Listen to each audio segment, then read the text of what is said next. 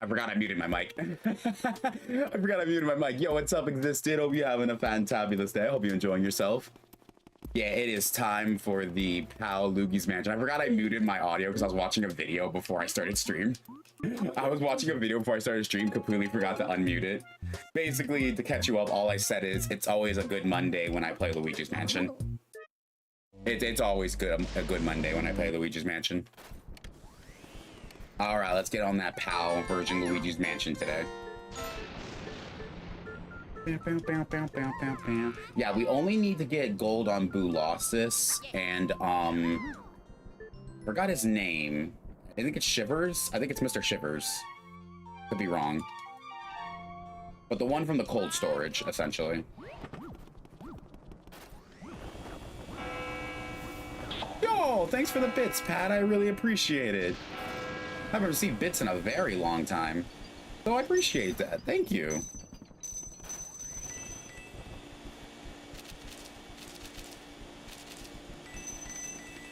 Trying not to activate the chandelier. There we go. Oh, get you. Perfect. All right, let's do this. Grab the money over here.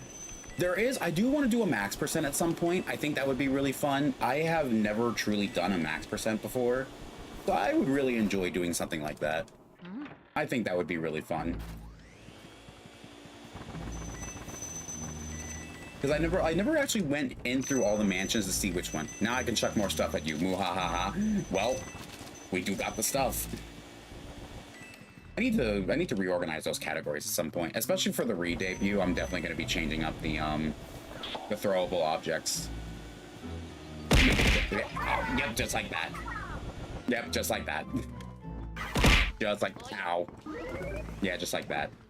All right, I gotta make sure I don't, you know, turn the candles on. All right, I should be good.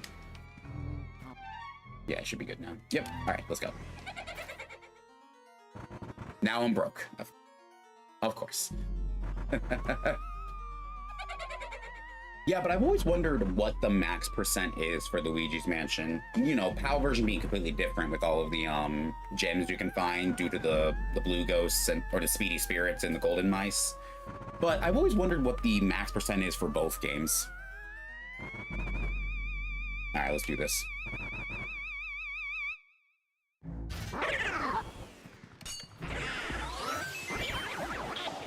Thanks.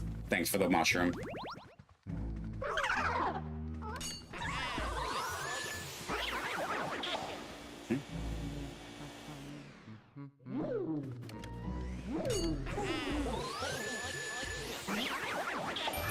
Okay. Good start. Good start. Oh, yeah. Now, the PAL version is one I still struggle with to this day. I still died during the Bowser boss fight when I first did it. And even like last time I did the PAL Mansion, I died to Bowser as well.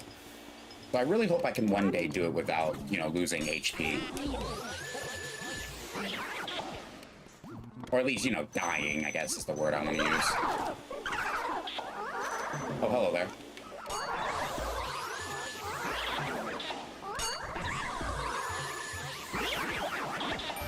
Ooh, yeah, baby. No, the coin! Aww. Oh, well.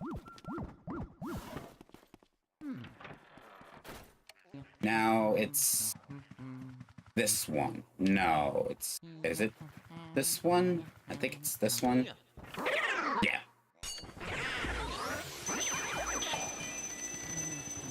Grab all the coins first.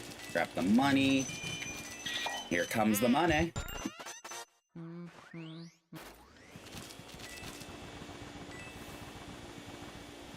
Come on. There we go. All right. Get this area done. As I, you know, walk straight into the back to the other room. Anyways, enjoy the months. Thank you. I appreciate it. I really do appreciate it regardless. Like, it's very, very appreciated.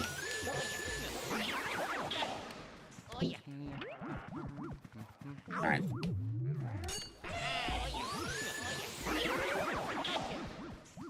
I hate when the poison mushroom spawns.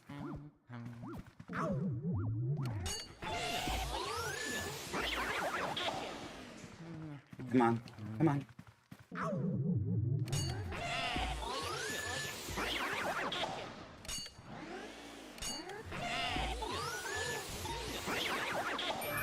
Hey, I know hit the first two rooms. Also happy about having Switch 2 again.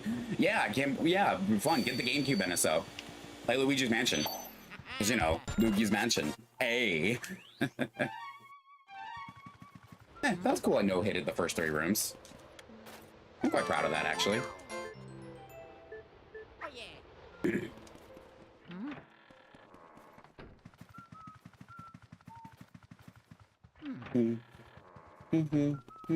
No way I'm gonna no-hit Chauncey.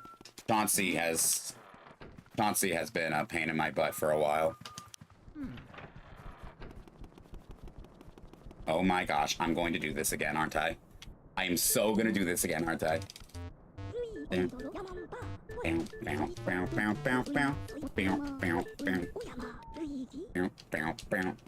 right, let's go on. Let's get started. Grab the coins, and let's go. All right, let's get the books out of the way first, then we'll do the mouse. Well, let's probably do the Speedy Spirit first, actually.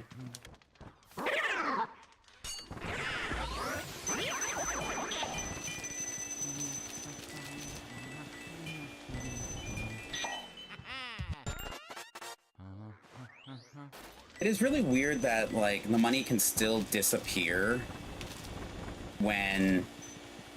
Like, it can still disappear when you collect the gem. It was always kind of something that was, like, annoying to me. But it's nothing it's not, like, a big deal breaker. It's just I gotta try to get all the money first before I get the gem. Or at least a good majority of it before I think about picking up the gem. One thing I didn't know is that the gems themselves can disappear. I think I learned that, like, not that long ago, actually. I learned it during one of my Luigi's Mansion streams I did. I just don't remember which one. Alright, let's get this guy. Alright, let's get him. Let's get Norval. Or Neville. Is it Neville or Norval? I think it's Neville.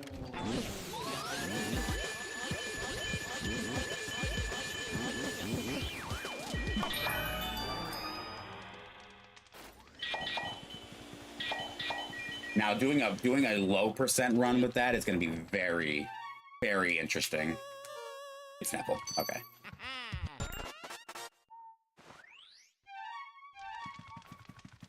Mario. Okay, next room.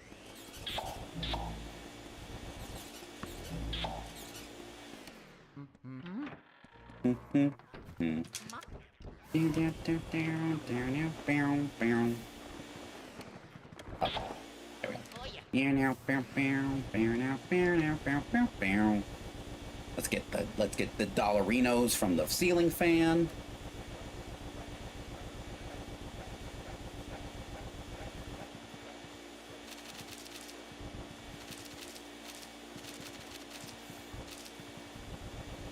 Come here. Come here. Thank you. Grab the stuff here. Perfect. All right, let's do this.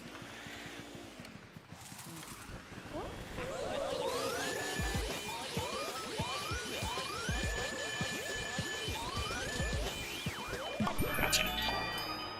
I didn't even know the gems themselves can disappear too. When I was a little kid, I didn't know that the gems themselves had a time limit. So when I first started collecting them, I just thought they would stay for long. I think maybe it's because I didn't have to collect a lot that I just assumed they were infinite.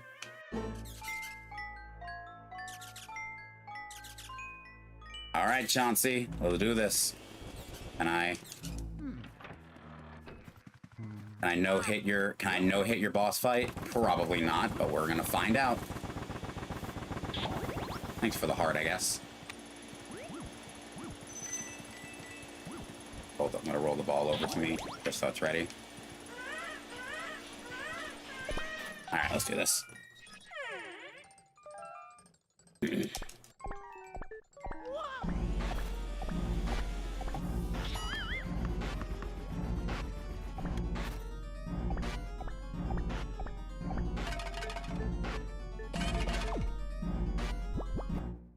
Alright, here we go.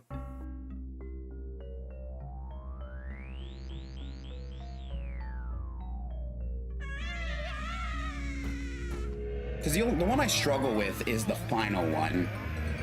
I can do the other ones just fine, but I struggle with the final one.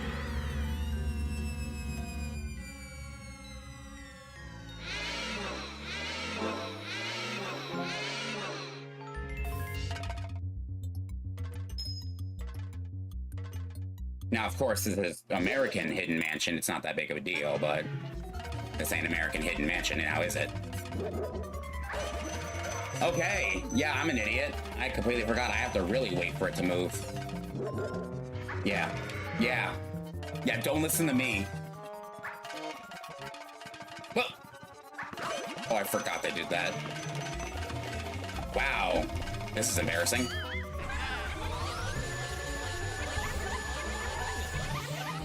I'll pay 25.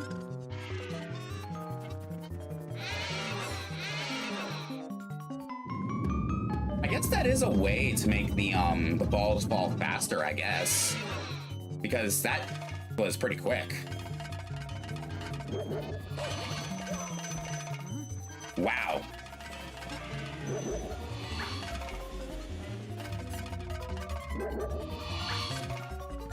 Well, at least I dodged the third one.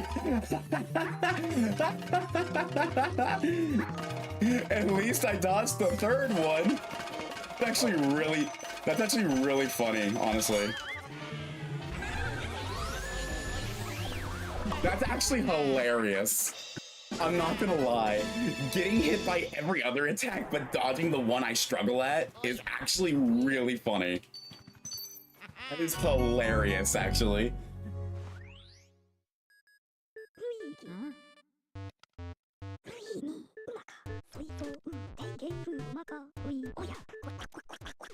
All right. First area done. What did you say, 16 minutes? That's not bad. Well, actually, no, that was shorter.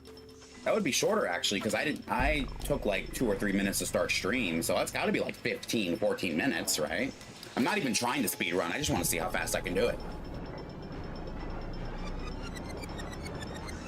Maybe I should add a speed run timer just for the fun, just for the lulz, just for the funnies.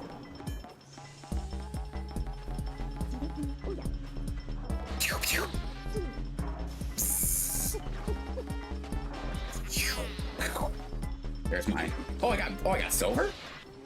I think it's like 40. I think 40 is I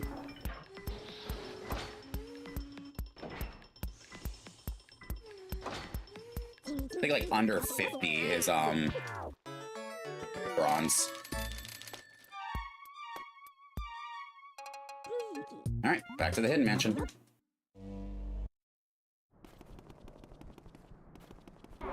Now, there's one thing I haven't done, and if anyone, if you're watching and you know this, like, you're more than welcome to let me know, because I'm actually kind of interested.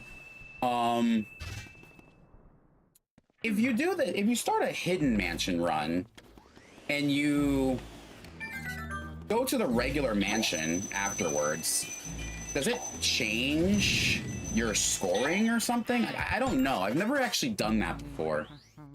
Like, I've always been too, like, very, like, not kind of wanting to do that, so I never actually done it. I wonder how that would work. Well, let's go get the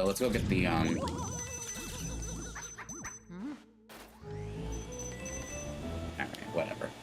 Let's go ahead and get the searcher ghost from downstairs. That'll be important. Down we go.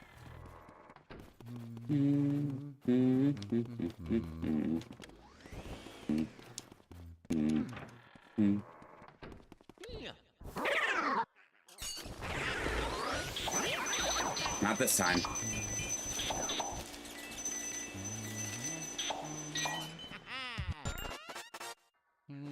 Diamond. The rest of the moolah. The mice make it really hard to grab everything. But that's fine. We're just gonna move on.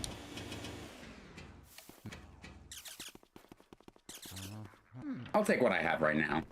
That's fine by me. I'm not going for max percent right now. If I was, I would struggle. If I was going for max percent, then I would have panicked.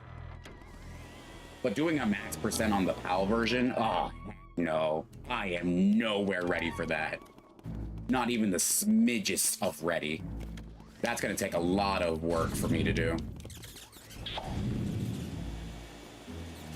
A lot of practice.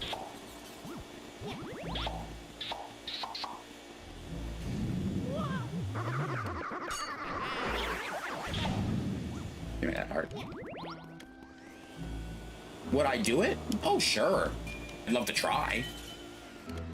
I'd love to try. I would just need to look up how to do it. Like, I'm pretty sure money does respawn in certain rooms. I'm not sure. I do plan to do an archipelago of Luigi's Mansion. I'm thinking of doing that next Monday, actually. I'll make an announcement about it in the Discord. I'm gonna try an archipelago of Luigi's Mansion next Monday as more of like a test run for archipelago for stream, because I would like to essentially do it on stream at one point. I want to do like this really big archipelago session with people that like I think would be really fun to do.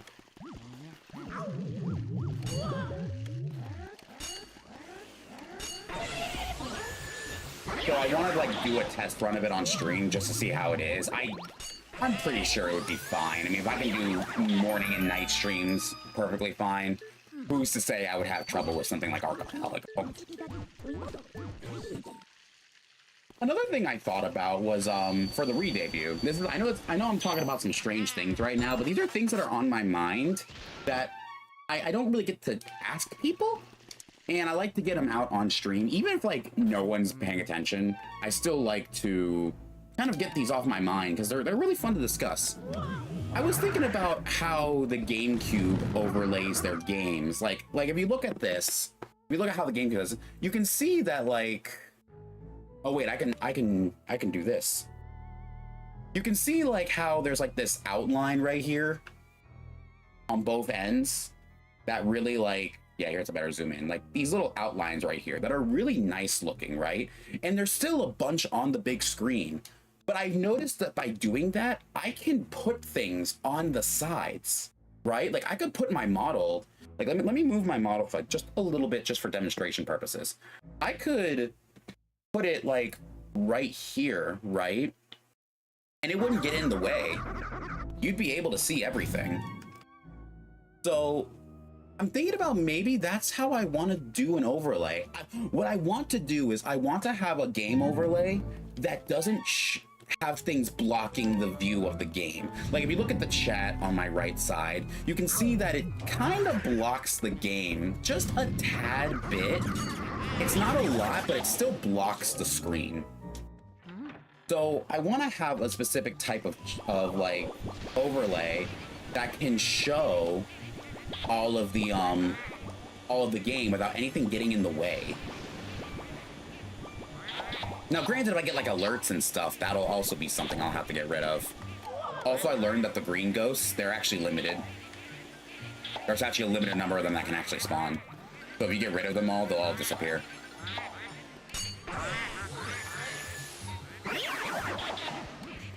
Also, I don't think these have any money in them, but I'm gonna check them anyways. This doesn't, I know for sure. Oh, hello.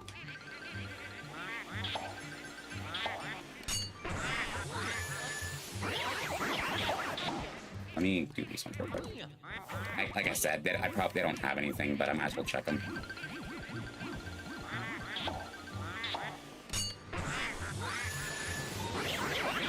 Alright, time for the dancing duo.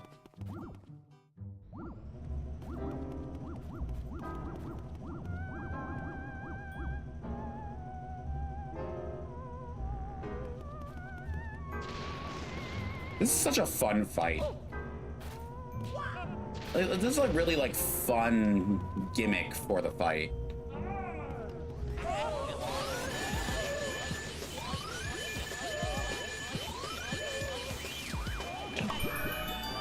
Man, I hate it when they summon the poison mushroom mid-capture.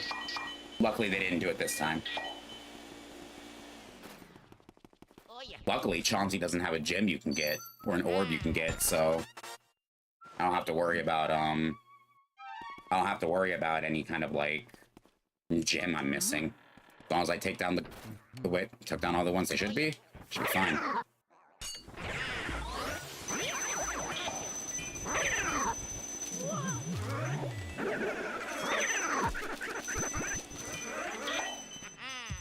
Go in the ghost freeze in place.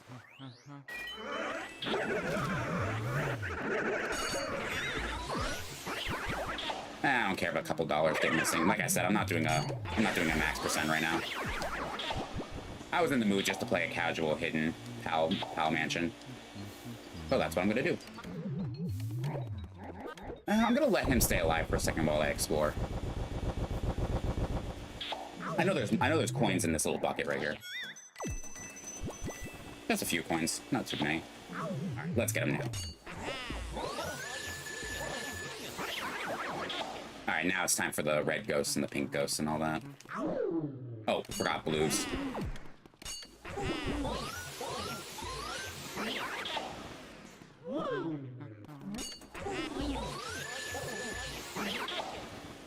All right, now it's time for the red and pink ghosts. Wait, does the PAL version not have that? I don't think it does.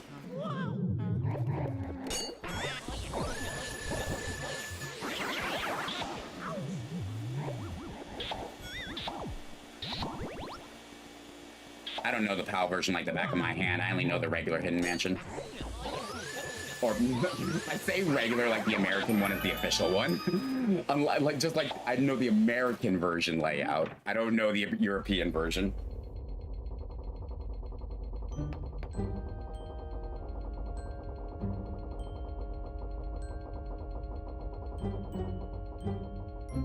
I had to get a cup of water.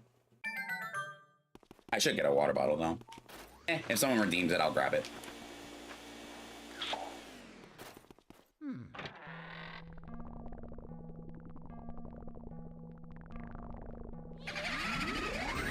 Who's there? Who disturbs our sleep? Oh, it's Luigi. Look, guys, Luigi's finally here. We're gonna do what we did to your brother, only worse. What's that on his back? It's EGAD's Poltergust 3000. Everybody scram! Door creaks. Hello? How you doing, LG? Hope you're having a fantabulous day. I hope you're enjoying yourself. You came at just the right time. We just got to the boo section of Luigi's Mansion.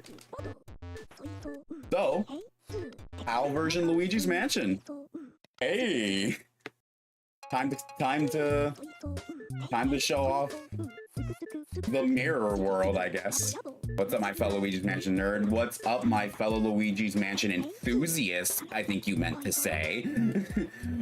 But right back at you. I hope you're having a fantabulous day. I hope you enjoy yourself. Truly, indeed. All right, let's go ahead and go back to the Hidden Mansion. I said this before, but I'm gonna say it again. There's one thing that always confused me, and it was the idea of the mansion and hidden mansion, right? We're both enthusiasts. Bro, we're like the enthusiasts. Like, we are the enthusiasts. The boos were something that, like, the hidden mansion and regular mansion always confused me. Whenever I did a run, I've always stuck with either the regular mansion or the hidden mansion. What happens if you swap mid-run? Like, you choose to go to the mansion instead of the hidden mansion. What happens? I could test it at one point, but, like, my own ego doesn't want me to do that. Like, my own ego doesn't want me to freaking try it and see what happens. Does it, like, go back to the original, like, concept of the mansion? Like, do you, like, if you're doing, like, the European version, right? Does the whole mansion get flipped again and goes back to its regular look? Well, frick you, too! Get over here, you. I would assume so. That's what I'm thinking. But then how would that affect? Would that affect the score? I'm assuming that would affect the score. Well, not for the, like, at least not for like the American version, but for the PAL version, the way you get items and money and stuff would be very different. Because every Speedy Spirit and Golden Mouse here has a diamond. We're two separate modes here. Yeah, you have the regular mansion and the hidden mansion. But see, in the hidden mansion, the PAL version, every Speedy Spirit and every Golden Mice carries a diamond. No matter what, they'll always have a diamond, which is very fascinating to me. Now watch this. Oh, big money. Oh, big money for sure. I'll show you. Also, get ready. This boo has like 150 health. Watch. I'm not joking. He has 150 health. And there he goes.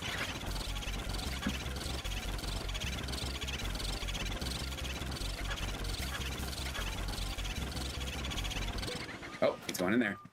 It's like the first boo you get. Yep, yep. Yes, it is. And then the best part, you know. Oh, frick you. Get over here. And the best part about it is that no other boo follows that formula. Every other boo from this point on has their original health. Maybe just a little bit altered. It's hilarious. Oh no, they were not messing around with this.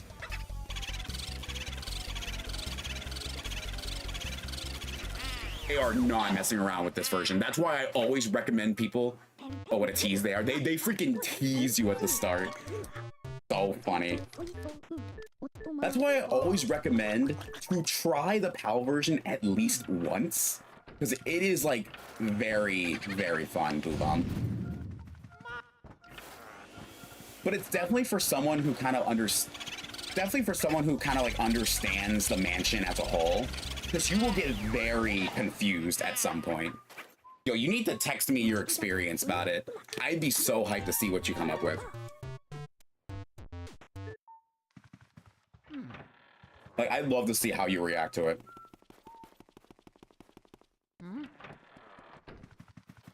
Because I think I started playing the... Yeah, I may stream it. Frick, if you stream it, like, shoot me a DM when you go live. You know I'll be in there minute one.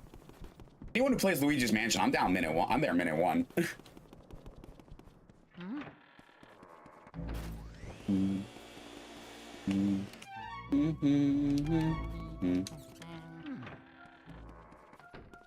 You know what? You know what's really funny? The boo in this room, the boo in like the cellar room. Do you think that boo thought he was slick going back to home base? Like you think he's like, haha, he'd never go back to the original room where we were in, and then you just see him walk in, you're like, oh, okay.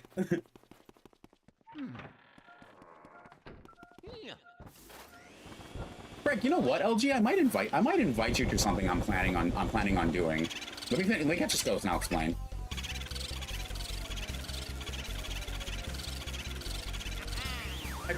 I wouldn't be surprised Boo's gonna have a bit of an ego. I was right. I mean, they kind of, yeah, you're so right about that. There is something I want to do as a joke, as like a gag. I want to rank all of the Boos in Luigi's Mansion 1 and 2 or 3, you know, those games either separately or all together. I want to rank them just based off their names. That's it. No other criteria. No, like, oh, this Boo's faster, this one has more health. Like, no. Just the names alone. I walked into that. I was not paying attention. I was having too much fun talking about Boos and their names. I was not paying attention. This one doesn't have a Boo in it. I'm just going to go in there just in case I'm in. I need to find a day to do that. I need to find a day to sit down recording. I actually found a really cute tier list. Like, actually, hold up. Let me pull up the tier list. It's very cute. Like, it's a really, like, they even have custom drawings for the Boos and everything. Let me find it real quick.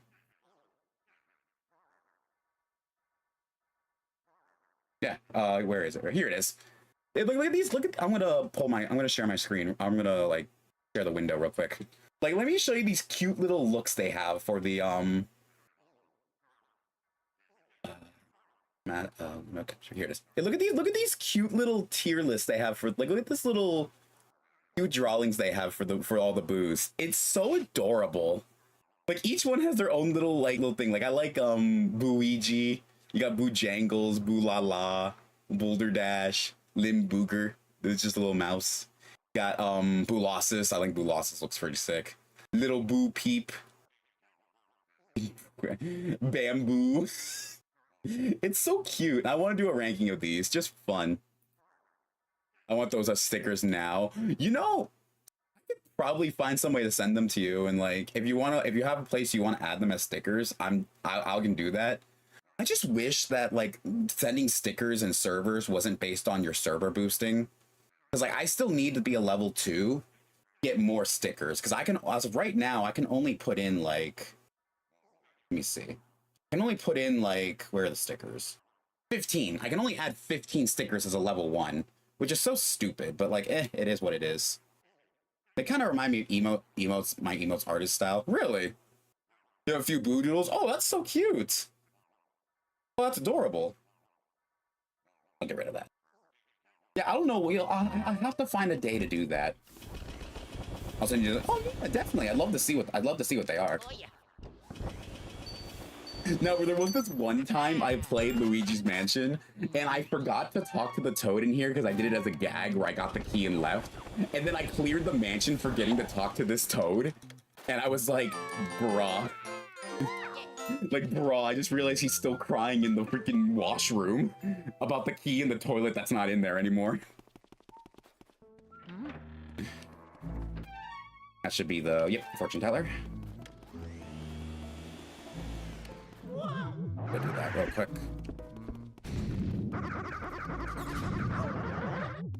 Trust me, one thing you'll say when you do this mansion, you'll say wrong way a lot. You will say wrong way more times than you think. And it's very funny. Yeah, see, take a look at this. Scan the cheese, get the mouse, and watch. Diamond. There's a diamond.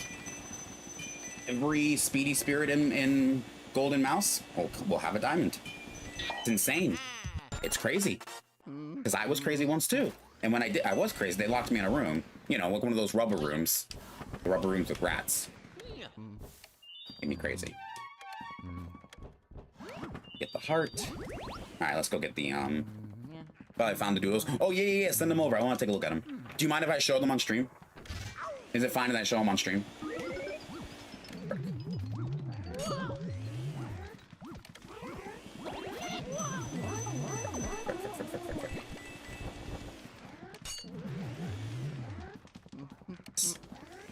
I hate that the mirror doesn't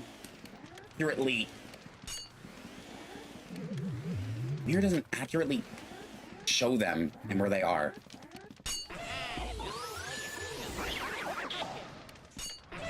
Thank you. Please do. Okay, yeah, let me just finish this room real quick. Get that heart. Oh, okay, hello.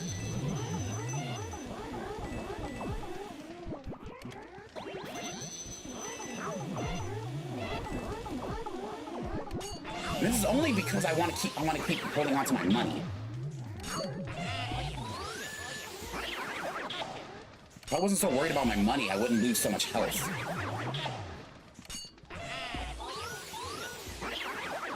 That room gets very annoying very quickly. Alright, let me get the Boo real quick.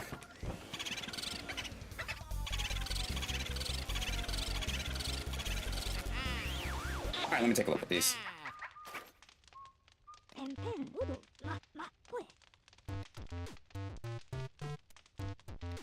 Did you send them to me, or? Oh, I don't think you sent them yet. Get the fire element.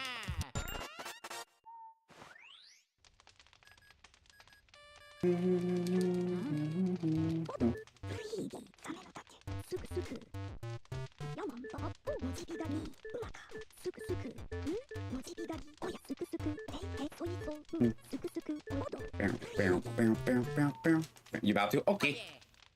You can go ahead and grab the fire real quick. What's this? No, it's empty. Because they stream too? Oh, nice. Well then, why don't you go ahead and send me their link as well, so I can give them a proper shout out for the art.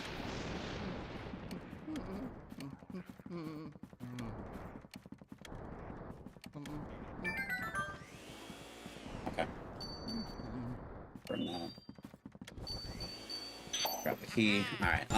I think I can, I think I should go to the butler's room first. Get that out of the way.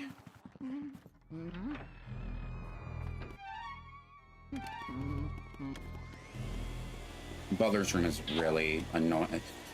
Doing the actual butler's, like, hidden room is actually really... God, can't vacuum willy-nilly with these guys around. Because this is what I'm telling you. Like, it's... Hey, Press, how you been? Hey, Jord, how you doing? Hope you're having a fantabulous day. I hope you're enjoying yourself. We're doing our daily Monday Luigi's Mansion. This is what we like doing.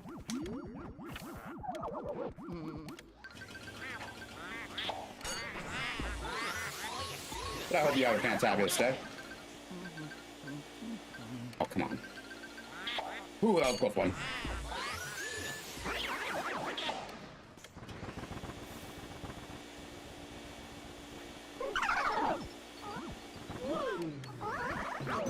Oh, come on. Give me that part.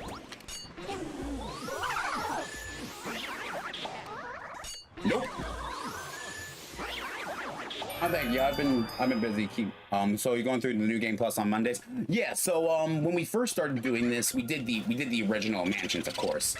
But every Monday we cycle between the regular Hidden Mansion and the American version and the regular Hidden Mansion and the PAL version, because they're two completely different games in terms of, you know, what they do. So it's really fun to kind of like cycle between the two. Okay, let me take a look at this real quick. Let me see this. Oh, that is adorable. Oh, that is actually adorable. Wait.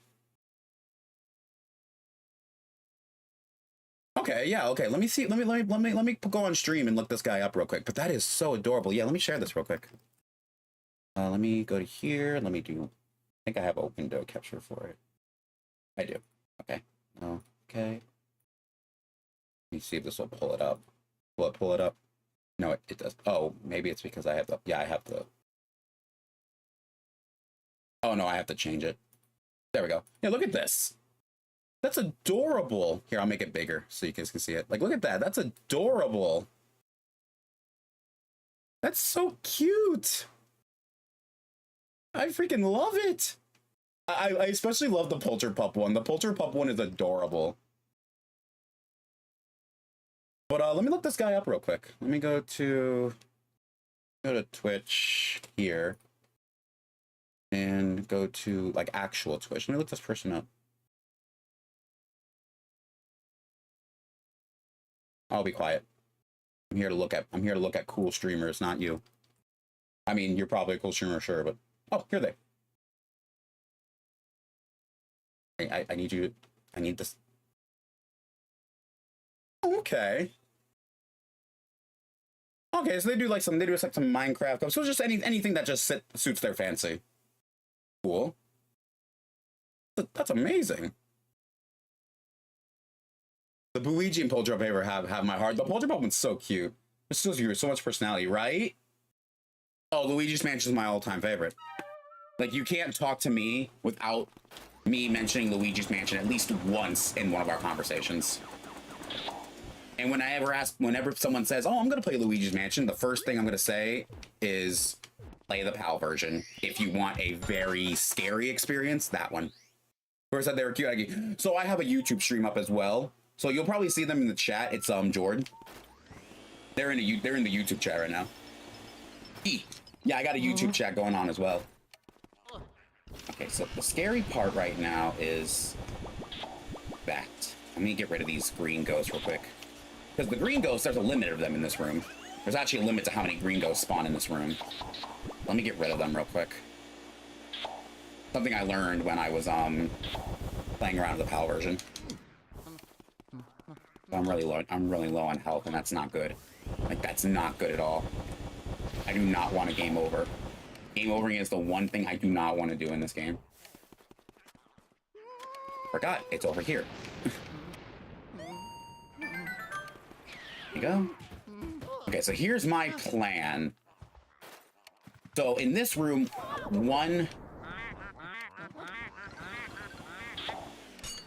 there's no fire ghost. There's no ice ghost in this room.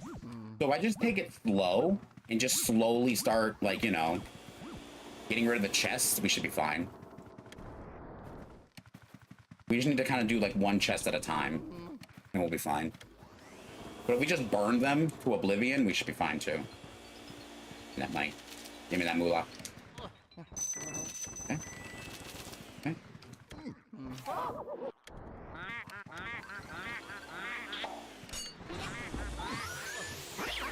Okay, that one's down. Let's do this one. I don't know the actual chest in this one. I know it in the, again, I know it in the irregular, no, I keep saying regular. I know it in the original mansion, but not in this one.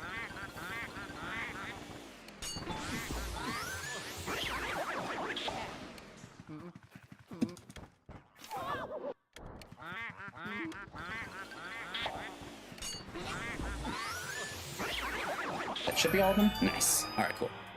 Would you care to see? Let me see. As I mentioned before, they had a shop at one point. I bought from them stickers of the Luigi's Mansion items, which are on my laptop at the point. Print of Madame Clara. Madame Clairvoyant. Oh, I gotta see it. Yeah, I would love to see, honestly. Madame Clairvoyant. I want to do a stream where I can voice a lot of the characters, and I want people to voice people. I want someone to play Madame Clairvoyant. Because Madame Clairvoyant is such an interesting character. I really want someone to voice Madame Clairvoyant at some point. I can try. I mean, hey, if you're down, I'm like, once I get to Madame Clairvoyant, because I do, you know, everything there. If you're still here by the time I end, heck, I can pull you in just for fun.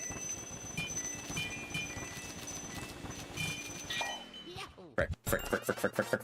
Don't grab the other gems. Don't grab the other gems. Okay, good. Grab the rest of the money. Okay.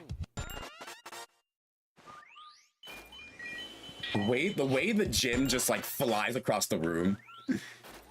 What was that character will be fun? Oh, okay, so another set of streams I'm doing is Mario RPG. I stopped doing it for a while, but I realized I still have a series on YouTube that I want to do. Oh, you're recovering from sick? Oh, I'm sorry. I hope everyone's been sick recently. Everyone's been really sick recently, and I really hope everyone starts feeling better. By the way, I hope you're having a fantabulous day, Chunky. But yeah, I'd love to get a group of people together to do voices for like certain characters. It would be really fun. And I never get sick too. It happens to the best of us. Sadly. Yo, wait, are two people talking from YouTube? Are one person talking from Twitch and one person talking from YouTube? That's hilarious, actually. It's actually really funny, and I fully support that. Do I want to do bootler right now? Or do I want to heal? Should probably go heal first. Hopefully, Chauncey's room has a heart I can grab. Yeah, I'm talking to Joy. No, I know, it's great. I think it's hilarious. But yeah, I'd love to do like fun voice acting for other characters. And I went the wrong way. Fun voice acting for characters, because it'd be really fun to do like voices. Because technically, there is a lot of dialogue in Luigi's Mansion. The only reason you don't see it as much in my streams because I read them so much that, like, you know, I'm kind of used to it. Get over here, stupid heart. But yeah, no, there's a lot of dialogue in Luigi's Mansion that a lot of people don't know of because you kind of have to go and like read it. I'll put my duels away and find my other goodies. Okay. Yeah, let me know when you show me.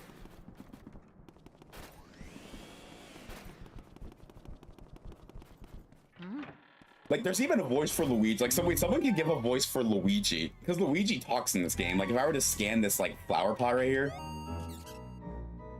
That's an antique. I'll eat my... It's great. I love it. Alright, right. Butler. Alright, the creep. The creepy butler. I don't mean creepy as a ghost. I mean creepy as a creepy guy. Dude was a creep in his past life. Whoa, whoa, whoa, whoa. No. No. Get away from me. Get away from me. I love that so much. Yeah. This butler's a creep. I don't like this guy. Burn. I gotta run. I gotta hurry. Because I gotta clear the room of the green ghost before Shivers gets in there. Be careful. I gotta be careful of that. Oh, frick you. Frick you. I hope your whole family has a nice Christmas.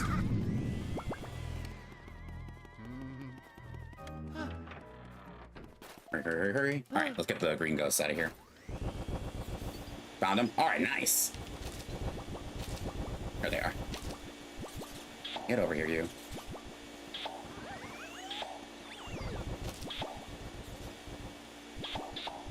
One more. Perfect. Oh, no, there's another one. Okay, that should be all of them.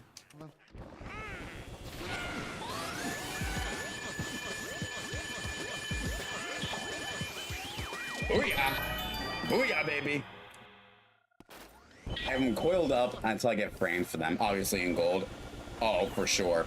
There was this guy, actually, I forgot to tell you about this, LG. There was this guy a long time ago who joined the stream, and he actually makes oil paintings of the portrait ghosts. He showed me some of his drawings. They were so sick. They're probably still in my Discord. They're probably still in my Discord. I'd have to look for them. What, where? It was so sick. It might still be in my Discord. I have to see if it's still there. I want to buy one. He doesn't bake them to sell. He made them for his own personal use, but they were actual oil paintings of the portrait ghosts. I think he did one. I think he did one for Van Gogh. I think it was Van Gogh he did. I think he did Lydia. I think he did Lydia. I'm not sure. I would pay gold for them. Oh, 100% I would too. I would so pay gold. Let me see if I can find them real quick in the server. Let me see if I can. I don't know if it's still there though. Let me go to like show and tell. Or let me search as image. Let me see. It's gonna be hard to find it if, like, you know. Yeah, it's gonna be really hard to find it. It's like, it was like a really old image.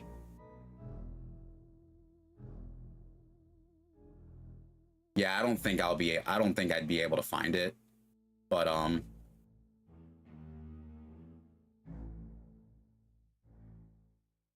yeah, I don't think I'll be able to find it, but like, it was really good. It was such a sick portrait painting.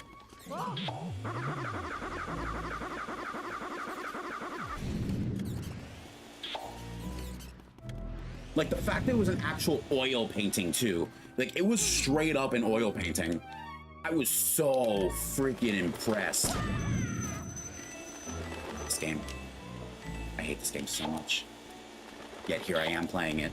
I think I like Bogmire though. Bogmire is a really interesting design. I like Bogmire as well. Bogmire is a really good design.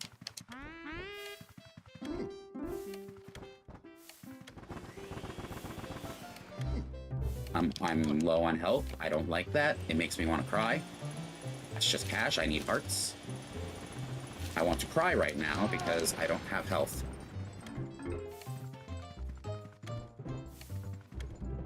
If I get a game over, I'm gonna cry. You all know that, right? If I get a game over, I'm gonna cry.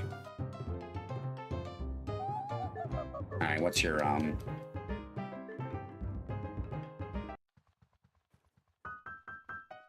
Mario 3. Also, she gets also Melody gets bigger in the Hidden Mansion for Pal. She's actually like huge, like way bigger than regular. Yo, what's up, Rahel? How you doing? Hope you're having a fantabulous day. All right, let's get them music sheets down. Can you not just focus on one music sheet, please?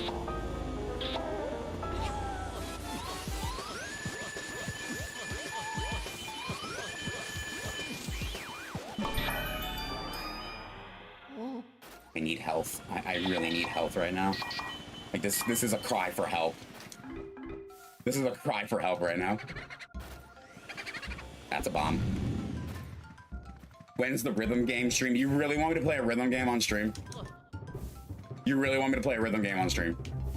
I mean, I'm good at rhythm games, like, you know. Like, I've done rhythm games before on stream. I have Kingdom Hearts Melody of Memory. I could stream that.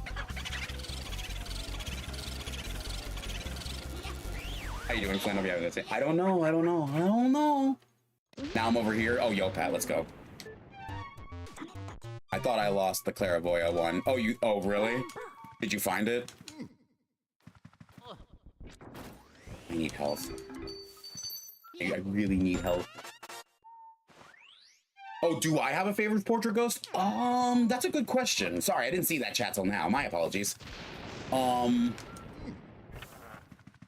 good question. That's actually a really good question. I don't know if I can answer that. Maybe he can give me health.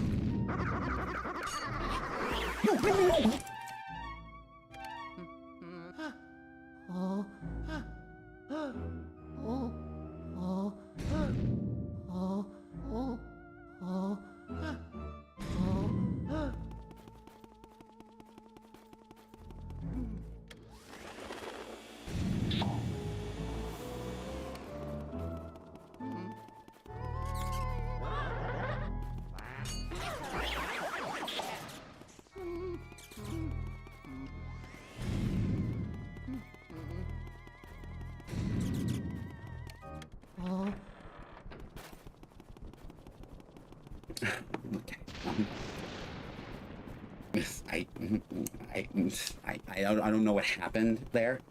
I'm gonna be blunt with you. I don't know what happened there. I don't know how I'm still alive.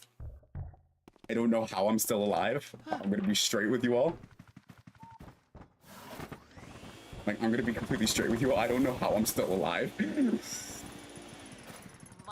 I don't know where hearts are. I'm gonna be straight. I know there's some in the hallway. I don't know what happened. I don't either. Let's see. Also, I'm on another chapter in Legend of Magic. Still a cozy read. It was sad to see Jinzo hide the book from the others, but I get he doesn't know him too well yet. Well, like, he doesn't even know if that's something he should have on the campus, like on campus. Like he didn't know that like other outside stuff is not allowed on the campus. So like anything like tech or maybe something that has like some sort of magical rune on it, he doesn't know. So he's kind of like very scared to even show it to anybody. You're giving me this motivation to want to continue writing the story, because I took this huge break from it recently. Like, I took this huge break from writing the story recently, and I'm kind of like more motivated to start writing it again. Like, I have a lot more motivation to start writing it again. These stupid mice need to get out of my way. I'm literally just looking for hearts right now. I don't care. I'm being very careful and looking for hearts. You might have a heart. Yeah, you do. Okay, good. I'll take an extra 10. Nope.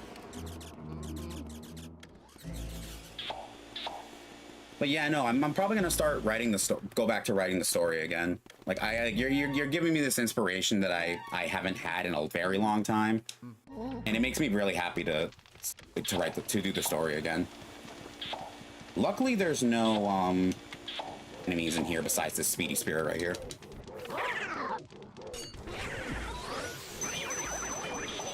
Got the money.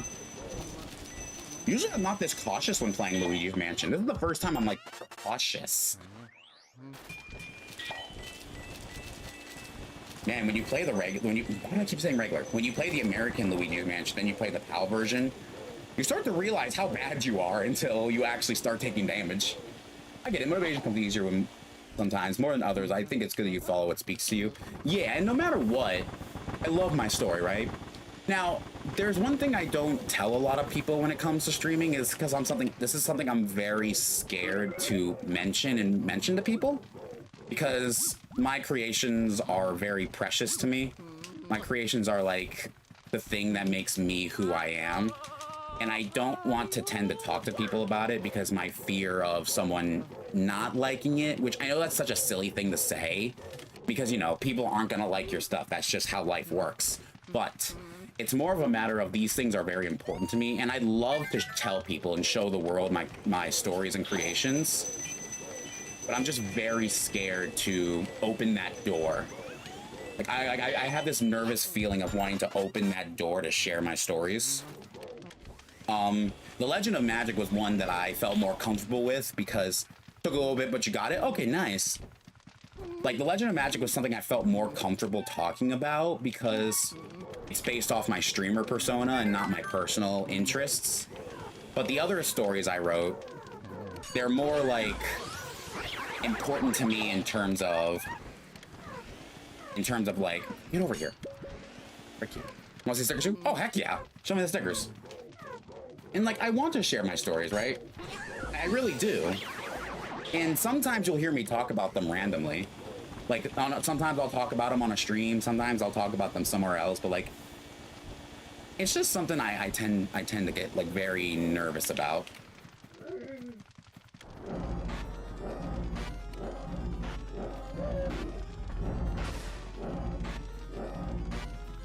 I guess what I'm saying is that, like,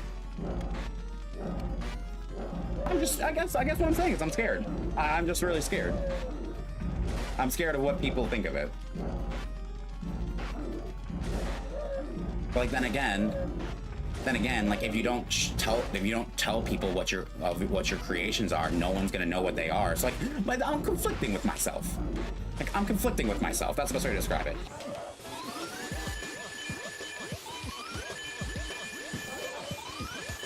Gotcha.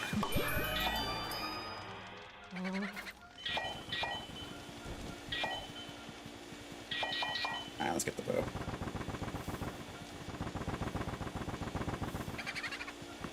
And the sad part, okay, another thing that's also kind of sad, and I'm not trying to use this as, like, a way for pity.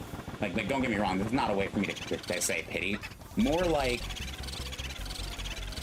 I can't really visualize what I'm talking about because I can't really do a lot of good art and drawing, which is why I tend to cater to more drawing.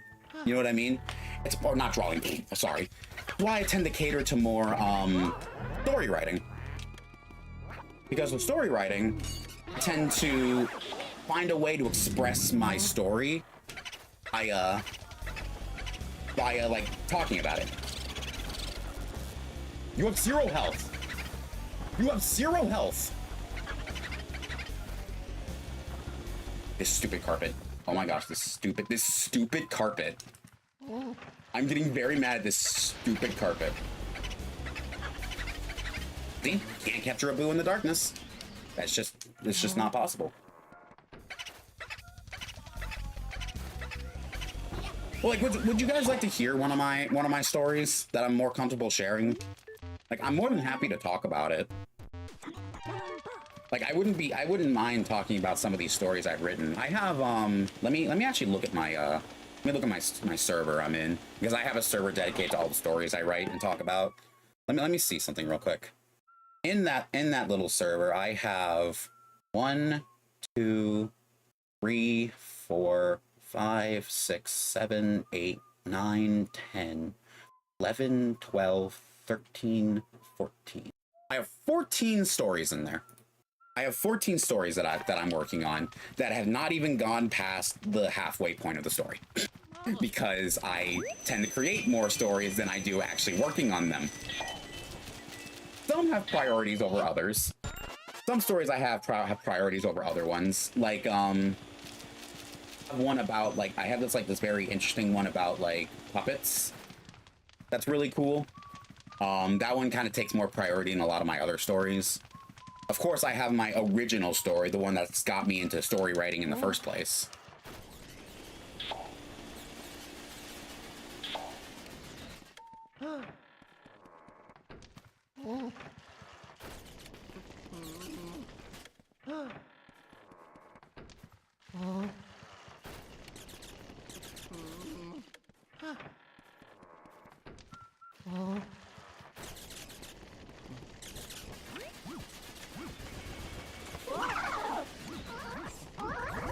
Nope.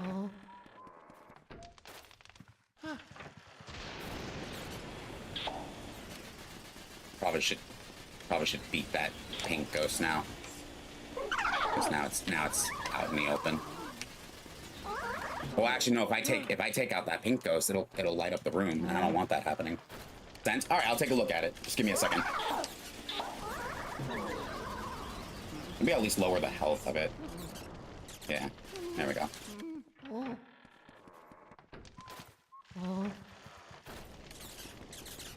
I just need the golden mouse to spawn. What the heck? 14 stories, so many ideas. It's a lot. Yeah, I cram a lot of stories in my mind. Oh, frick is that golden mouse? Come on. Can you spawn, please? No, frick you. No, screw you. I don't care about you. I care about a tiny yellow rat. More than you. Well, maybe I can get the golden... I can get the blue ghost at least. Ow!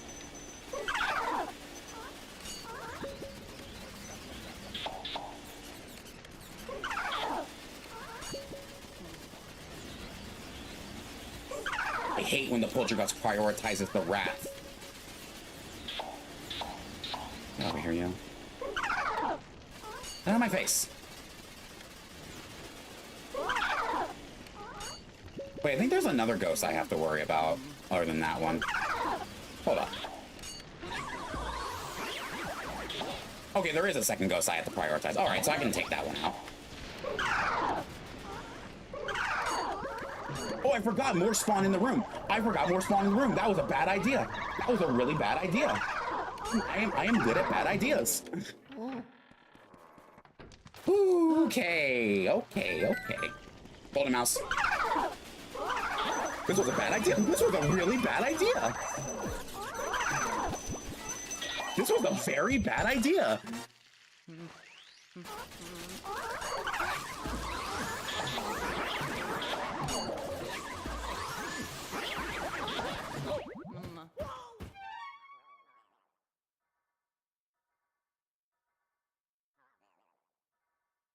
That was a very bad idea, and you can clearly tell. Wait, when was the last time I saved?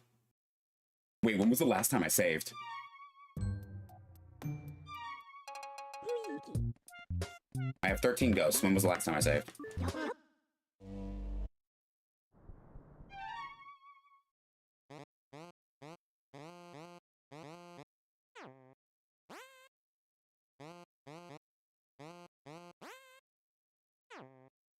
Did I clear Melody's room? I feel like just sharing. You want to share? I'll be interested in there. There'll be other people who'll be too. Also, I've been listening as well, bro. You do you in terms of stories. That's for me. I'd be down to hear a few sometime. Well, maybe I can tell you one of them that I have. Let me go through my stories real quick, and I'll tell you one of them. Hold on, let me look at these. Let me look at these real quick. Oh frick, these are cool. Someone just watched it. Look out for booze, Luigi, but otherworldly beauty, very sweaty, souls worn out. Oh, that's so cool. Wait, is that Boo Lost? These are sick, actually. Hold up. Whoa, that Clairvoyant one is hype. Hold on, I gotta show these off. Let me show these off first, real quick. You don't have to rush, though. Oh, no. It's not a matter of rushing. It's more of like antsy excitement, I guess is the word I'm looking for. It's more like antsy excitement is the best way to describe it. Yeah, these are really cute. I like these. I love the individual like icons. That's so cool. The Boo Losses one is hype. The freaking Clairvoyant one, that's one I'd want to have. Freaking Madame Clairvoyant is a really cool character. Now, to answer that one question before, George, that's not my favorite portrait. I think my favorite portrait, I know this is gonna sound so generic, but King Boo and Bowser just has so much hype surrounding it. It just has so much energy surrounding it. Oh, that print, the Shadow of the Boo Losses. Oh, that's a hype name. It's a hype name, actually. Like, you're going like Shadow of the Colossus type response. That's actually really sick. I like that. I need this heart. You know, that's the first time I got a game over in the game from like for a longest time. I got a game over during the Bowser fight last time I did the Hidden Mansion, but that's the first time I got a game over in a long time.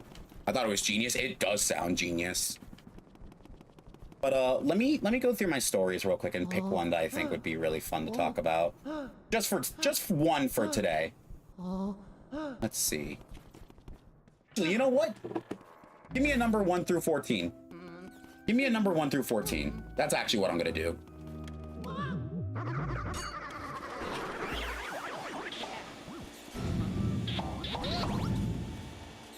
Seven? All right, let me see what number 7 is. 1, 2, 3, 4, 5, 6, 7. Oh, okay. Game of strings. Luigi, go and pick a number. Well, LG picked 7. All right, game of strings. Okay, that's what I'm working on. Okay, so there are two important characters in this story. It's Luca and Sheila. For a little bit of backstory, Luca is a 19-year-old, just average gamer kid, just enjoying his life. Nothing crazy. Sheila is 22 I think it's 22 or 23 years old, and she is Luca's older sister.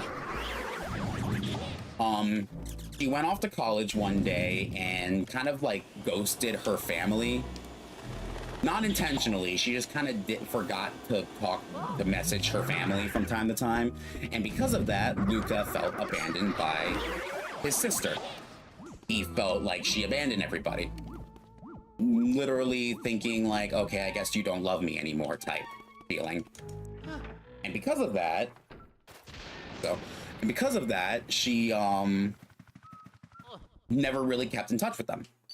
So one day, Luca and Sheila's parents die in a car crash or a car accident.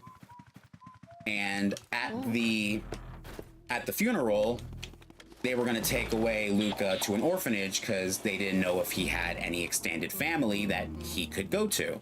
Sheila steps in saying, I'll foster him. He's my brother. He's my brother after all. And of course, Luca doesn't like that idea. Didn't like that idea at all. He's just kind of like, why? I have to be with the person who abandoned us? Like, you weren't even there. You didn't even know our parents died till like a month after. Like, that's how much you just left us. So Sheila, kind of biting her teeth and her tongue, or whatever phrase you call for it, take Luca back to her apartment. And Luca's kind of just looking around. Sheila's like, okay, you can sleep here. You can stay in this room. And so after Luca gets in his room, Sheila tries to come in and say something around the lines like, hey, I know you don't want to talk to me, but if you need to talk about this, I'm here, trying to be like a big sister, the big sister that she kind of neglected to be. Of course, Luca doesn't really like this and doesn't really accept it, so he kind of goes to her and be like, yeah, I could have used that a month ago. And of course, Sheila's trying to say, I'm trying my best to be a good sister again. And he's like, okay, well, that ship has sailed.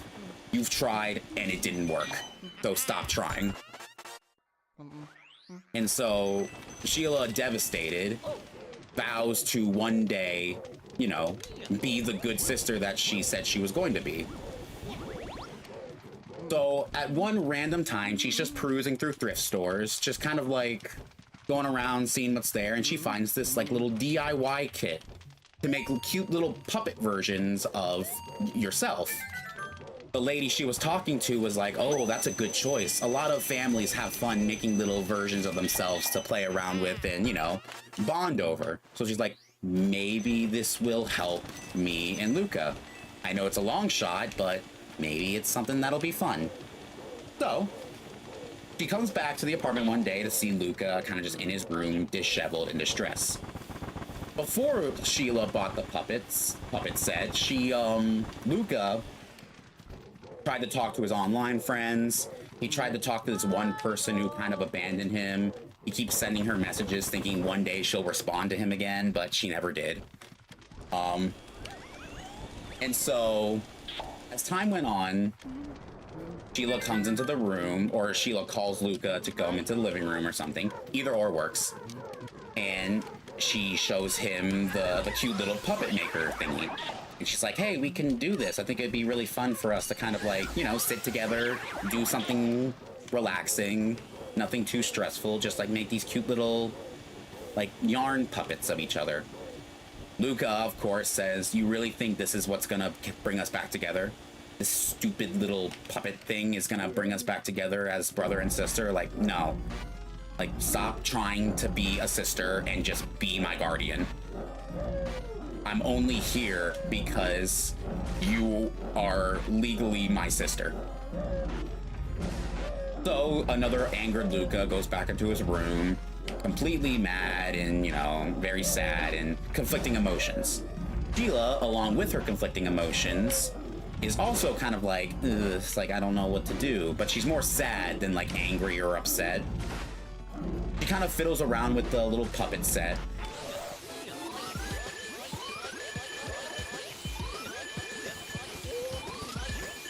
Sorry, I wanted to make sure I got a gold portrait of him. As time goes on, she kind of plays around with the puppets, and she makes a little puppet version of Luca. Well, after she finishes making the puppet, there's a weird shine on the doll, and Luca feels some weird sharp pain in his chest. He goes out to Sheila saying like, hey, I don't feel good. I felt a sharp pain in my chest and I don't know what that means. So Sheila's like, oh, okay, we can go to the doctor if you want. And he's like, sure, I guess that'll help. So they go to the doctor and there's nothing wrong with him. There's nothing wrong with him at all. They're confused. Like, the doctors didn't find anything like bad. It was just a weird sharp pain. So they go back, Luca goes straight to bed, and Sheila tries to kind of comfort him a little bit. The only time the two of them actually do a little bit of bonding, but not a lot. Like, Sheila tries to get him some chicken noodle soup, tries to give her some drinks, and he's just like, okay, well, thanks, I guess. And there's like a little bonding moment. Now, Sheila also has this cute little teddy bear she talks to. Like, even though she's 22, 23 years old, she has this cute little teddy bear she holds on to and talks to when she's sad. Kind of her way of making herself feel a little more comfortable and a little more safe. But something weird happens late at night. A weird, ominous portal-like thing starts forming in the middle of their room. And the only way they know is because Sheila hears her name screamed out of Luca's lungs. She rushes out of her room to see Luca being pulled into this strange purple portal-like thing. So eventually she tries to grab onto him, but essentially they get pulled into the portal as well. Well, once they awake from wherever they fell in the portal, she realizes she's in some weird, like, battleground-looking area. Very confused, she looks around and finds that puppet of Luca that she made. Very confused on why she just found first try mouse. Oh, I know, right? Finally, unlike that last time. She's confused why the little puppet of Luca is here, but not Luca himself. She looks around the room, kind of stuffs the little puppet Luca in her pocket, and, you know, tries to figure out where the heck she is, until she hears a strange, small muffle sound. A strange, small muffle sound. And that strange muffle sound comes from the puppet. The little yarn puppet.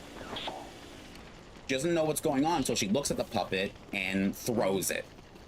She throws it. And by throwing it, what she eventually did was summon Luca from the puppet, Pokemon style. Literally Pokemon style. And so Luca's like, what the frick just happened? Like, what's going on? I don't know what's going on. And they're very confused on what's happening because this is all new. This is all very new. We don't know what the frick is going on here. And so as they're talking, they notice these weird light blue strings coming around Luca's arms, legs, like these weird blue, light blue strings. And they're so confused on what's happening that they don't really question it and more try to, like, you know, figure this out instead of, you know, trying to figure out what's wrong with him. As time goes on, I gotta do this real quick, give me a second. As time goes on, they hear a strange voice, right? They hear a strange voice, and the voice says, "Oh, new members for the tournament, I see." And everyone's like, what the frick is going on? And then out comes this jester-looking guy. He goes, "Oh, good. I was a little worried we weren't gonna have any more members. And she's like, members? What's going on? Just all that will be explained later. Now, come on, come. I have much to show you. So they start following the jester guy as she's asking questions like, hey, what's going on? Why does Luca have these weird, like, strings around his body? He says, everything will be answered soon. And then Luca asks a question saying, okay, but why is this happening to us? But the jester ignores Luca, doesn't say a single word to him, pretends he doesn't exist. They step into this big room full of other people, just like Luca and Sheila.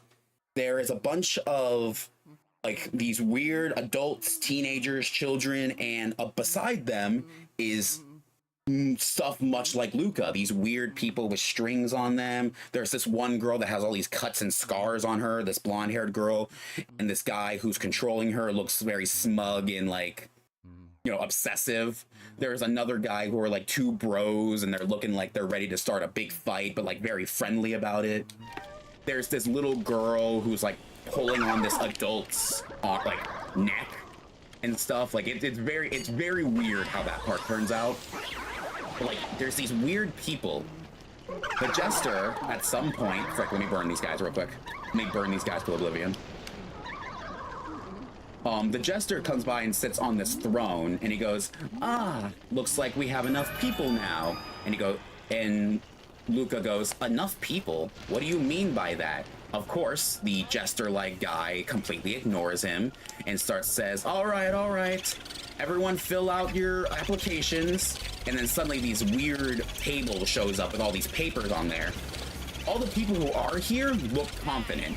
They look like they know what they're doing. They walk up to this table and they're like already signing papers. Luca and Sheila are like, what the heck is going on? So Sheila walks up to the table. No, it wasn't Sheila. No, it wasn't Sheila.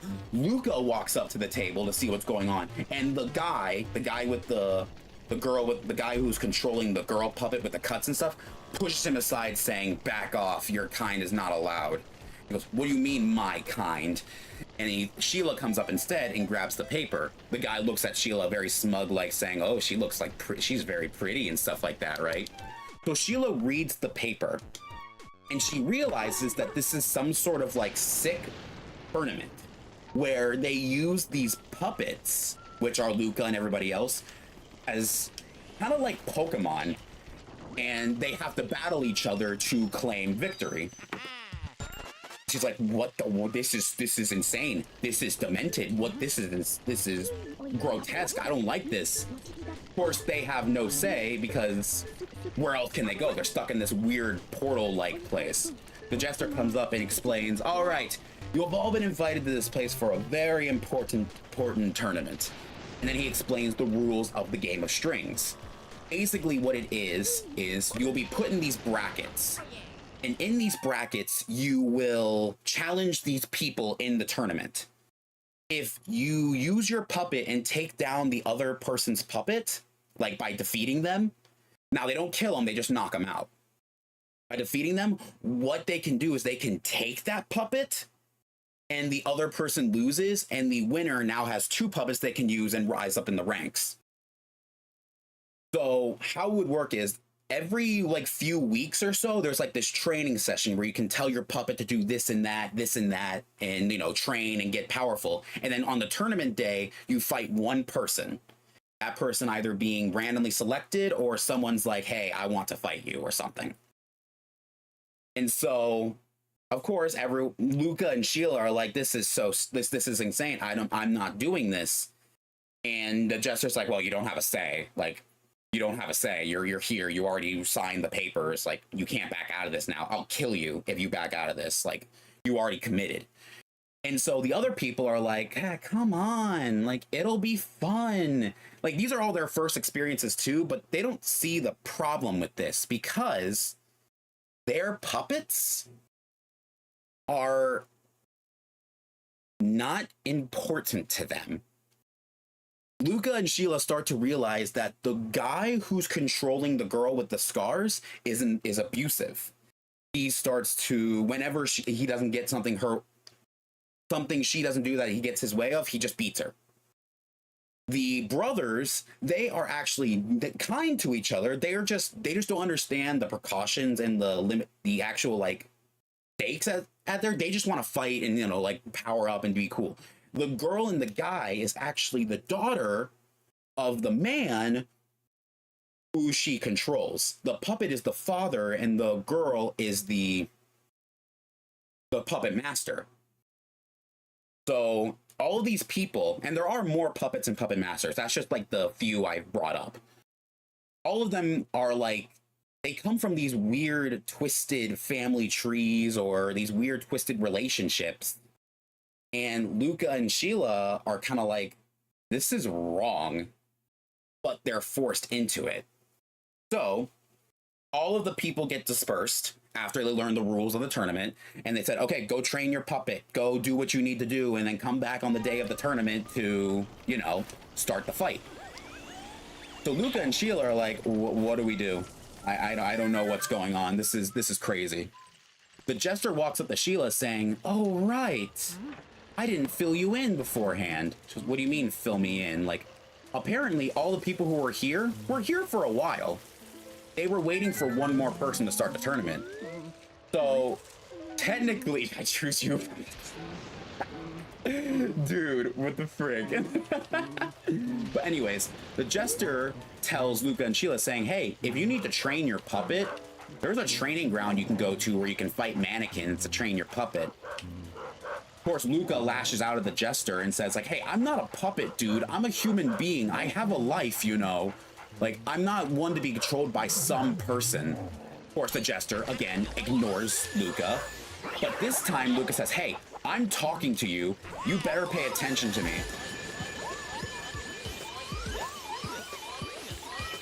But the jester just pushes him aside and goes up to Sheila saying, hey, if I were you, I would control your puppet. We don't need these guys going around and thinking they have power or something. Like, you need to leash your freaking puppet here. And she was like, what? Of course, he goes, okay, all right. So now you know the stuff. We'll see you in a couple weeks. And then there's like an exit portal that shows up after he's done talking. So he's like, can we leave now? And he's like, sure. So they, instead of going to that training grounds, they decide to leave. Once they leave, there's a weird watch on their wrist. And the watch counts down. It's basically telling them this is how much time you have until the tournament starts. So they're like, oh. And then Luca realizes that he's human again once they go back to the real world. He's human again. He doesn't have the strings attached to him anymore. But something feels different.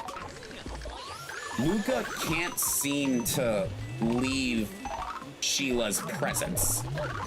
Like, Luca can't go anywhere without Sheila. And he's confused. Every time he tries to leave a certain, like, distance from Sheila... Okay, I gotta get these stupid skeletons out of here.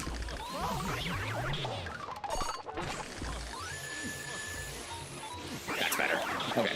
Every time Luca tries to go any vicinity away from Sheila, there's this weird, sharp pain in his chest. Prevents him going any further. So he's like, that's that same sharp feeling I felt when that night before.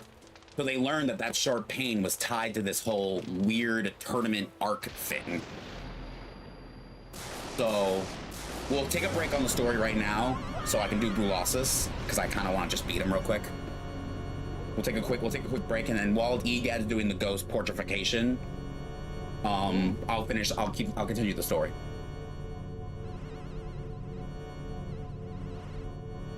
So let me go ahead and take this guy. Don't worry, I still got plenty more. I got plenty more. And this is the kind of same level I have for my other stories. These are the same level I have for my other stories too. All right, hold on. Let me get this guy. Frick, I forgot he disappears faster now.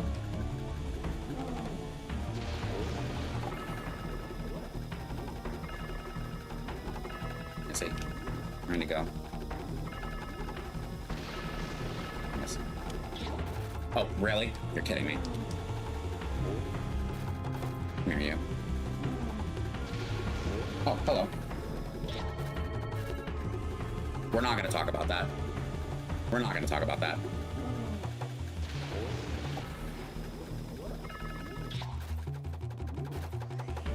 It's not my day today.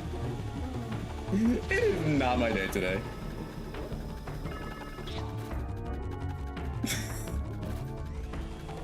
Well, at least it's based on the at least it's based on like the health. Oh wait, no, I came in at 26 HP, so I won't get gold for this. Oh well. Oh well.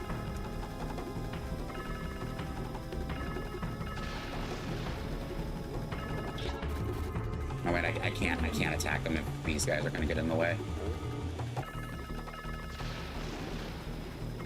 Okay, and shoot. Oh my gosh. You know, maybe it's time to go back to training. Maybe it's time to go back to training.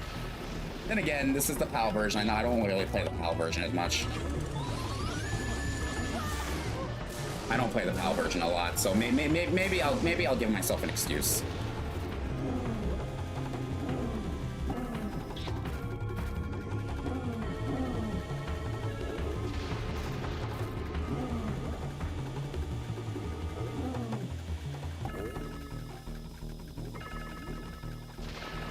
Okay, direct shot, direct shot.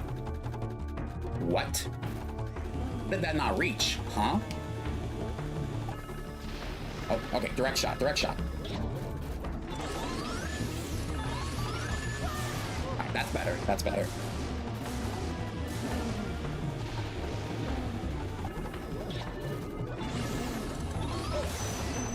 Yeah, I saw that coming. I should have saw that coming a mile away. Oh, hello!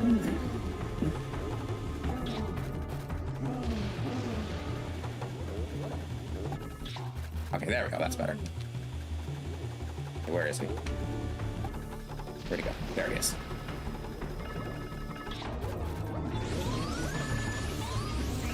Got him. Okay. All right. 6 HP. Whatever. I don't care. Okay. So now that we finished that and we got the bronze portrait, whatever. I'm sad and depressed. Anyways, I left off with Luca feeling the sharp pain in his chest whenever he left Sheila's presence. So they learned that this is happening. This is happening. So I guess all they can do is just stick with it. As they look around the room, they found a piece of paper inside of the box that had the create your own little puppet thing. So Sheila looks at it and it's like the rules of being a puppet master. So basically, as a puppet master, you have free will to do whatever you want with your puppet. Whether it's training, you can do whatever. The puppet has to listen to everything you say. It cannot disobey. It cannot counteract your thoughts. It cannot counteract your responses. It has to do everything you say. So Luca's like, this is stupid. I'm not doing this. There's no way in heck you're gonna get me to do something like this. Sheila looks at the paper and says, Luca, I don't think we have a choice. Like, we get back out of the tournament, right? She goes, I don't think we can. You saw what happened in there. There's no way in heck we can do that. He goes, whatever. He goes, whatever. If this is what we're doing, then fine. What do I gotta do? So Sheila goes through the paper and it says to be a puppet master, you basically have to train your puppet. You have to learn how to control it. So Luca cannot move on his own during a battle. Sheila has to do a marionette style play to move Luca. So whenever Sheila pleases, she can pull out the strings in Luca and move him marionette style. So at one point, she was like, okay, should we give this a shot? Should we try it? He goes, how do we even do it?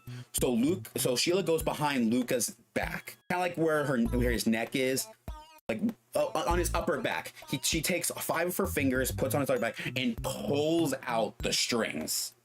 from his back. And by doing that, a strange cross appears in between the strings like a marionette. So essentially, he now has the ability to control him. Luca loses all of his movement with his limbs. He falls straight to the ground. He can still think, he can still talk, he can't move.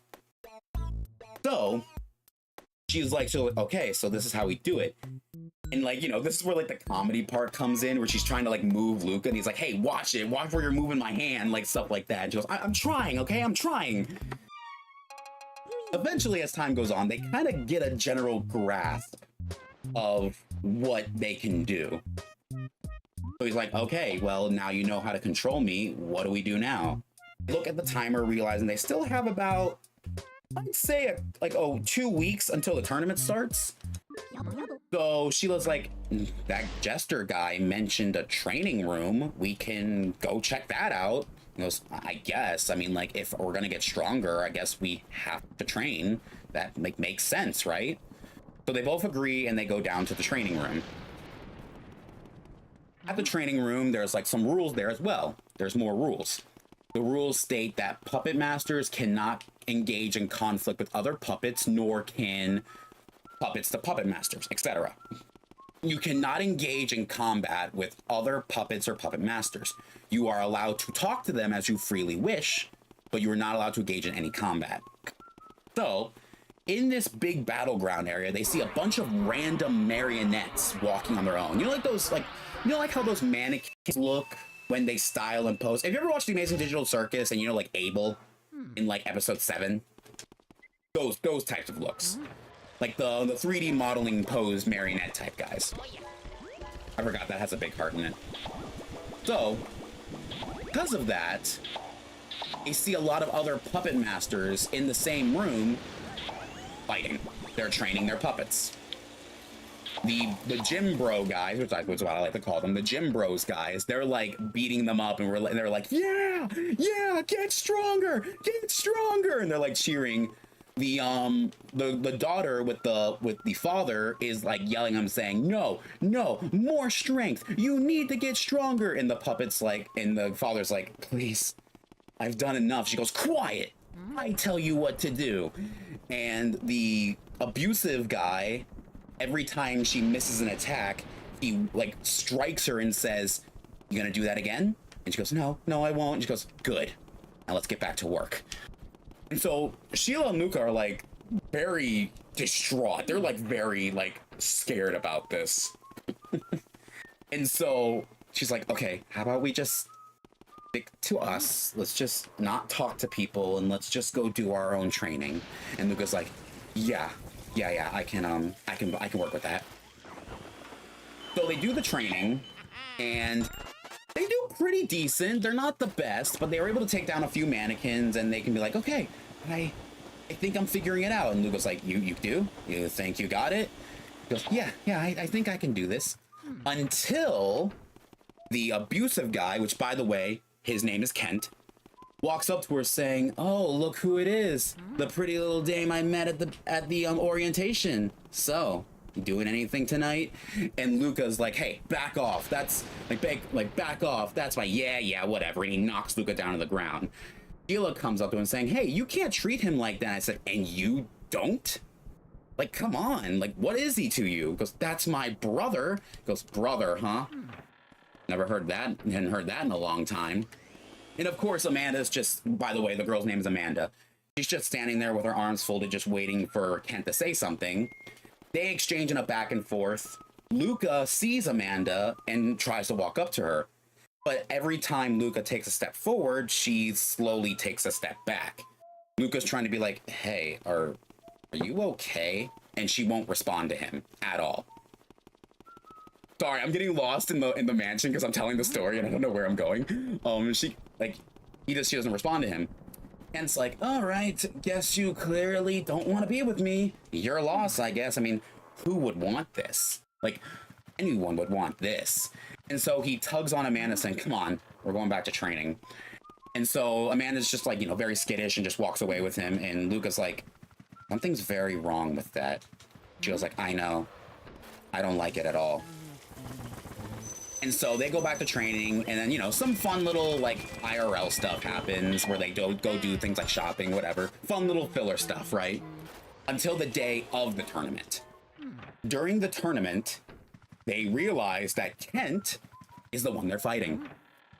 So they're like, oh, gosh, that's who we're fighting.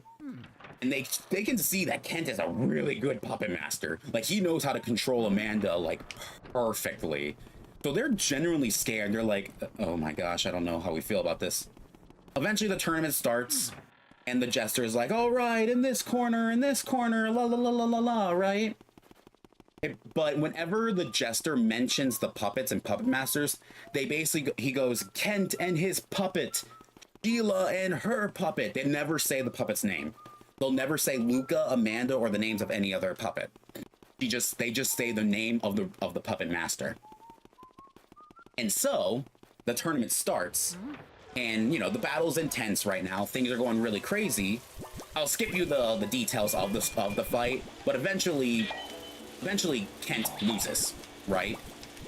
And Kent's like, no, you're not taking my Amanda, and he's like trying to charge at Sheila, right?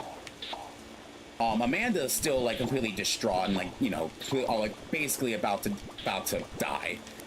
But as soon as Kent charges at Sheila to attack her because he's mad that he's losing Amanda as a puppet, the jester goes up to him and like points a finger at his forehead saying, remember the rules, Kent? And with a single flick, knocks him to the ground. And it's like, well, what do you mean? What's going on here? And I said, you should have read the rules, Kent. He snaps his fingers and he goes up in ashes. He just completely burns. Sheila and Luca are like this. They are like mortified. They're like, did you just kill him? He goes, well, he lost. So what else do I need him for? And then he goes on this big spiel. It's like, congratulations, you won. And for your prize, he kind of gestures Amanda to Sheila, and she slowly walks up to Sheila and goes, your prize is a brand new puppet to train as you will. And he's like, all right, I wonder if everyone else finished their tournaments. And so he disappears to go check on the other people in the tournament. Watch this cool speedrun strat, by the way. I love doing this in Luigi's Mansion. Yoink. It's just so fun. So he goes to check on the other puppets, and Sheila goes up to Amanda and goes, are you okay? But she will not respond to her. Anytime Sheila looks at her, she's just looking down, like he's like gone. Luca tries to comfort her and tries to raise his arm saying, hey, it's okay. He's not gonna hurt you anymore. But the minute Luca raises his hand, Amanda steps back, like Amanda scoots away.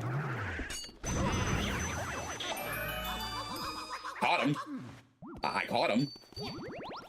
So Sheila kind of understands, like, this girl's been abused. There's no doubt about it. I don't think she wants to be near any man right now. So she kind of tells Luca to say, hey, can you like step back real quick? Like, I don't think she can be around men right now. And Luca's like, but I can help, you know. She goes, I know you can help, and I know you want to help, but I don't think you can do anything right now. Luca's like, okay, I get it, I guess. I'll be over here. And of course, he can't stay away from Sheila, so he just kind of like takes a small step back. And Sheila was up her saying like, hey, this is gonna be hard for you, I know, but we're gonna take care of you. But then Amanda finally says a small line. She goes, but I'm a puppet. She goes, not here, you're not. And she holds out her hand to her. She doesn't accept it, but Sheila knows, okay, I'm gonna have to move you.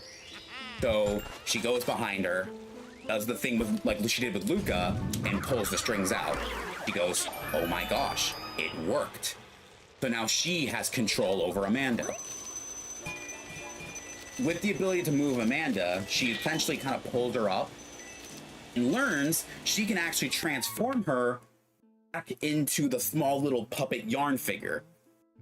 So she does that with her, and she does that with Luca. So with the two puppets in her hand, she walks out until the jester's like, not yet.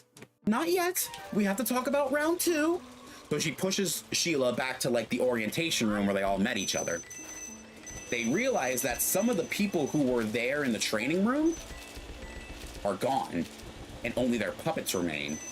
But yet the puppet master is gone. I won't explain which puppet is still there and what puppet is or what puppet master isn't. I'll let that leave to interpretation. But the jester comes by saying, "Congratulations to our winners of round one." And he starts like announcing everybody. He goes, "All right, seems like you got a grasp on the tournament and how it goes down. So for round two, I asked that you use your 2 puppets this time. Now that you guys have an additional puppet, you'll be able to do longer matches." You know, it's I would phrase it better, but right now I can't find a way to phrase it properly. So that's kind of the best way I'm gonna word it right now. Also, did you see the toad's tears? Did you see the toad's tears just sitting there? Freaking funny.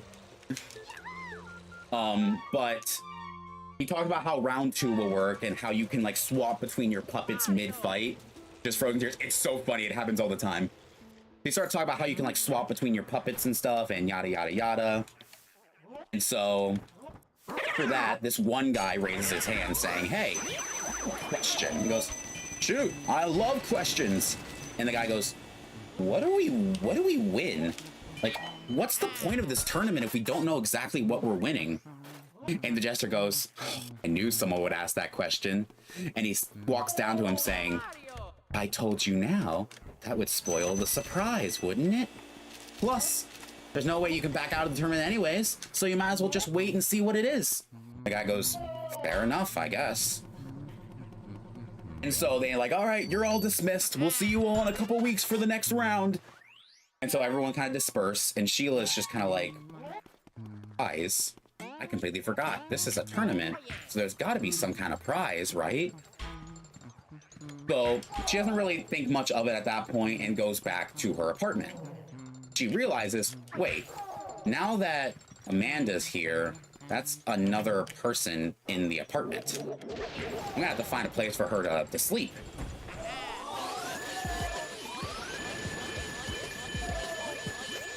Let's go, first try.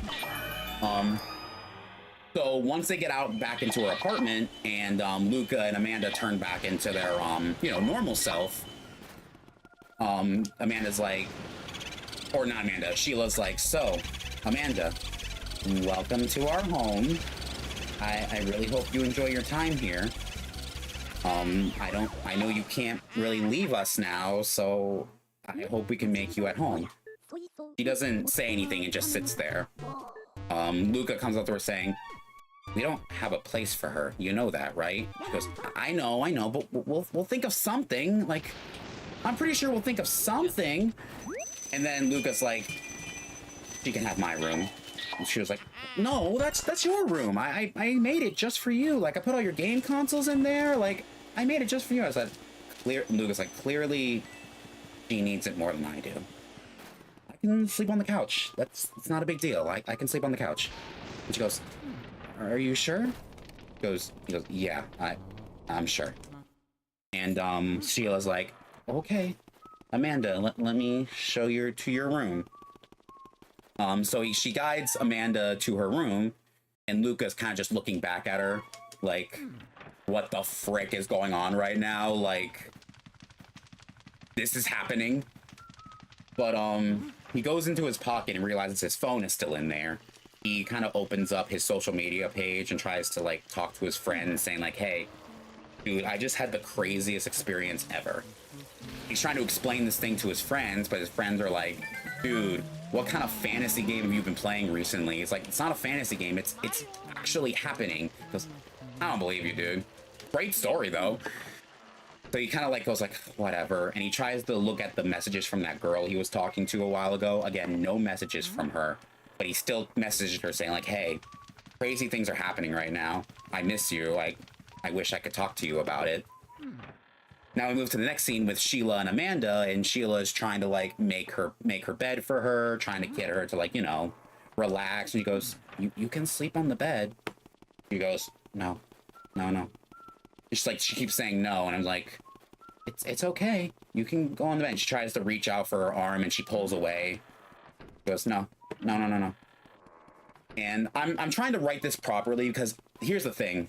When you're writing a character who's been abused and stuff like that, you want to make sure you do it right? I don't want to just make a character who's like scared and like all that all the time. I want to make sure I do a character like that right.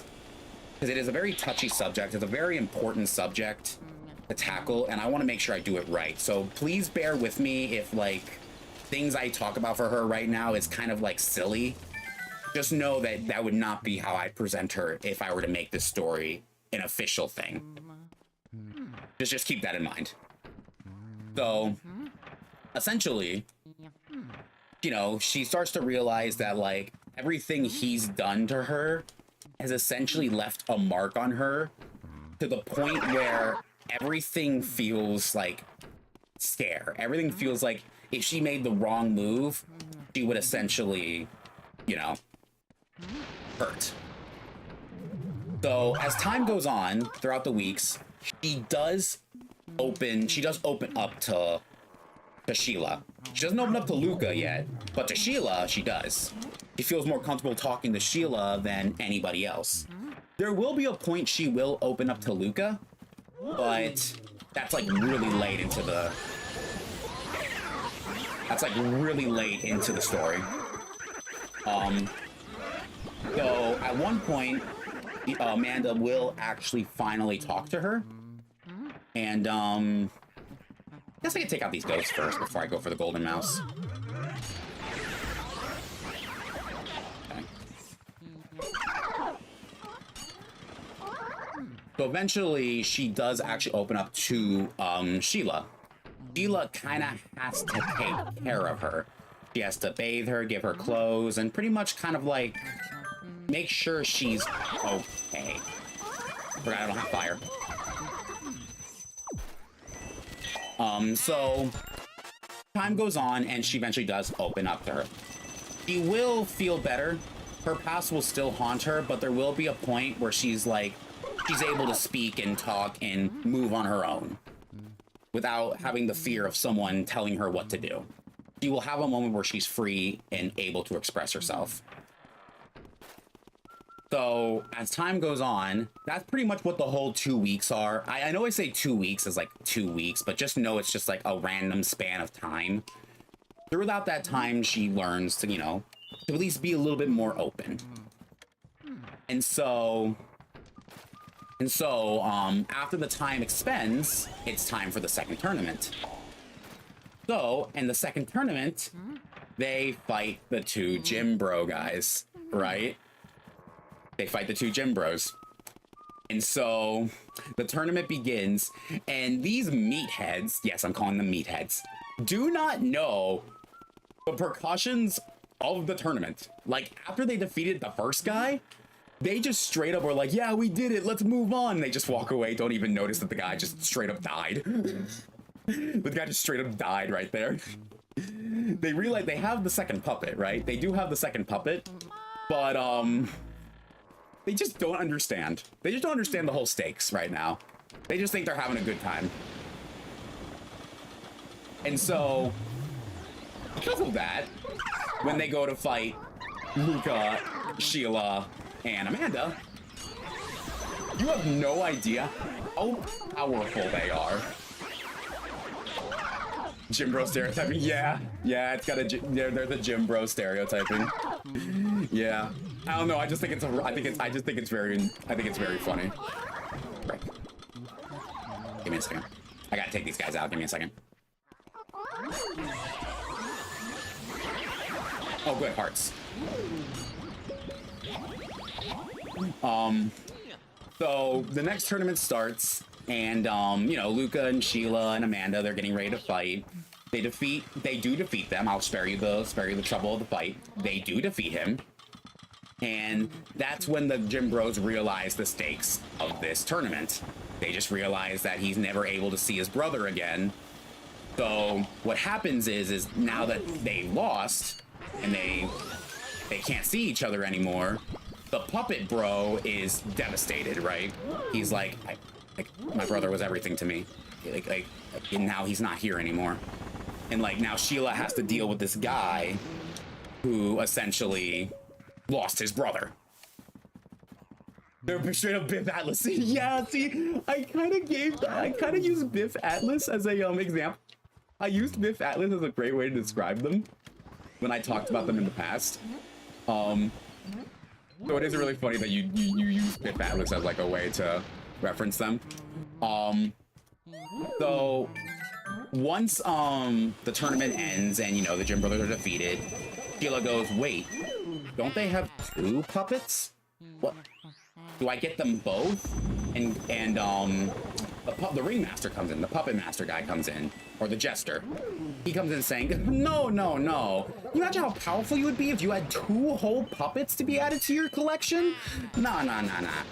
Now here's where I'm struggling at this part. I want your guys' opinion on this. Either have it to where you can choose the puppet you want, or you get that puppet master's original puppet. Like, which one do you think is a better idea? No matter what, I know exactly who, like, Sheila would pick.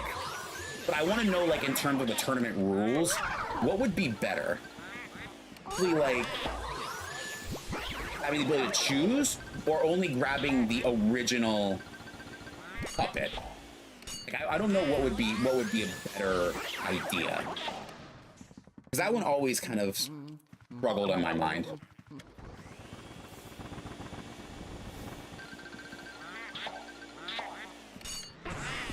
Both sound good, yeah. As opposed to being something that would just happen. I always feel like for story choice, they're always fun because it's a little more character modded. See, as a kid, I wanted this to be a video game. I actually wanted this story to be a video game. And in that video game story, I wanted you to give the ability of choice, right?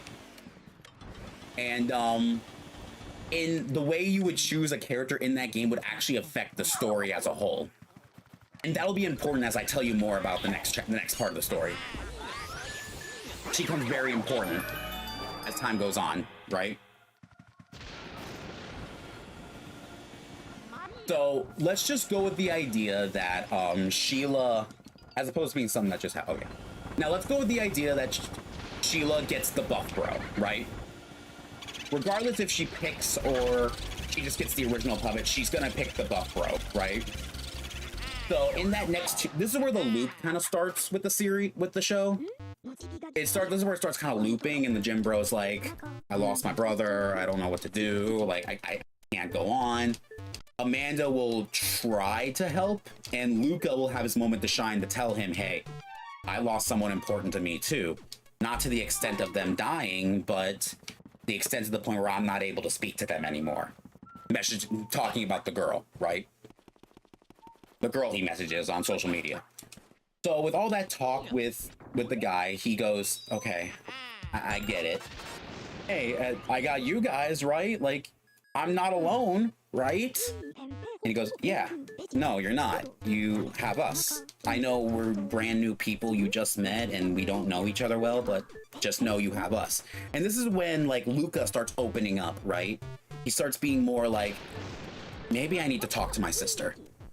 So, Luca goes up to Sheila, and Sheila's like, hey, I want to tell you something. He goes, yeah, what's up, Luca? Is everything okay? He goes, well, I just wanted to say that. And then there's a buzz on the watch, right? The watch that tells them when the next tournament starts from the jester guy. He says, all puppet masters, please report to the orientation room. He goes, what? What does that mean? So they're confused, right? So they all go down to the orientation room. Just the puppet masters. The puppets were not allowed to be there.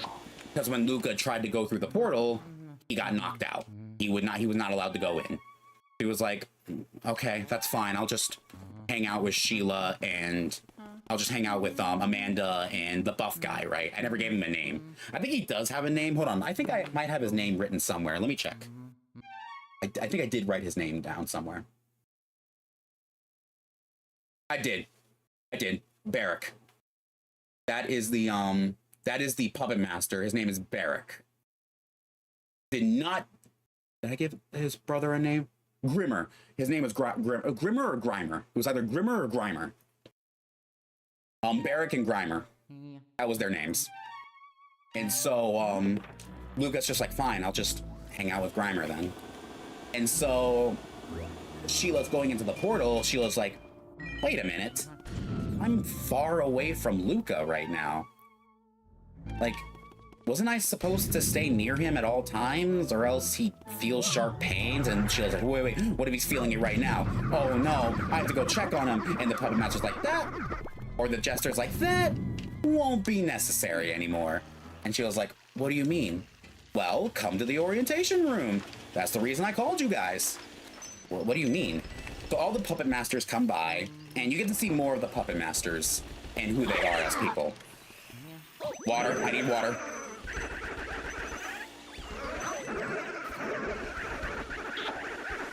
We just, oh, that's good. That's good. Yeah, there we go. Oh, okay. I mean, I am in a bathroom anyways. Oh, that's great. Anyways. The jester guy, which, did I give the jester guy a name? I think I did. Let me check. I did not give him a name. Wow, I did not give him a name. Funny. I wonder what his name should be.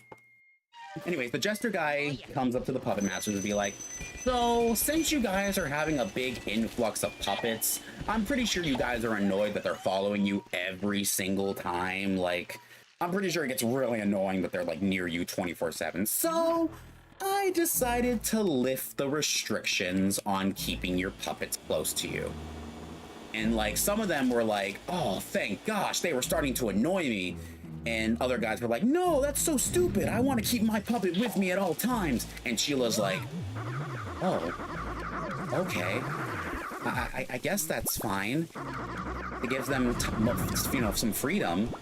And the jester's like, oh, not to worry, though. If you ever feel like they're out of line or they're doing something you don't want them to do, just reach into their back and pull out their strings. Just like that, you're controlling them like no other. And Sheila's like, I guess that's a good workaround. And so, as, you know, they start to realize that Sheila comes back from the portal from the meeting, and Luca's like, hey, I just noticed something, Sheila. And she goes, and Luca's like, I just noticed you left, and we're not in pain. Like, I don't have that sharp pain in my chest anymore. So Sheila explains that he lifted the restrictions of keeping puppets close to each other, keeping puppets close to them. And Luca's like, oh, that's great. We could take Amanda to that mall. Amanda can go to that mall she wanted to go to, you know, by herself this time. And like, what was it? Oh, I completely, Grimer's like, oh, then I can go to the gym. I can go to the gym without you guys having to be there. Like, that was one thing that was always annoying when we were with Barrick. We had to go to the gym together. I mean, it didn't matter. We liked going to the gym together, but we had to be near the same machines to work out. It was kind of annoying. And so they're like, I guess this is a win for all of us, right? So this is where kind of like, you know, things tend to get more, you know, night. Hold on, I want to try to one-shot Ganondorf here.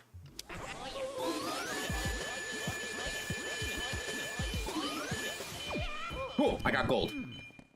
I got gold. So as long as you get 90 HP off them, you got the gold portrait. As long as you get 90 HP off them, you got the gold portrait. Oh yeah. So, continuing on with the story. So there's like this little break in the story where, you know, they will go do things on their own. Petunia is Ganon now. She's a pig. She's actually based off Ganon. Like, I kid you not, she's based off Ganon. Not Ganondorf, Ganon. The pig Ganon. She's actually based off Ganon. Isn't that insane? It's crazy. Yo, isn't it hilarious? So we kind of reached like a filler section in the story, right? So in this little filler section of the story, Amanda goes shopping, she does all her fun stuff, and there's like little like character building with Amanda in this story. There's character building with Luca, Sheila, Grimer. They all have their fun little arcs until the next tournament. And now this tournament is the reason I said I want to have the choice to the choice to pick the person you want to keep on the team, or like my video game idea. The next tournament is of 3 puppets. These 3 puppets are Amanda's mother, another random puppet I haven't really thought of yet, and the girl that Luca has been messaging all this time. The one who hasn't been responding to him. Luca realizes that that's the girl. That's her. Like, the girl who has been messaging him.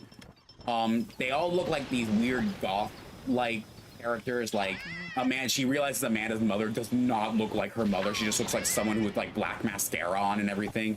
Until they learned that the puppet master they had was, he likes golf girls. That's the best way I can describe it. So he just, every time he picked up a new puppet, hopefully it was a girl, which they were, he just dresses them up in black clothing and mascara and forces them to be, like, very, like, don't care about anything type attitude, right? So at one point before the tournament starts, Luca sees her. I never gave her a name. I never gave the name for the girl that he liked talking to. So he calls out to her, and she doesn't respond to him, right? Doesn't respond to him until a little bit later in the tournament when Sheila forces Luca to fight her. Luca screams at Sheila saying, I'm not doing that. I'm not fighting her. And the reason Luca's fighting her is because both Grimer and Amanda already fought their fights. Amanda didn't want to fight her mother, so she decided to go first because the person she was fighting was not her mother. Grim fought the mother, and they both got knocked out, which left Luca with her. So, during the fight, he was able to, like, talk to her as they were fighting, but of course, the puppet masters and puppets were doing their fight, so all he had to go on was the explanation to her. And so, at some point, Luca calls out to her, and something snaps inside of her, right?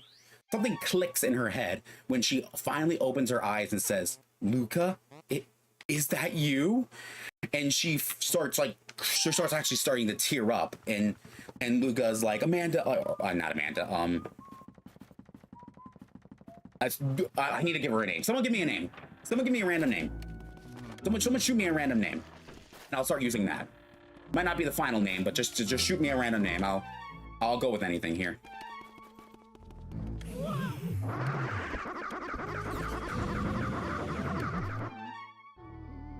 Gives me a time to actually take a breath. Gives me time to actually take a breath now. Veronica? Wait, did I actually name her? Vorica. Wait, I think I might have named her Veronica. Just in case, let me check. Because I have her mother's name. I have her mother's name, Sammy. Oh, wait, no, Sammy's not her name. Let me see. Yeah, no, Sammy wasn't her name. The puppet master's name, by the way, is Neji. Okay, no, so we'll go with Vorica. We'll go with Vorica. So, like, Luca's like, Vorica, it's really you. And, like, Vorica's like, Luca, I can't believe it's you. And they want to hug, but they can't. The game of strings bounds them to their puppet masters, and they can only do what their puppet master commands them, right? I need to put the controller down because this part gets really good. This part gets really good. So, at one point, the battle ends, right? And Luca won, right? And Luca's like, Vorica, I'm so sorry. I didn't mean to hurt you. And Vorica's like, it's okay. I get it. You needed to fight. That's what you're doing. I don't hate you any less. I'm just sorry that I didn't talk to you. I'm sorry I couldn't message you. I know you were sending messages. I know you were. I just couldn't go on my phone. Neji wouldn't let me. And Luca's like, it's okay. I'm just happy you're alive. Just happy you're okay. And then the jester comes in and, does this whole congratulations speech, right? Now, see, this is where the decision thing mattered, right? Because he goes, go ahead, pick a puppet. Now Sheila has to choose between Amanda's mother or Luca's long lost friend. And Luca, he looks at Sheila saying, like, Sheila, please, Please don't. You know what to do. And of course, she looks over to Amanda, who's also pleading to her, saying, "I'm like Sheila, that's my mother. You know how long it's been since I'm able to see her? And now Sheila has to choose between Luca or Amanda." And that's where the decision part was important. Because in the decision section, depending on who you picked, changed Luca's attitude towards you. If you were to choose Amanda's mother, Luca would immediately become resentful to you, and he would never talk to you ever again. At one point, he tries to resist Sheila and gets so mad he's about to punch her that Sheila had to pull his strings out and pull him back, saying, "No, you're not doing that," which caused Luca to go in like a very friend state of, "I hate you and I hate that you're my sister." But if he chose Vorica, Luca's relationship, or Amanda's relationship with everybody, goes down the drain. She will not talk to anybody. She will not respond to anyone. She won't talk to Grimer. She won't talk to Luca. She won't talk to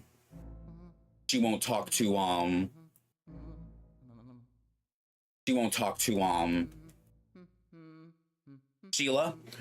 She would essentially just not talk to anybody. But if she were to choose the third puppet, the one that's not Luca's or Amanda's importance, they would resent her completely. But Sheila's defense is, "I can't pick one. I'm sorry, guys. I can't pick any one of you guys." Or if you were to choose Vorica, Sheila would be like, "I'm sorry, Amanda, but this is my brother. I can't hurt him." And if you were to pick Amanda's mother, Sheila would say to Luca, like, "That's family, Luca. You know how we felt when we lost our parents? I don't want her to feel the same way we do." But see, if you were to choose the third puppet, the one that's, not compared to the two of them, Luca and Amanda bond over losing somebody important to them. And they were able to at one point go to Sheila and say, "I'm sorry. I know your decision was tough. I know you were panicking, and I get it. I understand. I'm sorry that I yelled at you." And he finally lets out his apology. Because before Sheila went to go talk about being able to, like, their puppets are free, he wanted to say sorry to her for how he's been behaving. But if that decision was made, he finally stepped up and said, "I'm sorry." I want to hear the rest of the getting going. I'll check out the VOD. Thanks for the story. Yeah, you have a fantabulous rest of your night, Jord. Have a good night. Sorry I'm not like playing Luigi's Mansion right now. Like, you guys caught me in a moment where I'm like really happy. You guys caught me into a moment where I actually got like very like pumped, and like I'm finally able to script this whole thing out so I can watch the VOD later. And actually write this down. I still don't know where the plot should go from here, right? This is the part of the story where I kind of like did not know what to do. What I really want to do is I wanted to pick Amanda's mother, right? And I wanted Luca to not appreciate Sheila. I wanted him to fully resent her, because this story isn't about bringing two siblings together. I'm sorry. The story is not about bringing the siblings back together. It's not. It's actually about it's actually more about having to deal with loss, and Sheila accepting that some things don't change. The show doesn't have a happy ending. As much as I want to say it does, this show does not have a happy ending.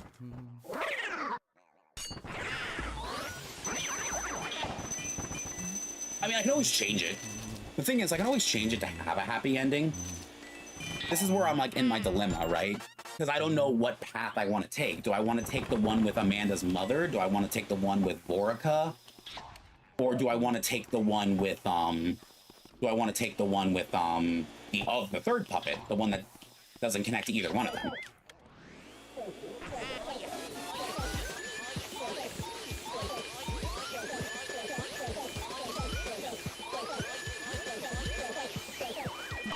So this is where I'm kind of in a dilemma. So I'm gonna go down the path where if Amanda's mother was picked, so I can continue the story, right? It was so late I try to contribute. Oh no, I get it. It's pretty late. just sucks. This is like the only time I can really talk about it. When I'm at work, so I work as a janitor, so I always have time to myself, right? And I'm not really like, I have time to think. This is the stuff that goes through my head when I'm working. The sad part is I can't write it down because I'm working. I mean, I could do voice memos. I could say like, hey, make a note of this, and I just kind of talk to myself as I work.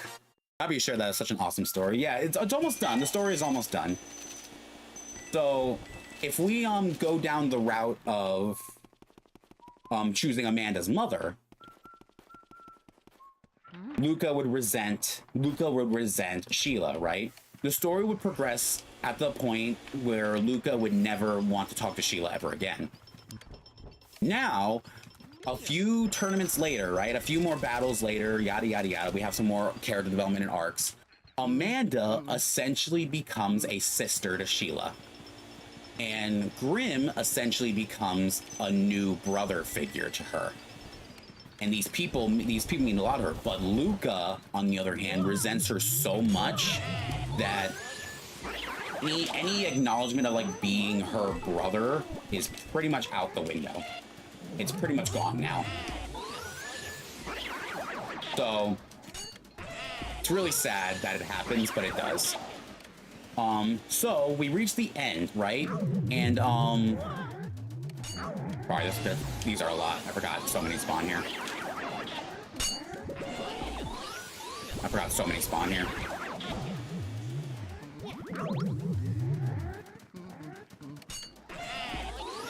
Man, maybe doing the PAL version while telling the story was not a good idea. Maybe doing the PAL version was not a good idea to tell the story. Oh, it's fine. It's fine. Let's get the boo real quick. So essentially, after the tournament's done, and keep in mind, this is where the story kind of gets weird because, like, I'm still trying to figure out the ending for it. Essentially, what will happen is the prize for winning the game of strings, like the prize for winning the game of strings is actually to be the new ringmaster. So if you were to win the game of strings, your prize is to be the new jester character and be the next one to start the next game of strings. From what they learned, the game of strings is a generational thing. This is something that's happened more than once. And they just don't understand why this is happening. Like, why is the game of strings something even exists in the first place? This is too demented and this is too morbid to even, like, that should be a thing. Until they learn the game of strings isn't just for pleasantries. It's not for fun. Well, it's not for fun for them, but it's for the fun of a demon god. Yeah, I know, I'm going down the demon god route. I know, but at least it works in this way. It's for, you know, like, it's kind of like Squid Game in a way. In terms of, like, you know, like how in Squid Game they do this for the enjoyment of other people. It's essentially, that's what it is. Luca, if you go down the route of Amanda's mother, Luca realizes this and takes control of the situation, found some way to break through the strings, and became the new jester. He became the new jester character. And by Luca's decree, all the puppets are now to rise up. Even the mannequins are now to rise up and fight this guy.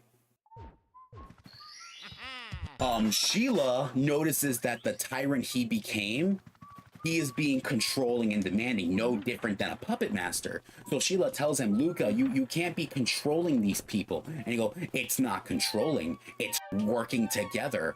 It's understanding what pain these guys go through, because I know the pain they go through. I was a part of it. And Sheila tries to, like, tell him, like, no, you weren't really a part of it. And, like, she's trying to, like, you know, bring him back, but he's not listening to her. So eventually, at one point, Sheila has to fight her brother. And the brother loses. I gotta get fire. I just realized I need fire. And the brother loses. And he doesn't know what to do. I don't know if I want him to die here, I want him to, I kind of want him to die here, only because he's like, yeah, fine, do it. At least I can go see Vorica again. But if he doesn't choose to die, maybe there's like a redemption arc somewhere, maybe. I don't know. I'm still working on that one. But if you were to choose the Vorica route, you would have Vorica, Jin, Grimer, and any other puppet she controlled to help fight this big god, and Sheila would be the new Jester. And Sheila would essentially make a decree after the big Jester guy is defeated to essentially say no more Game of Strings. No more Game of Strings. Everyone is free, everyone is allowed to do what they want and how they please. Everyone is free. But throughout it all, Sheila and Amanda, they lose all touch with each other. They never bond, they never talk again. They essentially just kind of gave up on ever forging a friendship ever again. Same thing with Luca and Amanda, like she just basically leaves all of them. Not picking her mother really separated them. But Luca would have Vorica, and Vorica and Luca would have a healthy and happy relationship together. And Luca and Amanda would rekindle their brother and sister bond and, you know, be siblings again. I want it to be where if you choose that other random puppet character, that you get kind of like the true ending in a way, where like Luca, Amanda, Sheila, and everyone realize, you know what? At least we have each other. It's one of those at least we have each other type stories. And so they fight the big bad and they win, and then they all kind of live bittersweet, happy lives, but at least they're together in a way. That's pretty much how that story would end. The actual like meat and potatoes of it is the actual meat and potato stuff is still something I'm working on, but the general like skeleton of the story is there. The skeleton of the story is there. And that's essentially the Game of Strings. That's essentially the Game of Strings.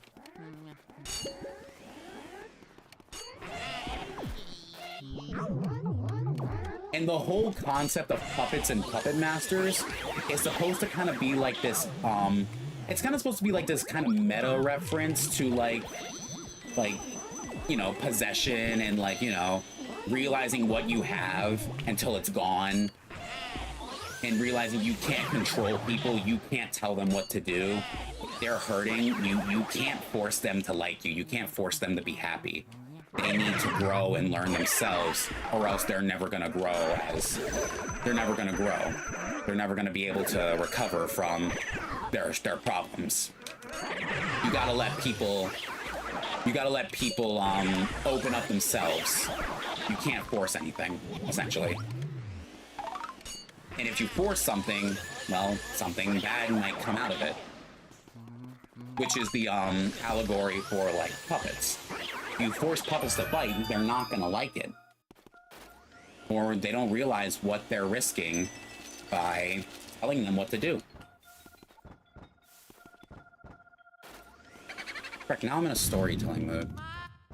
Frick, now I'm in a storytelling mood. I hate it. I hate it. I'm in a storytelling mood now.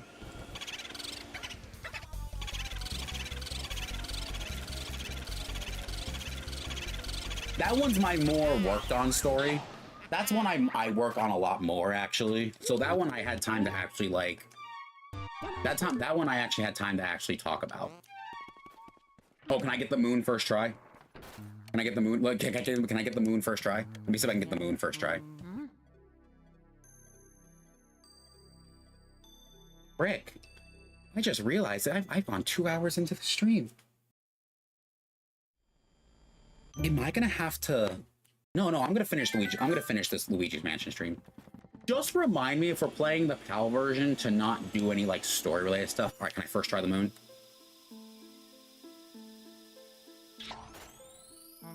I'm sad. I'm sad.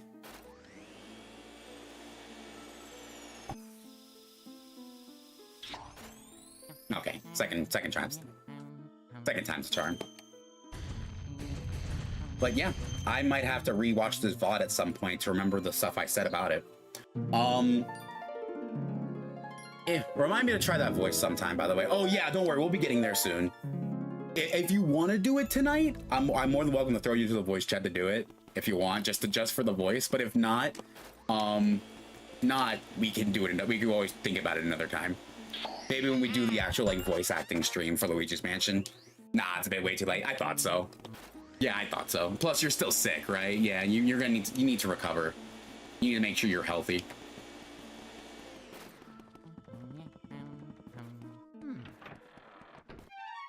Well, while Madame Clairvoyant is doing her thing, I could talk about one of the other stories. One of the ones I'm kind of like, you know, still working on. Like, I have a really fun one that's about a young couple where, if you ever notice, okay, there's one thing you'll notice about my stories. Yeah, true. My voice is basically there, though I appreciate it. Yeah, no, I get you. Yeah, LG, you don't want to really strain yourself. Even if you think you can do it, it's better to be safe than sorry. At least that's what I like to believe. Yeah, I just have to get the shoe. There's this one story I have about like a young couple. And if you notice a lot of the stories I write, you'll notice that there's always like this male-female team up in some way. I don't know why, but I guess I've started doing stuff. I wrote stories like that where there's always like this male and female team up, whether it's brother, sister, husband, wife, young couple. It kind of was something that I did, and I just realized that I did. I didn't even know until now. But one I'm working on is about like a young couple who they're really happy together. They actually are like a really good young couple. They talk to each other. They're happy. One's an artist, and one's just a very fun, loving guy. Like, he really just does funny things for fun. He likes talking to people. He's very peppy and happy. Then there's also this girl that's, like, very seductive and wants to, like, you know, go out with Amaranth, which is the name of the male character. But Drizzle, the female character, essentially is, you know, telling him, like, you know, you gotta get away from her. She's not really your friend. But anyways, oh, time for me to do the fun thing I like doing in this room, where I come up here and pick up all the coins. I love doing this in the twins room. It's so fun. But their story is essentially they find this like golden sketchbook, which is the name of the title, the golden sketchbook, and they learn that the girl can draw things in the sketchbook and it can come to life, right? But she can't hold, possess, or wield the things she draws. Only Amaranth can. So they team up to a point where she draws his weapons, his armor, his everything. Yeah, pretty much Van Gogh, right? Yeah, pretty much Van Gogh.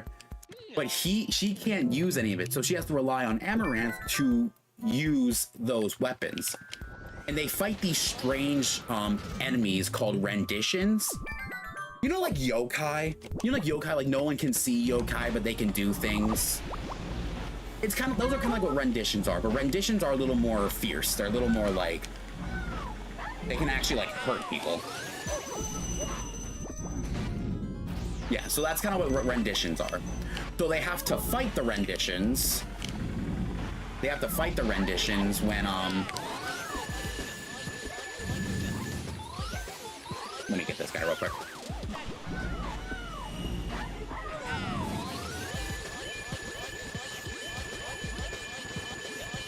Ooh, that was clean. Not a single break in that streak. Let's go. So they essentially have to fight these renditions, but by teaming up. Drizzle has to draw the weapons that Amaranth can use, and Amaranth has to use it to fight it. So Drizzle is constantly sketching weapons and like coming up with new weapon ideas and stuff based on like sketches in the sketchbook. My hair's getting out of control. It's getting out of control. Like what? Is it frizzing up? Or is it just like very long? You need to go get like a haircut or something, because I need a haircut as well.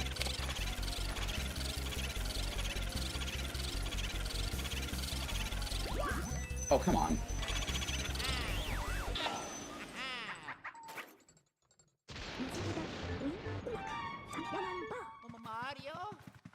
So that's kind of the other story I have. The renditions are essentially like, they're invisible creatures that only Drizzle and Amaranth can see now because they have the power of the golden sketchbook. And these renditions are trying to break out of this like mirror world, not mirror world, but kind of like alternate world they're in, to essentially attack humans. That is getting long, plus I'm leaving a few bits of hair where I where I go. So you're shedding. So you're essentially shedding. That's what you're doing. You're shedding your hair.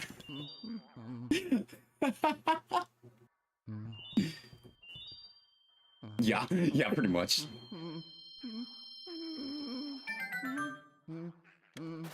So, yeah, that's a pretty cool, interesting story that I have.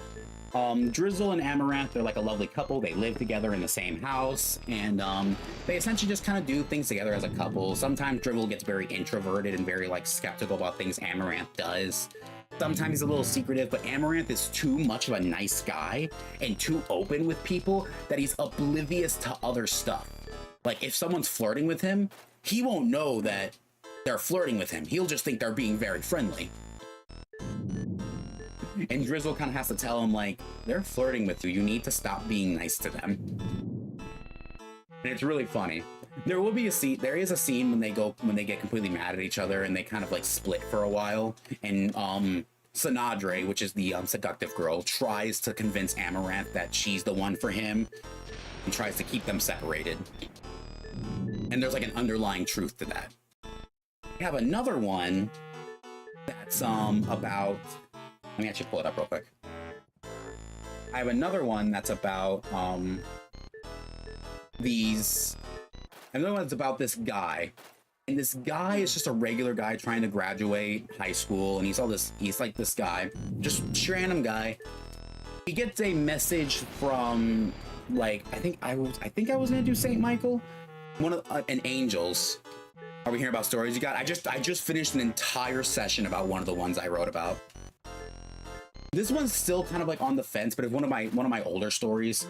He gets a message from like Saint Michael or like or some kind of archangel that there is this demon that is trying to take possession of these elemental angels, right? These angels control elements, emotions, all that.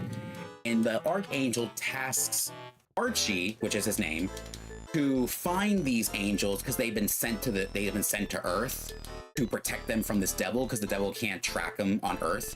So he tasks Archie to go find these angels and to bring them back, or to help them train to fight this monster.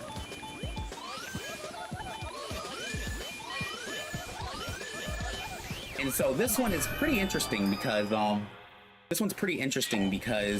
there's like, I think it's like 12 girls that just follow Archie everywhere he goes. And it's like one of those things where Archie's like, can you like take a step back, please? He also has a friend by the name of Joseph. He has a friend by the name of Joseph.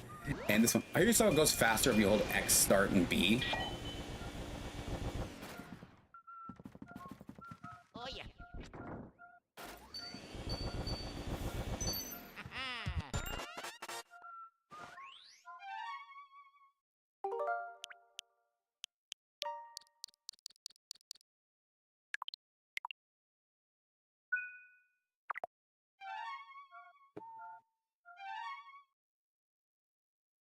Yeah, I know what you were doing. I know what you were trying to do. I'm not dumb. How you doing, Saf? Hope you're having a fantabulous day. I hope you're enjoying yourself. Oh, did it work on Switch? Oh, it did. Yeah, it worked on Switch.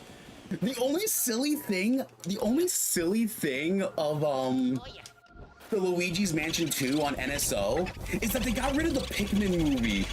I'm so sad. I'm so sad they got rid of the Pikmin movie. Like, I love the Pikmin movie. Oh, man. Don't worry, you're not getting me this time, my friend. But I hope you have an amazing day. I hope you have a fantabulous day.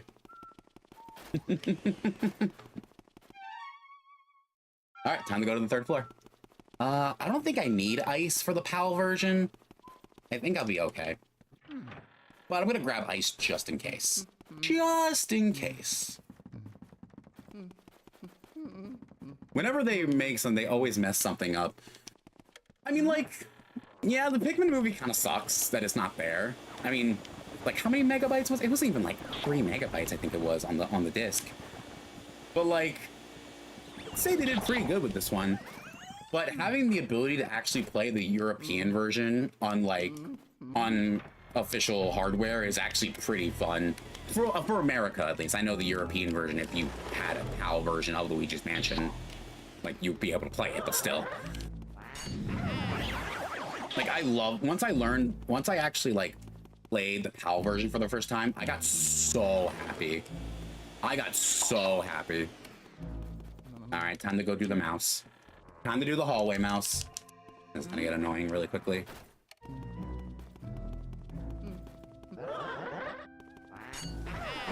But I'm a big Luigi's Mansion fanatic, so I love everything about this game. PAL sucks. It's so slow. Slow?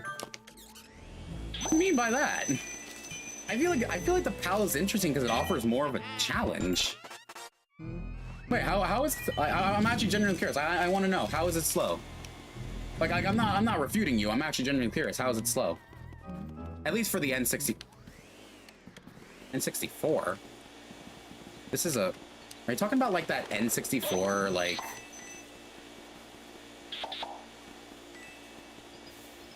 I was just talking about Luigi's Mansion, not like all versions in general. I was just talking about like Luigi's Mansion. Only because of the hidden mansion. Oh, okay, so good thing I did. Actually, good thing I did grab the ice. Oh, frick, I should have done the mouse first. That's fine. Different hertz make the game run at 20 FPS. I might be wrong for GameCube. Well, not really. I mean, on original hardware, maybe.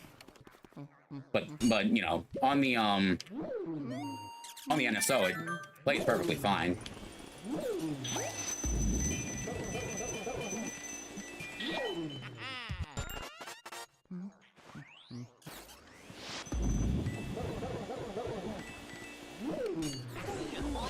That's good. Yeah, it's perfect. It's good. I only recommend just the PAL version for Luigi's Mansion, just because of the hidden mansion. Like the hidden mansion is just more fun to play. Like we got completely robbed of a good hidden mansion in the American version. What's that? So in the So in the PAL version of Luigi's Mansion, they actually flip. They flip the entire mansion. So what was on the left is now on the right. And the ghost pool is actually 10 times different for every room in the PAL version. And unlike the one in America where it's just, you know, you can suck up ghosts faster, they actually have a unique boss fight for Boolossus, actually. There's actually a whole entirely unique boss fight for Boolossus. And it's actually really cool. If I don't die here. Frick it, freeze them all. Freeze them all. Freeze them all. Freeze them all. Freeze them all.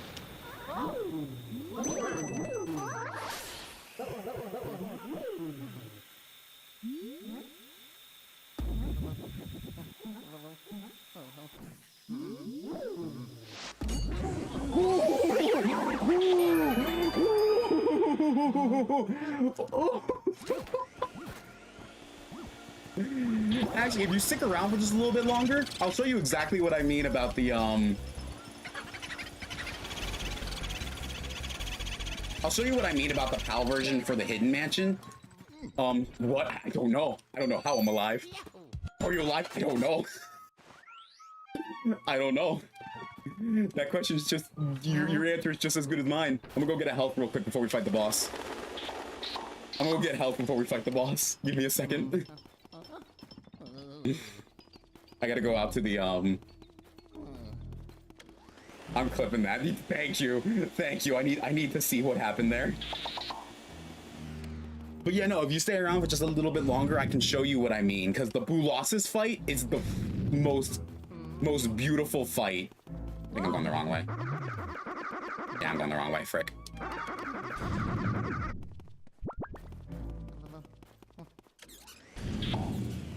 I have to go this way. Forgot, mirrored.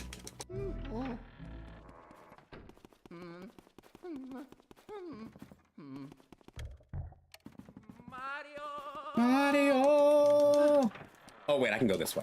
I can go this way. Frick, I gotta make a short about that. That was insane. All right, let me go over here. It's not, I don't think there's one in this one. No, but there is one over here at the very far end. I think this is the only item or furniture here that actually gives you a big heart. Yo, Staff, thanks for the follow, my friend. I'm glad you're a new student. Do I want to try to get full HP? Maybe I want to try to get full HP. I could try to get full HP. Then again, there's not a lot of places I can go to get full HP. Could run to Chauncey's room real quick. Let me run to Chauncey's room real quick. See if I can get some health. And then I'll just take a mirror back, maybe. Wrong way. Wrong way. But yeah, even some areas that have like actual big health, like actually like, you know, in Chauncey's room, right at her dresser or his dresser, there's like a big heart container. Not there in the PAL version. Health is actually very limited in this game. You gotta actually be good at capturing ghosts to get more health. It's actually insane how low the health is in this game. Maybe the one back at the garden respawned? Maybe? I can probably go check real quick. But the Boo Losses fight, I know I'm hyping it up right now, but it's actually really hype. It's really good. Also, you can tell it's mirrored because Luigi's L is flipped on his cap. It's really funny. Yeah, maybe the garden one respawned. I'll go grab that one real quick. It is the right, not the left. We'll go this way. I'll worry about the hallway mouse during the blackout. I don't want to sit here waiting like 10 minutes. Oh wait, I think I already got it though. No, I got the hallway mouse. I'm good. I remember getting it. Okay, it did respawn. Perfect. Okay. Now that I have 100 HP, I'll head up to the Boo Losses fight. I'm not worried about that Boo that was up there. I'll pick him up another time.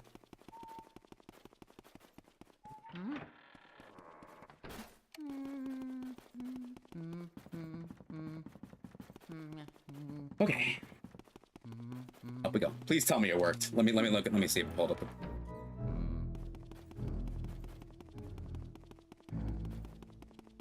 I can see the clip.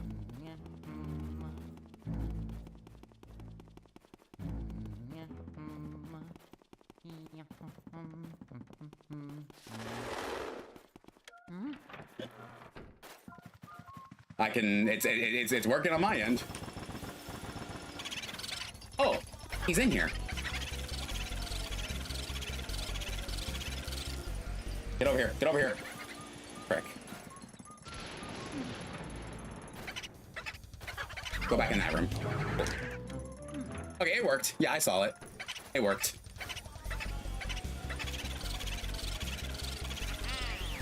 All right, let's go do the boss. First, I'm gonna save it, just in case. We'll water the plants when we come back. I'm not gonna go right now and grab water. I sent a link and it's still nothing. Well, it did work on my end. I did get the clip.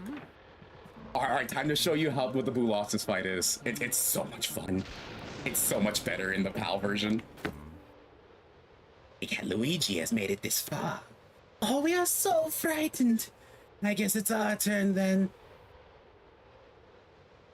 Oh, and then it'll fix a glitch that if you leave before collecting the key, then you'll become soft locked. I think so. I haven't experienced it. But first, how about giving them a little scare? I haven't experienced it, so I'm going to assume yes.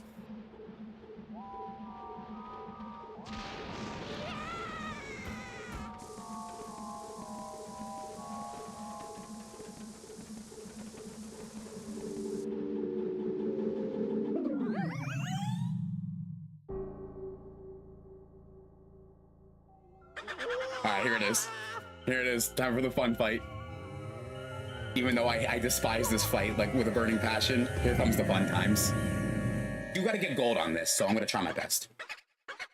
The ride the poltergeist!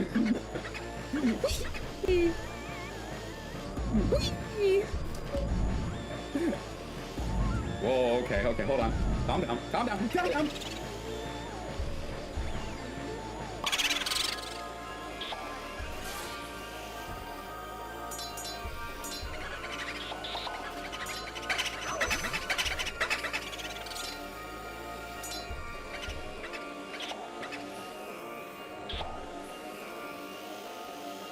Whee! It kind of makes the level just a little bit easier. Well, I didn't get gold. That sucks. Unless I die. Unless I die here, then I could try again. But I don't tend to purposely try to die. I try to see if I can complete it.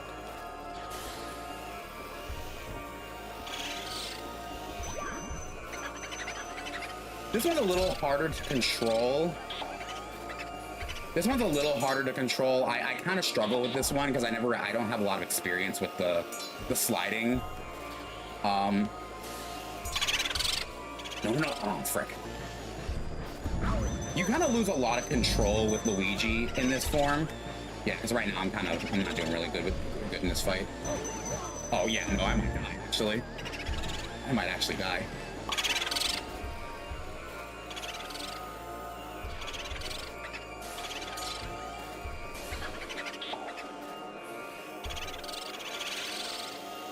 Like, you're fast enough to almost even catch up with the boos while they're running away.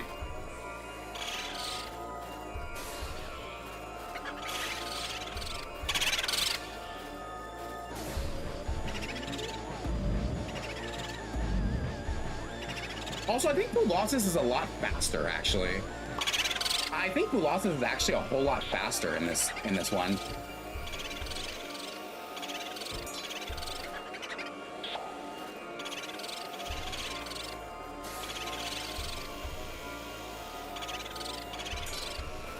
That one.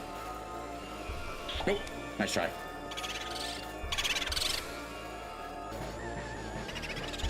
I wonder why Luigi got a Poltergust car with him riding like that. What if EGAT based the Poltergust vehicle off of this like fight? Like that would, imagine that's the case. That would actually be really funny.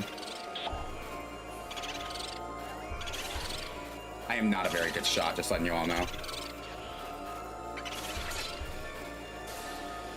Okay.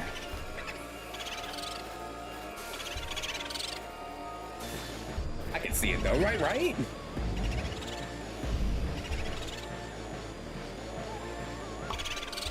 right, just two more.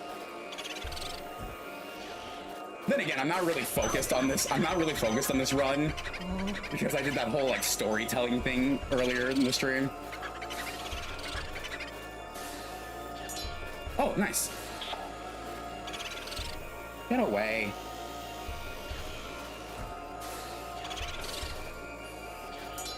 Ooh, clean. I may have got 16 health from that fight, but I won. I won. I don't know how I won, but I won.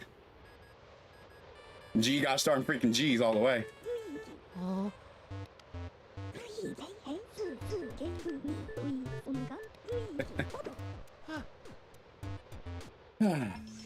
I need more practice with the PAL version. It is exceptionally more difficult. What about my able space on Luigi's double peace sign when he defeats a boss here? Yeah, I assumed. I can even see like do you have the I don't think you have the Poltergust behind that emote. But if you did that, if you do, sick. Yeah, I used to do that all the time as a kid where I did that peace sign where I was like, yeah. So honestly, valid. Yeah, bronze. Not for this one, I don't think, but at least I got all the other portrait ghosts gold. That's good. It's just Boolossus and the storage boss. Or one here. Oh, you got a good night one? Oh, that's cool. Cool.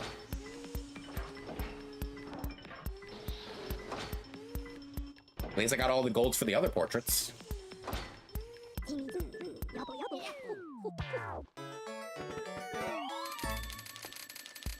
94.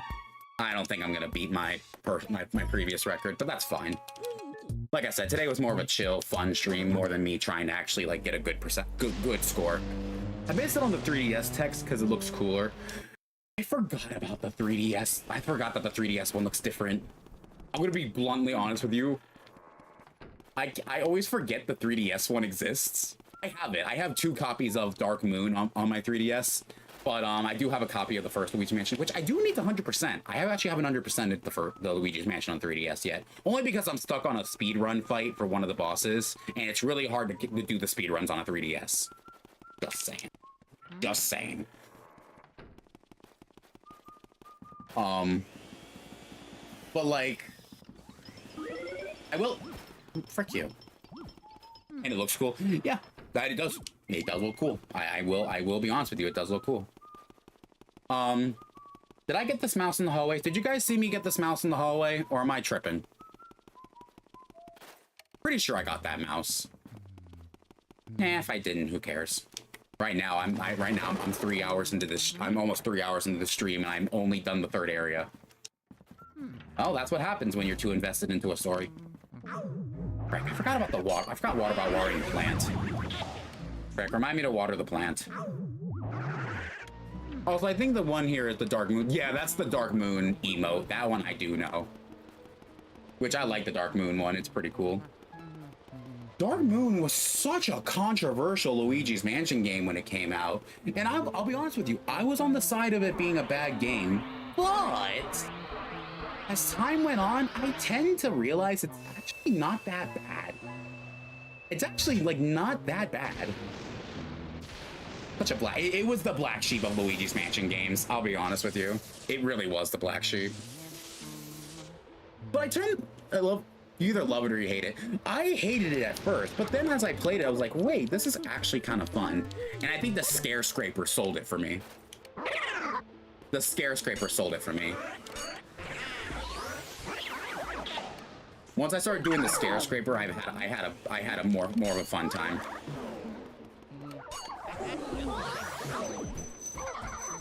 Why am I trying to catch these guys? These guys don't do anything for me.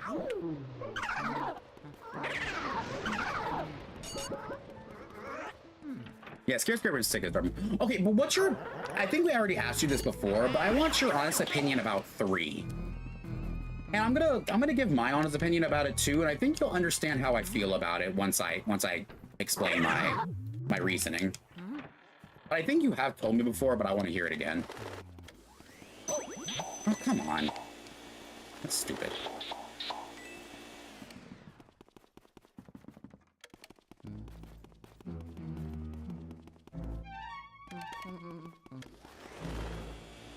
I'm pretty sure I got this mouse. I'm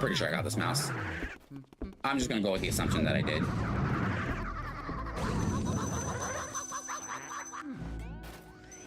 Keep forgetting about the flame guys inside the hallway. I'm not even going the right way.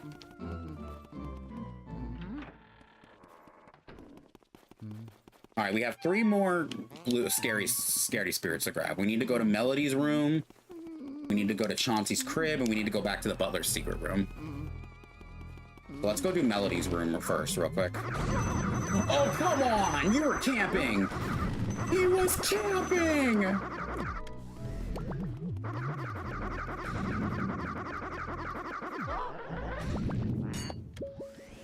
Okay, I need health. I'm gonna grab this health. I'm gonna grab this health right here, real quick. Just hurry before any ghosts spawn.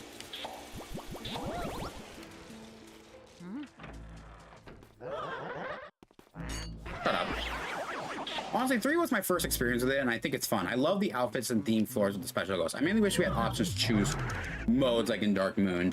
So, hot take for me. I'm actually not really a big fan of 3. Again, I don't hate it. If you told me to play it, I'll still play it, and I'll still have a fun time, and I'll enjoy it. But I feel like as the game series went on, it kind of went down a more cartoony route, which, again, not a bad thing. I don't despise that it's cartoony. There was this, like, weird hyper-realism feeling the first game had that I just really liked. Plus the elements. I love fire, water. I love doing the fire, water, and ice stuff. I still had a fun time with it, and Scare Scraper is fun when you do things. Cutscenes don't charm me? Yeah, that's valid. No, that's completely valid. I do like that they brought back the unique ghosts. That was one thing of 3 that I really liked. The fact that they had unique bosses and stuff instead of just the same generic ghosts like they did in 2. Because Because I'm gonna be honest with you, as much as I want to say 2 was fun, that was one thing of 2 I thought was kind of dumb. Kind of dumb and bad. Luigi's staying adorable in 3. You know what, valid. You know what, valid. I will say though, it took me a while to get used to his new voice. I know it's still Charles Martinet, but like the way he did Luigi in that game was actually like very interesting. It took me a while to adjust to that new like feeling of voice.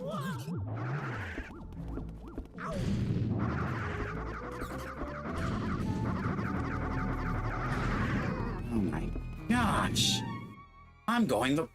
No, I am going the right way. Oh my gosh. I still want to do that. I still want to do that pure, that like true blackout thing I mentioned before. I need fire. I need fire. I need fire. I'm gonna go get fire.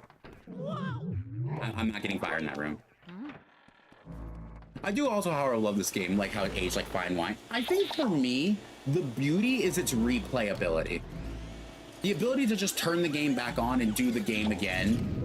I think that's one thing that really shined about this game for me. Like, if I want to play Luigi's Mansion 3 again, I kind of have to start a whole new save file, watch all the cutscenes, and like, and sit through it. Same with Dark Moon, too. Which, by the way, I'm never calling it 2 HD. I know the European version's called 2, but it's Dark Moon in my heart. I don't care what anyone says. It's Dark Moon. Okay. Get over here, you. Oh, get over here, you stupid boo. Okay. Dark Moon is my car. Like, doesn't that sound cool?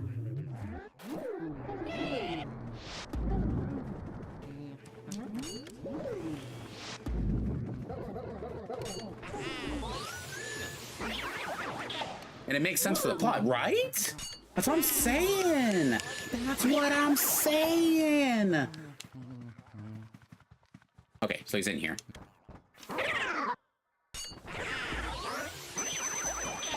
Well, I have a necklace with a throw.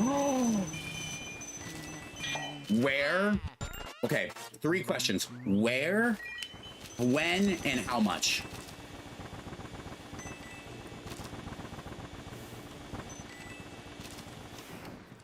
Oh, I'm sorry. No, 4. No, 3. Where, how, and how much? Okay, first answer.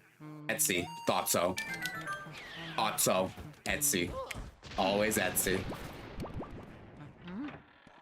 Gotta love Etsy. Oh, get out of my face.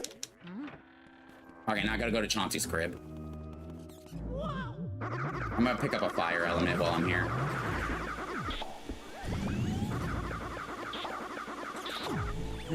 Oh, come on. That's just unfair. When it was like a year or 2 ago, oh, I don't even know if it'd still be in stock. Frick. I'd say I want to say 15, 20. That's so cheap. I know Etsy kind of upcharges a lot of things, but that's still so cheap. That's still cheap.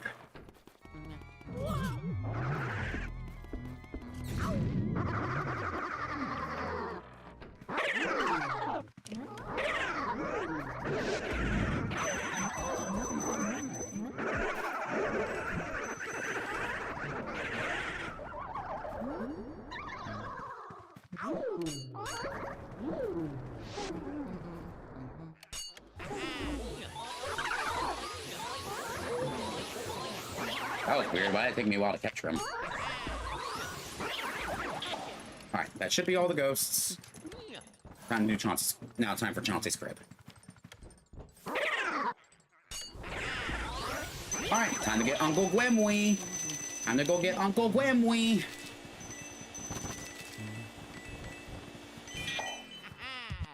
It's cheaper. That was just cheaper than that. Frick! How much? Now I know shipping is probably going to cost a little bit more, but like, frick, you might be seeing me wearing a Dark Moon necklace. You're lying. You're lying. There's no way I hear Etsy and $7 in the same sentence. I refuse to believe Etsy and $7 are in the same sentence.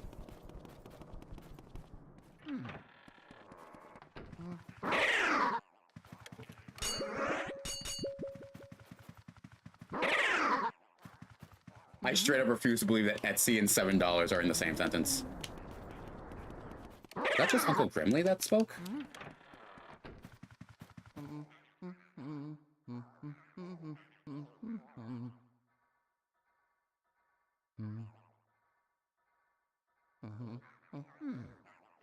Come on, Uncle Gwemly. Frick you, Uncle Gwemly. Come on, Uncle Gwemly, be scary. Why am I talking like this?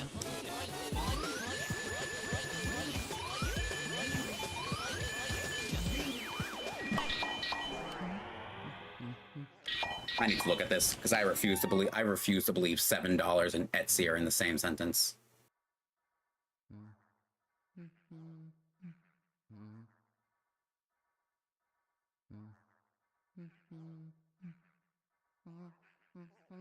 It's $5 without the cord.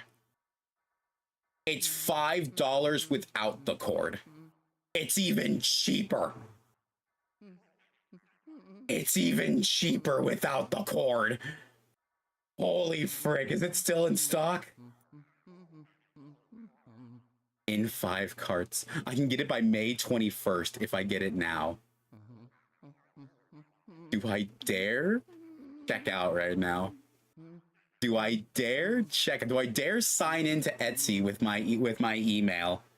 Do I dare sign into Etsy with my email address? Do I dare do the things right now I'm probably doing without your guys' acknowledgement?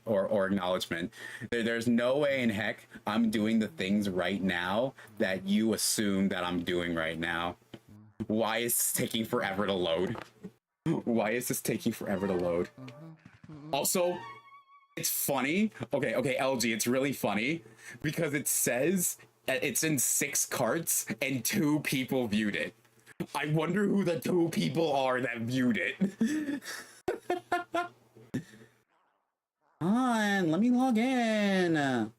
Yes, I'm having trouble signing in. I want to log in. Please. Let me log in. Let me log in with goggles.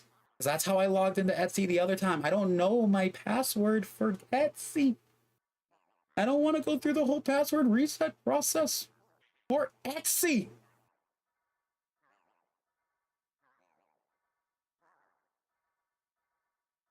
Managed pass. Maybe it's in my managed passwords. Maybe it's in here. Maybe I'm lucky. Maybe I'm not lucky. Yeah, I'm not lucky. Yeah, I'm not lucky. Forgot my password. The price of magic official at gmail.com. Not dropping my controller. I am not a robot.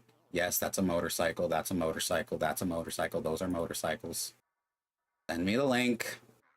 Where's my phone? Actually, I can just go onto here. Yeah. I got the email. Shut up and let me change my password. Shut up and let me make poor life decisions. I don't even know how much my... I don't even know how much my... I have $128 in my account right now. Is this worth it? Probably. Oh, no, is it worth it? Nah, probably not. But is it going to make me happy? Yes.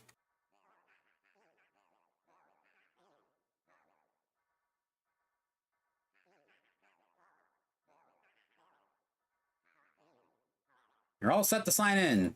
Yippee. Okay, I get it, Etsy.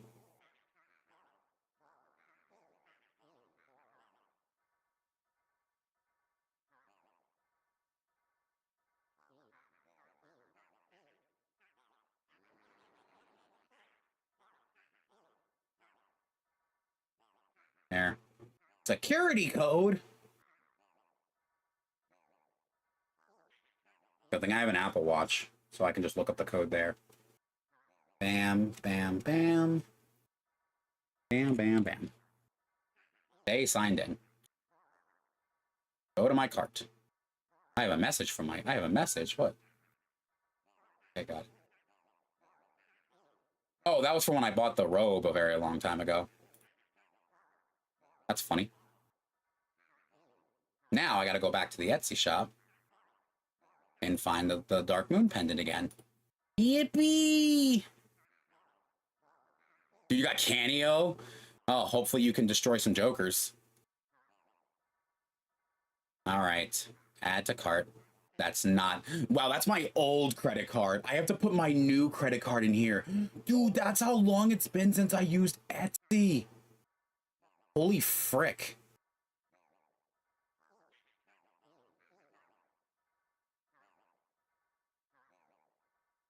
Look, frick, that's my old address.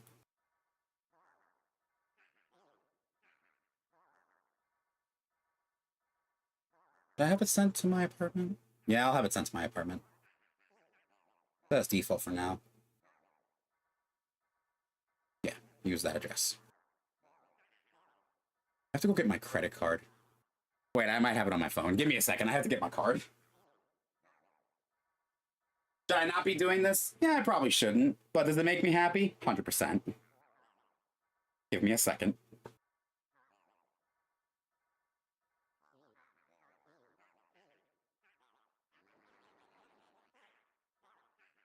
Is this a poor life decision? Yeah, probably. Okay.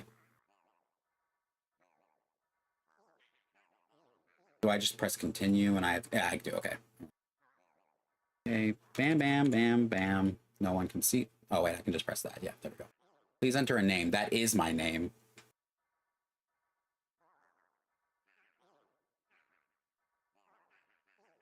Oh, good thing I have it already preset.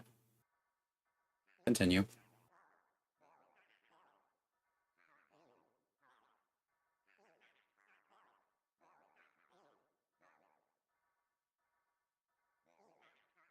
Okay. Place your order to this location. Yeah, it's $13. With $5 shipping, it's $13, which is fine. I'm gonna bring it on my field. I'm gonna bring it on my trip. I'm going to Universal to Super Nintendo World on June 25th. I'm gonna wear that on my field trip. I'm gonna wear that on my trip. Well, it's ordered. It's placed.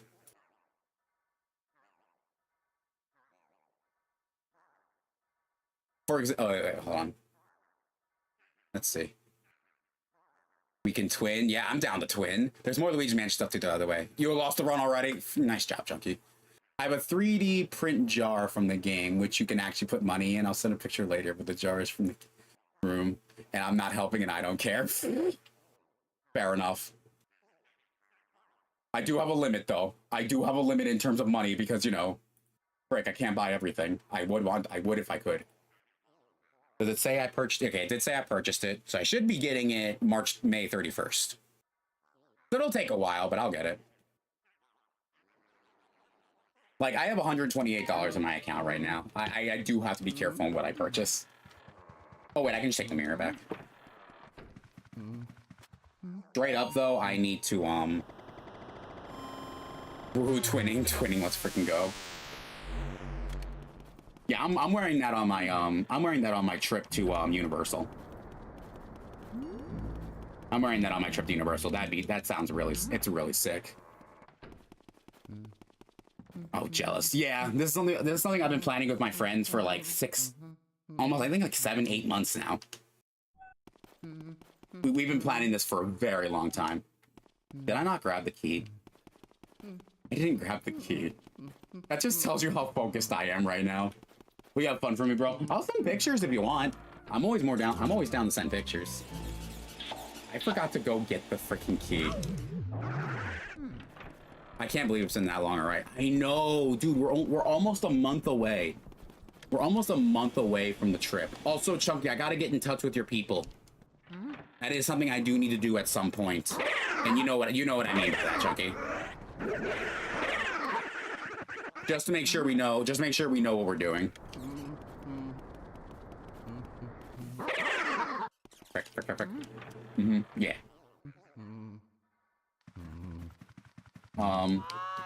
What the frick? That was weird.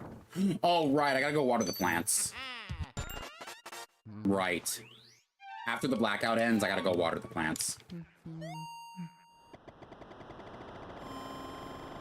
Meow, meow.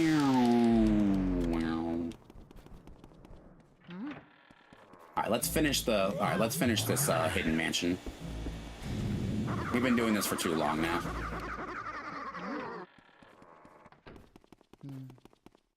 Yeah, remind me if we do the PAL version of the Hidden Mansion that I need to lock the frick in when I do this game.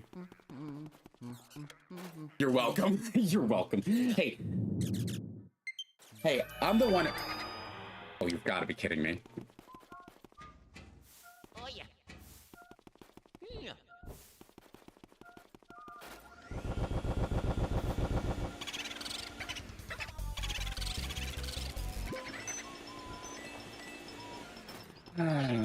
Did he go up?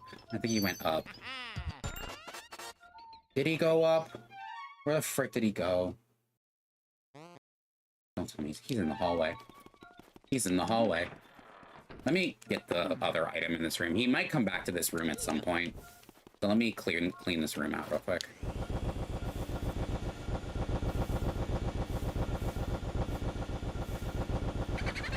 Blue ball. Yeah, he might return to this room, so... Did you send the other thing you were gonna send? Did you send the pot? That is so bad out of context. Okay, I heard him teleport again. Oh, didn't want to do that. Didn't want to do that. Nope. You wanted to see? Oh, heck yeah. You know whenever it's Luigi's Mansion stuff, I'm always interested. You know I'm always down to be interested. He's either in that room or he's in another room. We won't worry about that. Sure, you're like me for real. Yeah, you know I'm always down to see it.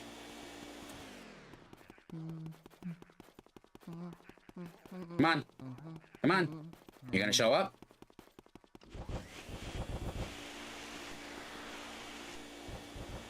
How about this? Oh, frick, I didn't want to do that. I didn't want to do that. Oh, yeah. I'll show you the jar and a bonus. Yo, bonus, let's go. You're gonna hurt. Oh, that's what happens when you put me in a freaking corner.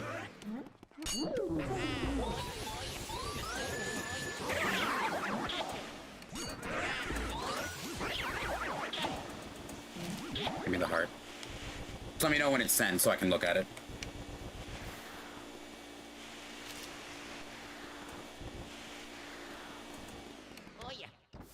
I still have to technically 100% 3. I haven't 100%ed Luigi's Mansion 3 yet. There's some achievements I still need to complete and some ghosts I still need to capture. So there might be a point where I do a stream where I finish that game.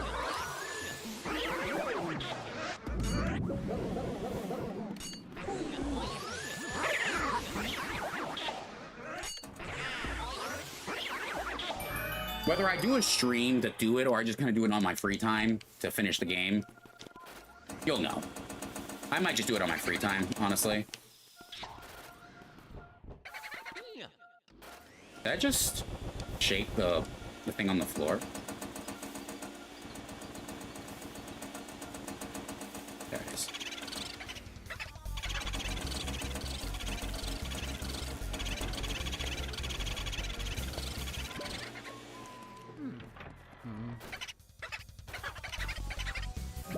Oh, whatever.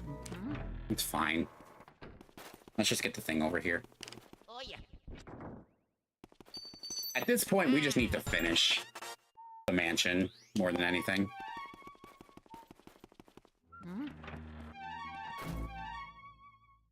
Right. Time to go upstairs.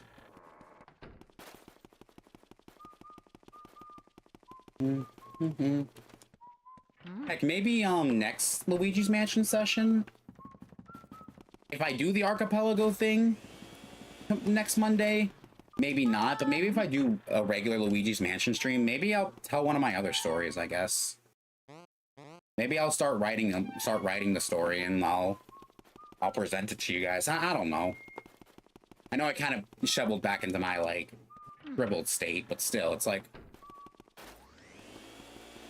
maybe it might be time to open up, I guess. I know I said that once before in the past, and I want to maybe present it as something to read in my server. Right now I'm working on Legend of Magic. The game of strings was actually going to be the one I was going to do after I do my first part of the Legend of Magic. I was gonna start writing the Game of Strings as the next story, and maybe one day I'll find an artist.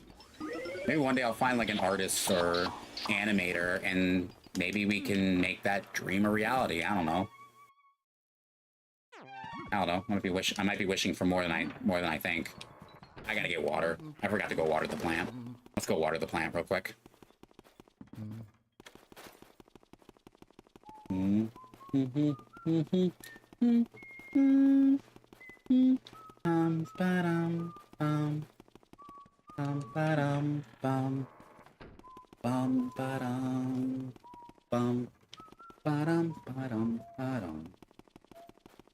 Yeah, note to self, if we're doing the PAL version of Luigi's Mansion, gotta lock the frick in, or else we're not gonna get anything done. We're not gonna get anything done in the mansion. How about the spoil? Oh, frick. Oh, frick.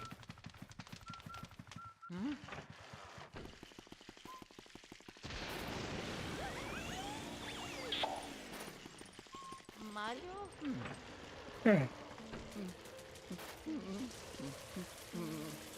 Honestly, if it's a passion project, you really want to come to reality, don't get bummed on me. I appreciate it. I really do. That's not even the actual real passion project. The one I told you guys, that's not even the real passion project. Like, the real passion project was a story I made back in middle school with all my friends. I don't talk to them anymore. And actually find out all the friends I talk to in the next story, in my actual real passion project, I have lost all contact with. Because it was kind of based off them. They weren't the exact same character, but it was based off them. One day I was in high school and I was walking to my friends. I said, hey, if you could have a superpower, what it would be, right? Because I wanted to create a fun story with my friends where they all had powers. Well, they all gave me their thoughts. They all gave me the thoughts of what they wanted. Some said invisibility. Some said the ability to control fire. Some said the ability to transform, like, into any object. One said the ability to X-ray and see through, and like you have X-ray eyes. Another one said, this one was interesting, to run really fast. And I was like, these are really interesting ones. And I wrote them all into a story, and I made them all a team. And then I asked another friend, was like, the ability to swing a sword professionally. And I was like, that's a cool one. You remember me telling about that? Yeah, this one, that's the one I'm, that's my real passion. But that one is very, very close to my heart, and I get very sensitive about it. I wouldn't say to an uncomfortable level, more like... Oh, yo, thanks, LG. Thanks for the sub. I appreciate it. I really appreciate it. Thank you. I get that Prime sub in, you know what I mean? I guess it's more of a matter of, like... It's, if I'm telling this to you, I trust that you're not... I spoiled you in more ways than one. Let's freaking go. DMs already whenever. Oh, you can send it now. Oh, wait. What do you mean by that? You mean like you... Oh, you sent it. Okay, let me water the plants real quick, and we'll do that. Let me go water the plants real quick, and we'll go... I'll go check it out. Hopefully I get the golden mouse first try. Hopefully I get the golden mouse first try.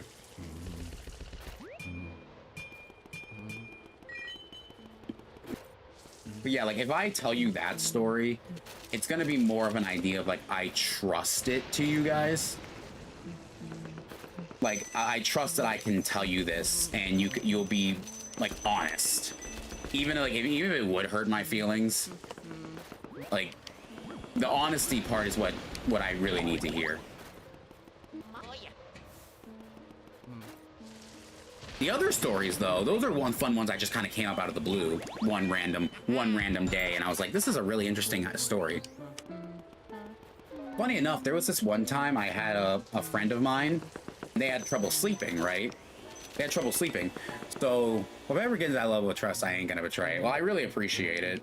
It's gonna be... Some people know the general names of the characters from the story, but they don't know their initial actual impact in the story. But, funny enough, one of the stories, which is one of my ones I'm working on right now, Heart of a Machine, is very interesting. We're Luigi homies, bro. I got you. Yeah, we the the LMB, I guess. That just sounds like a bad sporting club. That just sounds like a bad sports club. I don't know. Luigi's Mansion Bros, I guess. But there is this one story I really like right now called Heart of a Machine.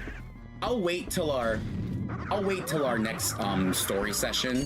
Because who knows, maybe I should do a story session with Luigi's Mansion. I can't believe I fell for the fake door. I can't believe I fell for the fake door. I hate myself. I hate myself. I went in the wrong room. I went in the wrong hallway. No wonder why I was confused. I went into the wrong hallway. No wonder why it was so different.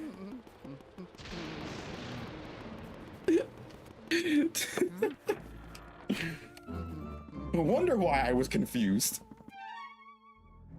Okay. This room. Okay. There we go. Anyways. I won't go into details about this story, but I'll give you a fun little sneak peek of this one. So one day I had a friend who couldn't sleep one night, and they sent me a message saying, hey, can you, like, tell me a very interesting story, like a bedtime story in a way? I was like, you want me to tell you a bedtime story? And I was like, sure. I can tell you a bedtime story. Frick. I can tell you a bedtime story. So I was like, I'll write one up and send it to you. So at first I wrote this as like a fun little story because we treated each other like siblings. Just say Xbox. That for sure is Xbox. So this was more of like a fun story to tell them when I need ice. I freaking need ice.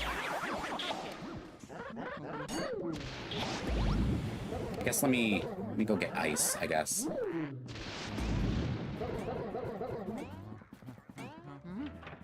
But I wrote this story for them. Basically the story was, what if it was the apocalypse, right? What if this weird alien creature or whatever was taking over Earth, right? They were invading Earth and they were killing the human race and stuff. And what if humanity created a humanoid machine, part human, right? To essentially take care of the threat. What if humanity created something like that? And it was in development, it was in test in like a secret bunker to help maybe possibly save the human race. What if they were successful? What if they did make this machine? But what if that humanoid person was your dead brother?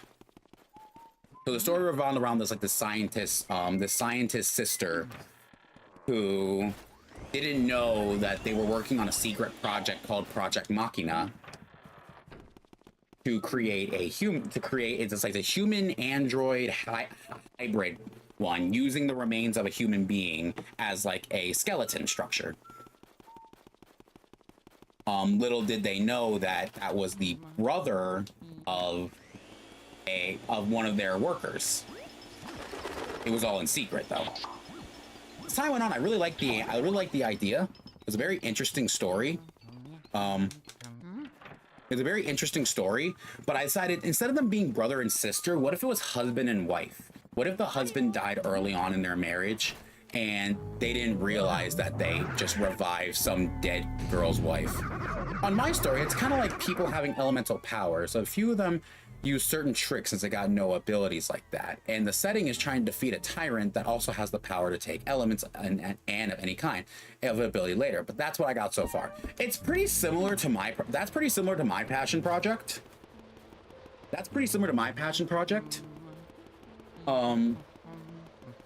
It does have some similarities to my original story as well. But I think you showed me a few of your characters as well. I think I know some of your characters because you showed them to me before.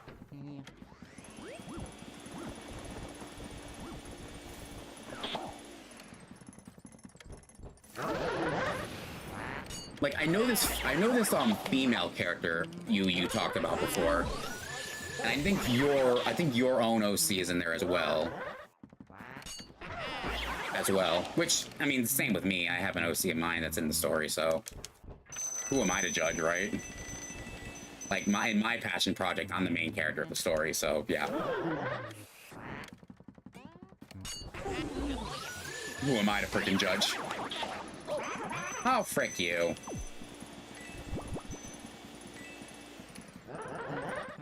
Hello. Goodbye. Money. Exactly. I know the battery is low. Shut up. Let me. Oh, right. I didn't take a look at this stuff. Let me look at this real quick.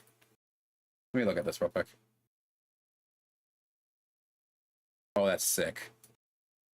Oh, that's actually a sick. Oh, is that 3D printed? Oh, I have that same keychain. I literally have that same keychain hanging at my door. Oh, wait, that pin is so cute. 8-bit styles, I like it. The pod is sick, though. I will admit, that pod is very sick. I am not gonna lie. And I heard yours, I was kind of shocked it was kind of similar on some things. Yeah, you know what? I can give you a general idea. I'm just gonna give you the general idea, but like no specifics. So, the story revolves these books, and these books have special abilities. Whenever someone reads this book, they essentially gain the power of the book. All the contents of the book. The book goes blank, and whatever they read essentially becomes the power that they get. I'm not going to go into any more detail about it, but that's the general premise. There is a guy out there who wants to take these powers of these books, not knowing that these humans are reading them and taking you know, possession of these powers. If you ever get Kazza for these spend, I'll hook you up with the link. You can send me the link right now. Don't worry, I'm not gonna go crazy and spend it just because I have the ability to. You can send me the link now so I have it in advance. But the jar, like that jar is really cool. That jar is pretty cool, I'm not gonna lie. Just get out of here.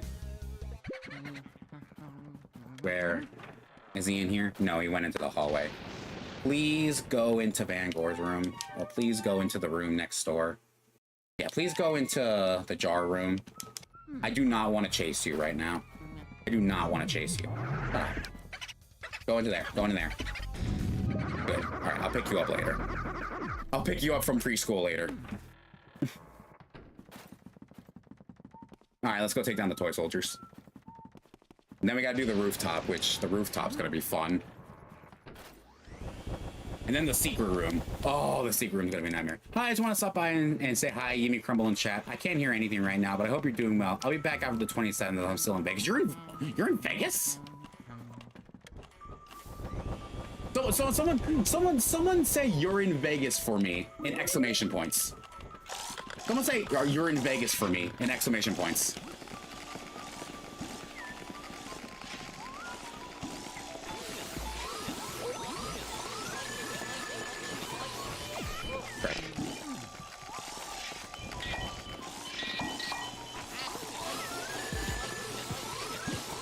Well, that explains why I haven't heard from you in a very long time. That explains why I haven't heard from you in a very long time.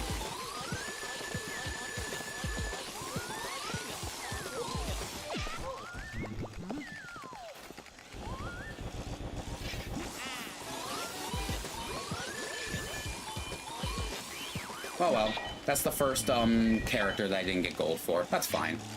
I knew I wasn't going to, but at this point we're just trying to finish it. Nice ass. Yeah, that makes a lot more sense. That makes a lot more sense. You scare me with your status message sometimes, Chunky. I'm not gonna lie, you scare me with your status messages. The way you said that made me generally scared that someone might have, like, passed away. There is a moment where I was like, do I need to comfort him? Is he okay? Dude, I'm sorry. You genuinely scared the heck. You genuinely did scare me a lot. It's fine though. Don't take it seriously. Alright, let's get this over. Well, when M gets back, we should probably do some Mario Party or something. That'd be fun. Because it is kind of weird that you're not around. I will say, it does get kind of sad. You missed on the, I know you can't hear me. I know you can't hear me right now, but I will say, like, I will say, you missed out on a really fun story time.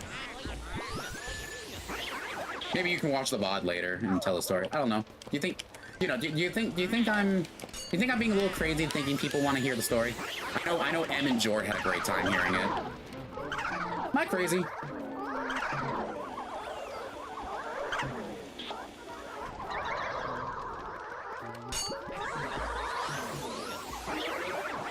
I loved it. Well, I'm glad you did. So many cold ones. They're really punching the cold ones here.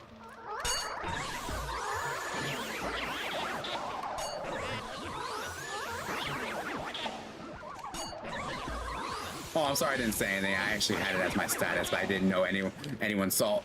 I think the only times I've seen you is when you were offline. So maybe that might be the reason.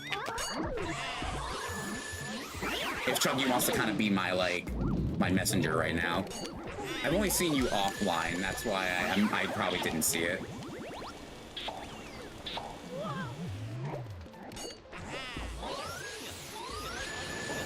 But yeah, everyone misses ya. Everyone misses ya in study hall. Flynn misses ya. Well, funny enough, none of us actually knew you were gone. We were more like confused than anything. Hello. Goodbye. All right, let's go get the key and do the whole freaking hidden mansion stuff. Oh yeah, Heart of a Machine. I completely forgot I was talking about that. Yeah, so I'll tell you more about it next story time if there isn't.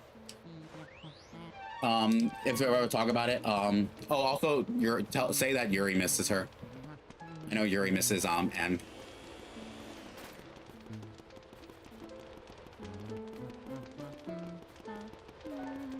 But yeah, that story is very interesting. It's about basically a half cyborg husband and a very widowed wife.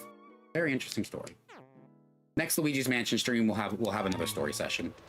Please, Golden Mouse, please, please, please, please, first try. Please, Golden Mouse, first try, please. I'm so depressed. I'm so depressed right now. All right. You know what? Let's just do everything on the 3rd floor real quick while we're here. Because I am not going to keep constantly going up and down because of this stupid mouse. I am not going up and down this stupid mansion because of a stupid yellow mouse. That's just nightmarish. Like, you get it. I'm telling you, you all get it. You all get it. I'm not gonna freaking torture myself. Can't wait till M comes back. I got something to surprise her with. Yo, let's go. Nice.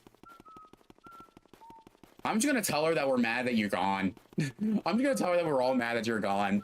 One of those like slaps where it's like, that's for leaving us, and like a hug, it's like, that's for coming back. Alright, I'm head off and drinking gamble my life away, JK. I'll play some slots. Take care. Just you know, just drink responsibly, and you know, 95% of gamblers quit before they hit big. I'm kidding. Please be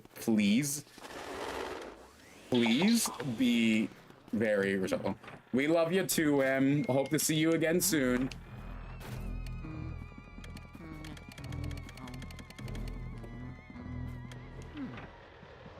We do hope to see you soon. Please. Gamble and drink responsibly. Can someone send that to her? You know what? No, I'm gonna send that. I'm gonna send that.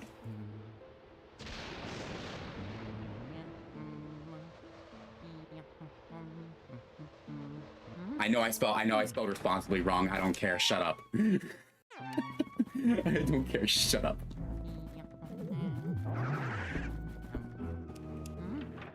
All right, let's do this room real quick.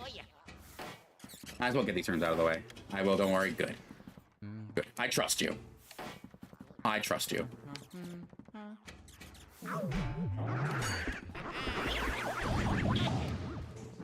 I'm your freaking conscience, you know what I mean? Like, I need to trust you. I just don't want you to go all Pinocchio on me. Burn.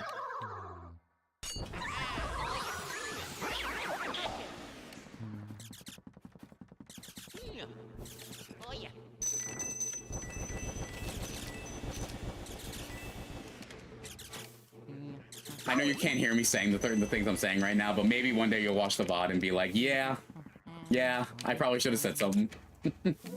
I'm kidding. I don't get the feeling you're gonna be on my shoulder tonight anyways, bye. Oh, trust me. Trust me, you're getting a DM from me now. You're gonna get a DM from me now. You put this on yourself. Chunky, if you want to relay this information, you could say, oh yeah, I will be sending you a stupid message.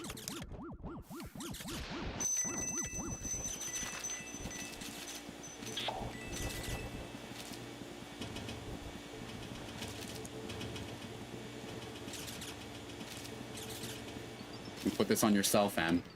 You can't escape now. Oh yeah.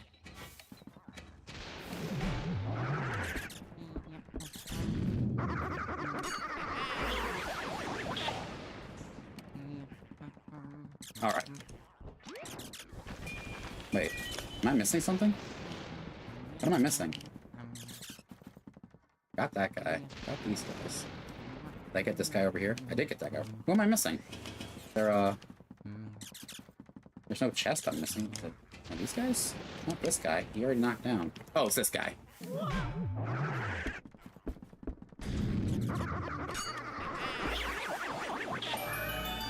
Yeah, I just didn't know. I'll just be honest with you. I actually didn't know. Like, maybe the times I did look at her profile, she was already offline. I never got a chance to actually see it. But, like, I'm glad she's having a good time, though. You know, sometimes you need that time to de-stress and relax. And I'm pretty sure she's having a grand time, like a granddad time.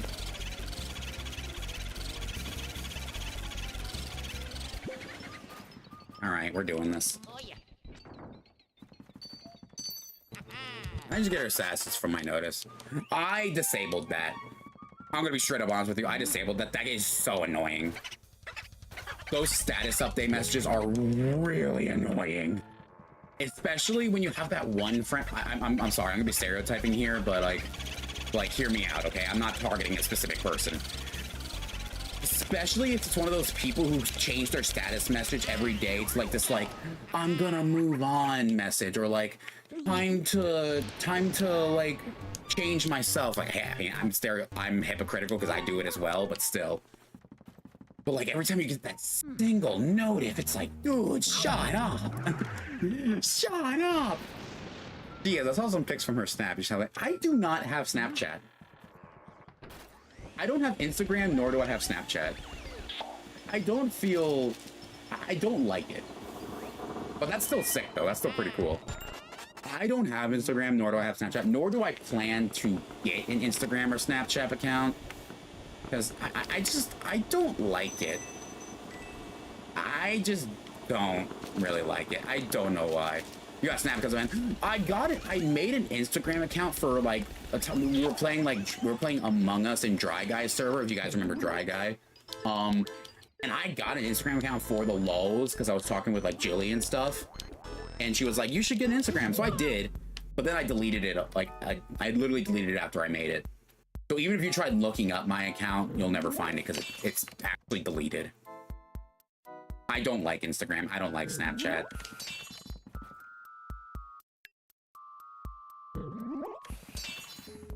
Oh, I used to know Dry too. Dry was one of my. Let me take this guy out and I'll respond to your message. I know you're heading to sleep, but let me finish this real quick and I'll respond to your message.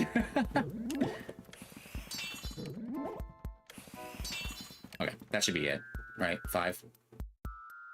Yeah, okay. All right, so I need to start my winding down for the night. Thanks for the great story and a fun stream. Also, I used to know Dry. Yeah, I used to know Dry as well. He's a cool guy. I really hope he's doing well for him. Yeah, he got into programming, which is really great. I really hope he's doing well for who he is. I have high hopes for him. But you have a fantabulous rest of your night, LG. Thanks for popping in for the Luigi Mansion stream. Depending on what we do tomorrow, I might do some more side order stuff. So prepare for me to have an aneurysm and prepare for me to scream and cry. And prepare for me to scream and cry and all that other fun stuff. Because I'm going to try to do the roller again. I'm going to try to do the roller again. That's a bomb.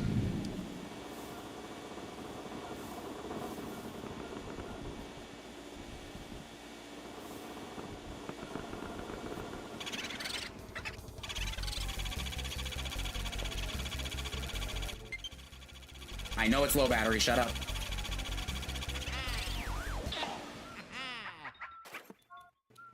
I'll charge it in just a second.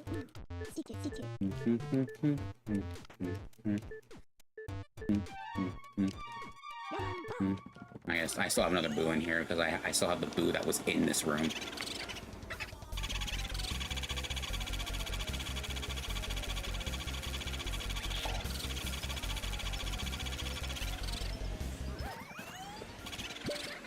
Okay, that's fine.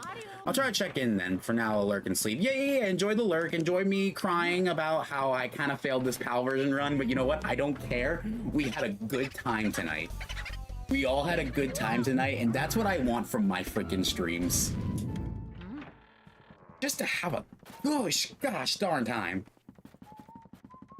I'm gonna be sleeping like a baby when I get off stream. It's already freaking almost 2 in the morning.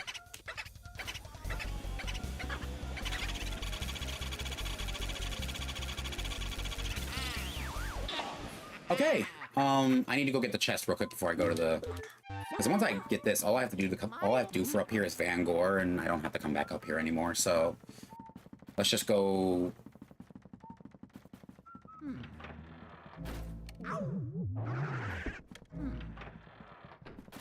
Oh, someone saw the screening of the last act, and they said they cried? Oh, okay. Sure, why not? I need to start doing more shit. Like, what do you want to do, Chunky? Like, what do you want to do? That's my question.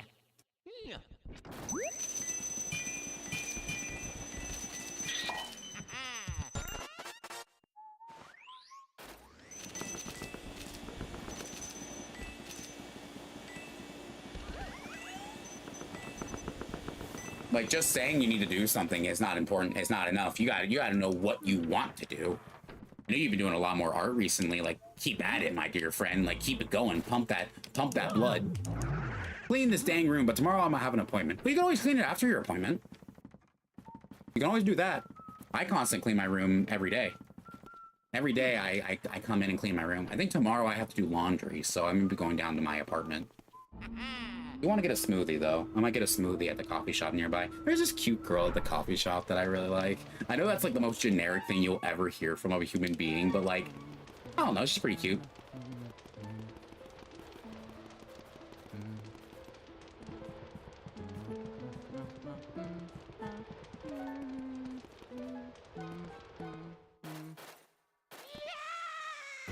Please, golden mouse.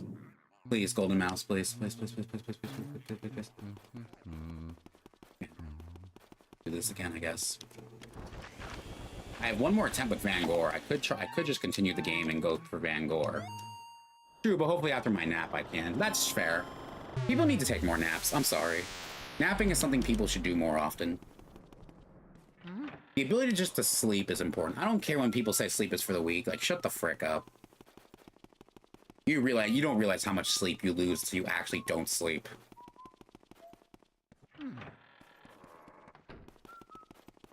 Maybe you should try have a combo with a girl. The problem with that is that they actually work behind the counter, and I don't think it's appropriate to try to like strike a conversation with somebody while they're working. I don't know. That's just me personally. Am I trying to sound like I'm avoiding talking to her? Probably, but still. Yeah, that is true. It's just one of those things where it's like, yeah, maybe you don't know. One day something might happen. Who knows? I still have high hopes. I still have confidence. Are there times I'm at like 2 in the morning, I stare at my ceiling wondering what am I doing with my life? Oh, 100%. But do I always get back on my feet? That is true. I do get back on my feet. Oh, is this more Etsy stuff from LG? Oh my gosh, LG sent me some more stuff. So. Oh, that's the pot. Okay, here's the pot. Let me look at it. How much is the pot? 40 bucks. Valid. Valid. It is a good looking vase. It is a good looking vase. I got to admit. I went in the wrong room again. Oh my gosh, I went in the wrong room. That is a freaking banger pot, though. I want that pot. Give me that pot. If I'll be real with you. If I'll be real with you, y'all are the reason I get up, honestly. Yeah, I get you, dude. And I'm really happy. I'm really happy we can be very I'd be happy we're here for you, my friend. I really appreciate I can do something for you like that. But you know, it's always important to find your drive. And I think that's what you're doing right now, my friend, right? You're trying to find your drive, something that tells you, yeah, this is something I want to do, right? You're finding that thing that get you up being like, let's get started, right? And sometimes it's hard to find that drive. It doesn't come to you immediately. Yeah, and I appreciate it. Of course, I'm always more than happy to be here for you. Through your ups and downs and your all-arounds. I try to be as close to people as I can. Because I know one day if something were to happen to me or something important, I have to frick you. Try suck it, you stupid yellow rat. Anyways, as I was saying, I knew you guys would be there for me if I was ever in trouble. So I really appreciate you guys as well. There's just always this thing in the back of my mind. And I think it's healthy to have this fear. I do think it is healthy to have this kind of fear. I always have a feeling in the back of my head one day I might screw something up.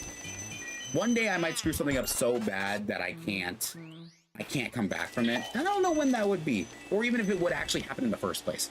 But I think it's healthy to know that, you know, there's always a possibility, because if you kept going off with like this optimistic attitude, like nothing will go wrong, nothing will go wrong, something will then eventually go wrong. I don't know, is that a weird way to look at it? I wonder if it's a weird way to look at it. But no matter what, as cheeky as it says, as cheeky as Kingdom Hearts puts it, it's very important. My friends are my power. And that's what's very important. Like, I have my family. Don't get me wrong. I love my family to death. I would do anything for them. Like, honestly, my family is first priority when it comes to anything. Like, if my mother came to me saying, hey, I need you to come to the hospital with me, like, if I was planning this very big archipelago stream that day, I'm like, sorry, dude, I gotta cancel it. I gotta go to the hospital with my family. For something. Like, I have a family member going into surgery Wednesday, and we're all pretty scared about it. We're all pretty scared about it. It's a cancer surgery that's gonna last about 7 hours, and we really hope things go well. So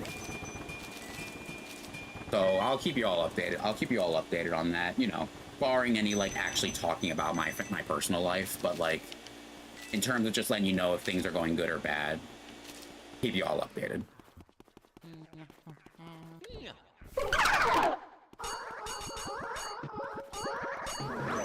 I forgot about this room. I'm telling you, a dev had fun with this. A dev had fun with this for sure.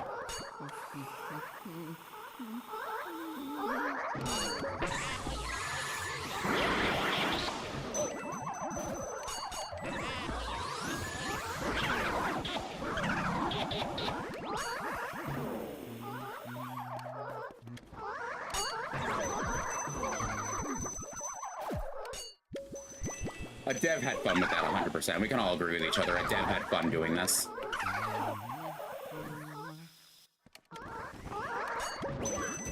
Oh.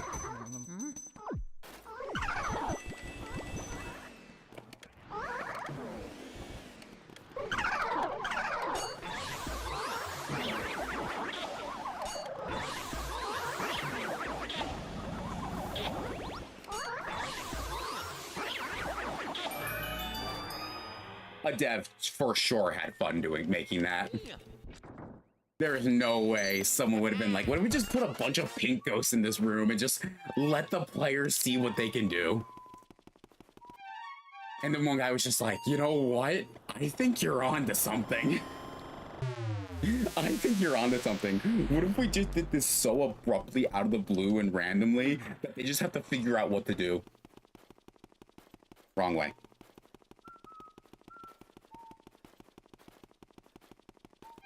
Hold on, am I missing? Let's see. 44, 45, 46, 47, 48. Okay, so I'm missing 2. I'm missing 2. Unless there's 2 in one of the other rooms. Depends.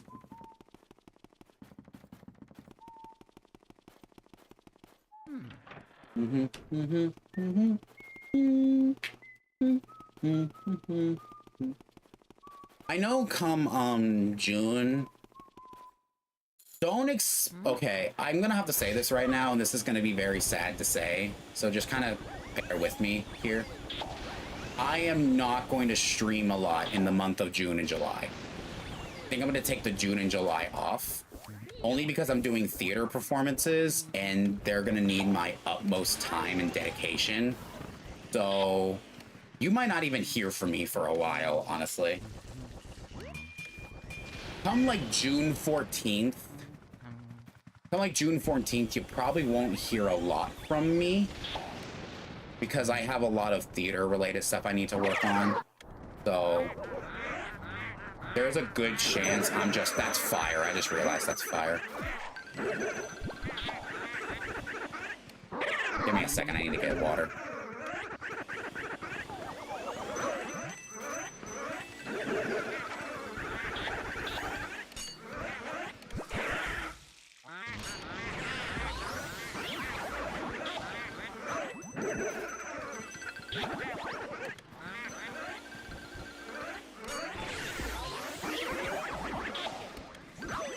Ow. No, I don't want the poison mushroom.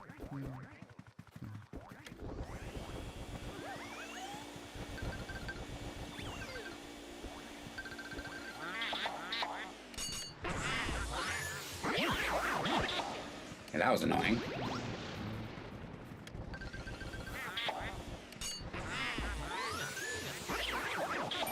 There we go.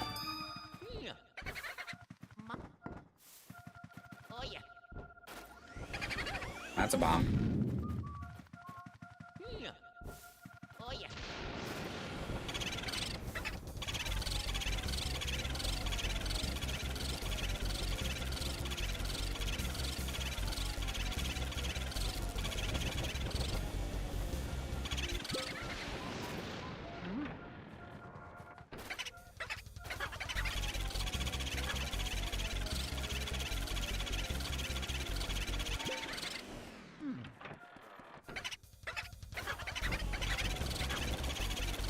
He has 1 HP, he's 0 HP, dude.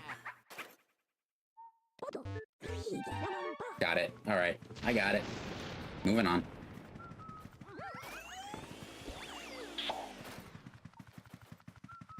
All right, let's get this. Let's get Soupy done.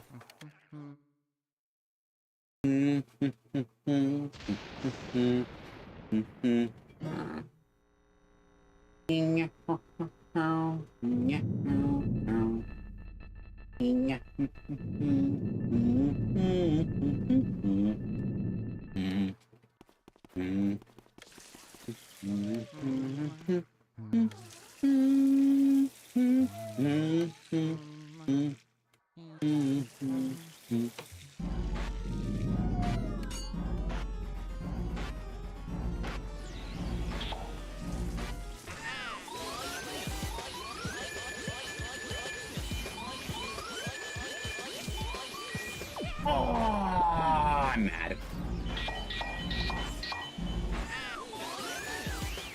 I'm actually really mad.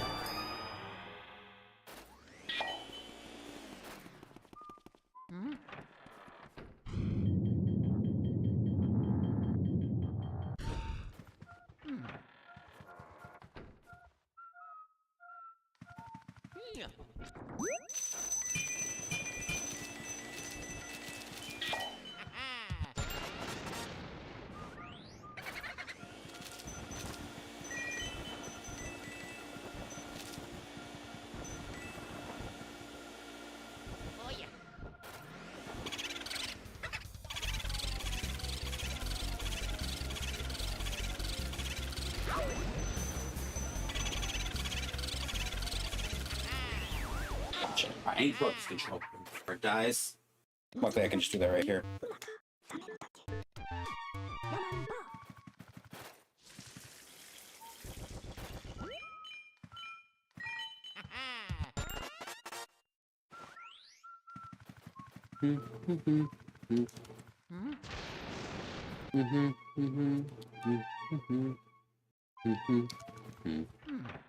Oh, what the frick? By the way, I'm gonna say this because I feel like it needs to be said. I love your existence, homie. I appreciate the times you have helped me on things and the stuff we went through together, and just really thank fate for bringing me to you, bro. If I didn't meet you 5 years ago, I think I'd. So thanks for being a good ass friend. Well, I appreciate you as well, dude. I appreciate you as well, dude. And I'm gonna be honest with you. You have been very helpful. You've been very, very kind. Even though I know the kind of person you are. I mean that in terms of, like, you know, the what's the word I'm looking for? You know, you like the hoo-ha stuff. But seriously, like, dude, you've been very loyal, you've been very helpful, you've been by my side for quite a long time, and to see how much you've grown, dude. No, I'm gonna tell you this right now, because I don't know if you understand it, but dude, you have matured very well. There are still some things that, you know, we need to work on just as humans in general. But the way I've seen you, like, go through life and how you've matured and now be very respectful towards others and all that, it is phenomenal to see your growth. I'll be honest with you. Like, I couldn't be more proud to call you my friend than from the way I have seen you grow and change. Like, always keep that in mind, dude. Like, dude, we're inviting you on our road trip. Like, we're inviting you to hang out with us. Like, let that sink in real quick. I'm gonna say that right now. Let that sink in real quick. Like, turn on the faucet, open the door, and let that sink in right now. Like, you don't just randomly find someone off the street and be like, yeah, you're coming with us. No. You're gonna, dude, you are so important to us that we are gonna take you out on a fun trip and do fun things together. Trust me, dude, I'm getting you a Switch too.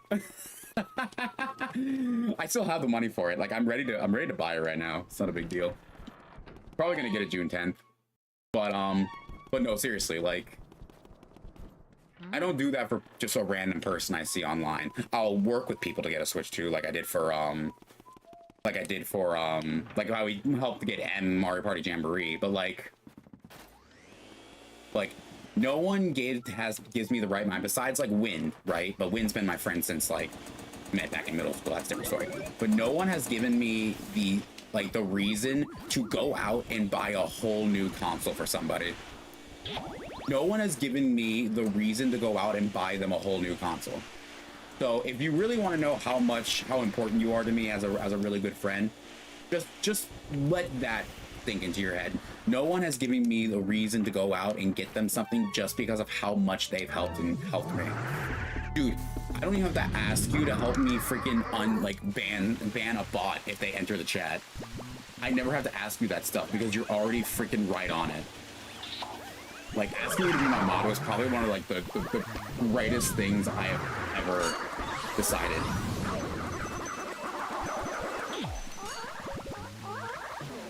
I just noticed they really like putting pink ghosts in these rooms.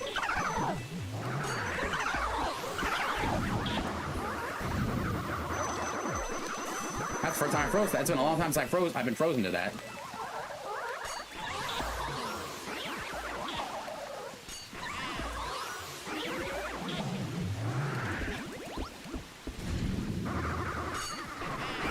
Gotcha. Give me health.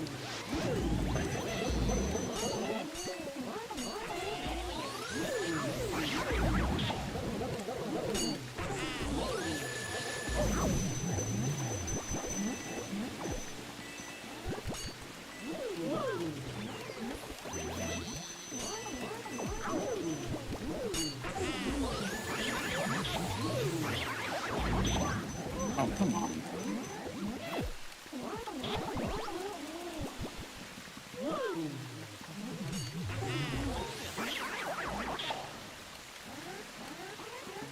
Get off me! Get off me, you coward! Okay, there you go. Once you're one of the people that has made me mature a lot, and I thank you for that. Dude. I gave you the rope. You're the one who climbed it. I just gave you the rope. You're the one who took the initiative to actually climb up it. You're the one who decided to throw it and actually climb it. I just handed you the rope. So thank you. So So you can thank me, but thank yourself for how much you have decided to use that rope properly. That's the best analogy I'm going to use. You learned how to use the rope properly.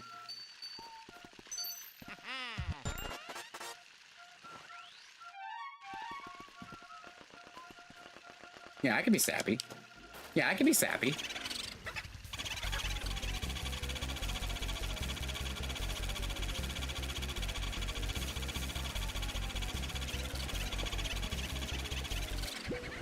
Frick you. Go back in the room. Go back. Please don't go to the left. Go to the right. Go to the right. Go to the right. Get in there.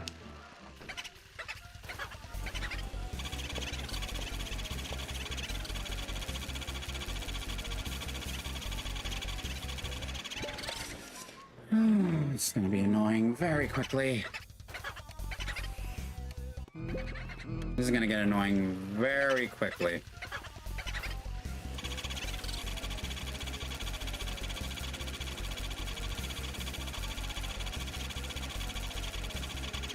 Gotcha. Yeah, I knew there was another ghost in here. With how much there is in the world, I don't want to be one of those things, so you ain't wrong. Hey. Hey. I probably shouldn't say this on stream. I'll DM it to you. I'll DM it to you. I'll DM it to you. You can respond to me in chat, but I'll DM it to you. Ah.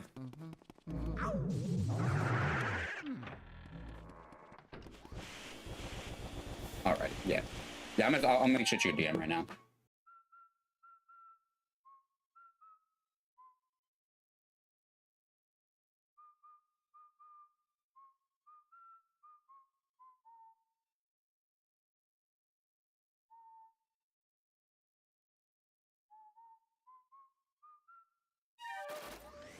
I sent it to you.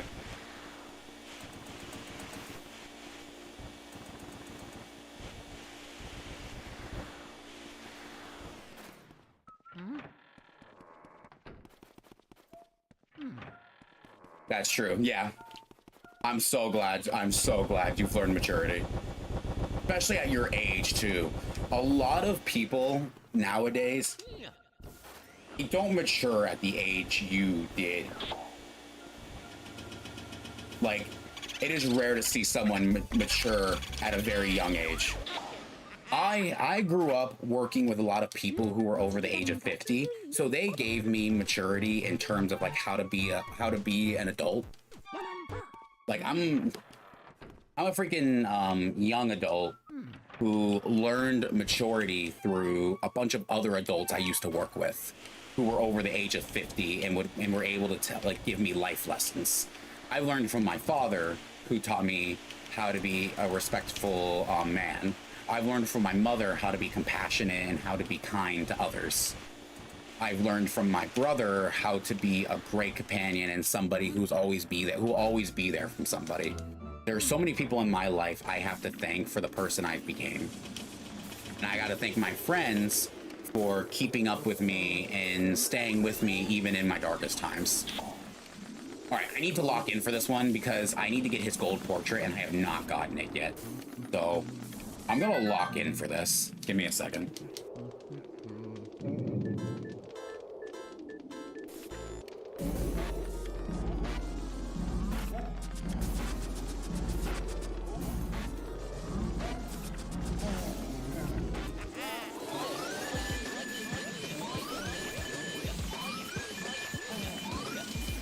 Got it. I got his gold portrait.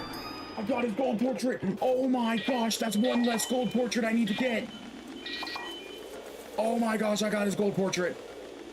Oh, that feels so good. Oh, that feels amazing.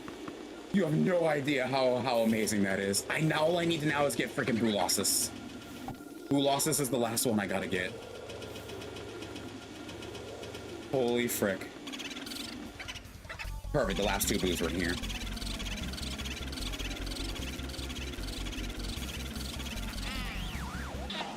Cool.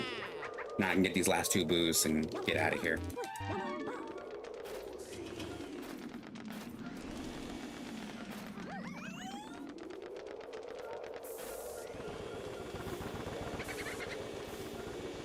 Like, okay, I'm gonna let you know this. Like, this, I think his name is. I don't think his name is Shivers. I think that's the butler. Yeah, Sir Weston. Weston is the hardest freaking ghost to one cycle.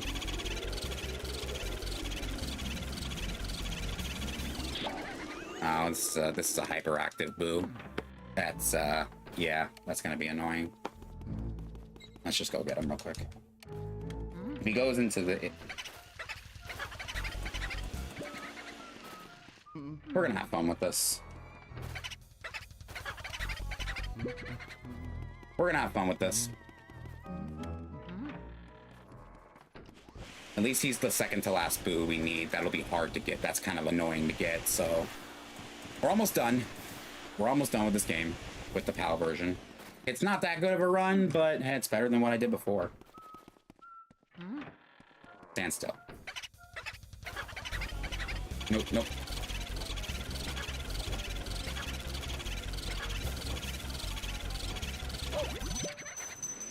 Ow. Wow. Ouch. Okay. Okay, ouch. I also think I do need to get Bowser's portrait. I think I do need to get gold on Bowser and King Boo, so that is one I have to do as well. So, yeah, I might focus on the Bowser and King Boo fight. Worst case scenario, I might just go do him in a regular mansion run, just to make it easier for myself. Good. Good, go into the freezing room. We'll go into here. Nope, nope.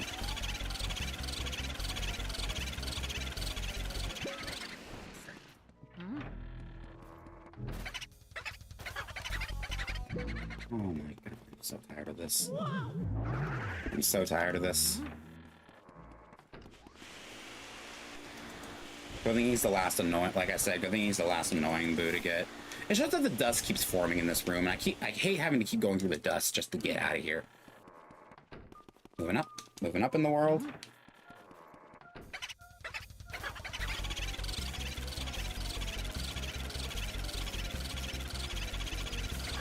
Gotcha. Oh, you're so annoying. I don't know how you can... How my room be right. Dude, lock in and clean that room when you get the chance. Lock in and clean that room when you get the chance. My room's a little up in a bump, but gotta go do laundry. That's what I really gotta do. That poison mission. All right. Go back into the cold storage room. I got it. Yeah, you do. Let me grab this chest. Now watch me do the funny. I like doing the funny here. Ready, and yoink. Oh, that'll always be funny to me. I don't care what anyone says. That'll always be funny to me. I should probably go pick up some health while I'm at it. I'll run to the garden real quick and pick up some health. Unless there's one here.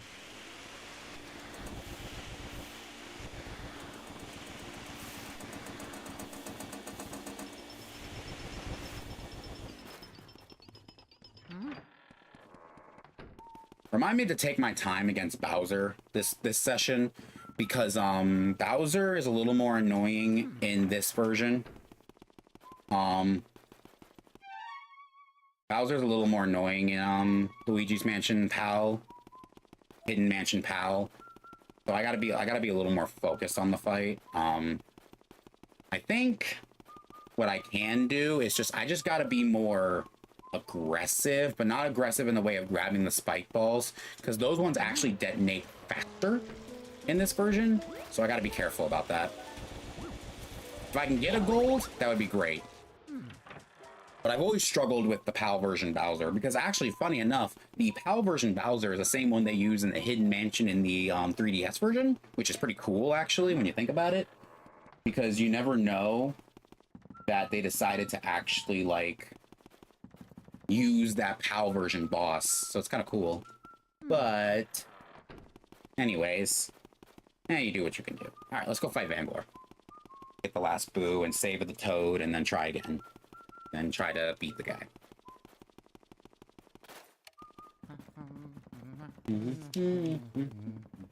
I remember when I was a kid, getting to the 3rd floor was so crazy to me, because I never had a memory. I think I told you the story before. I've never had a memory card save my progress in the game. So whenever I got to the 3rd floor in the Luigi's Mansion, I never was able to save it. So it was like a big accomplishment to get to the 3rd floor.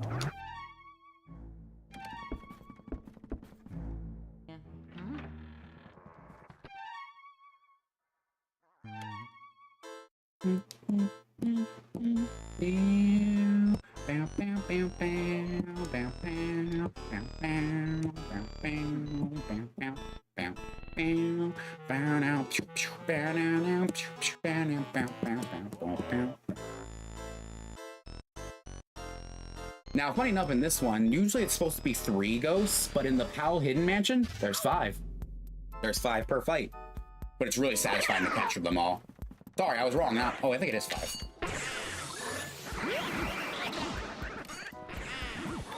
Yeah, it's 5. But it's so satisfying to capture them all.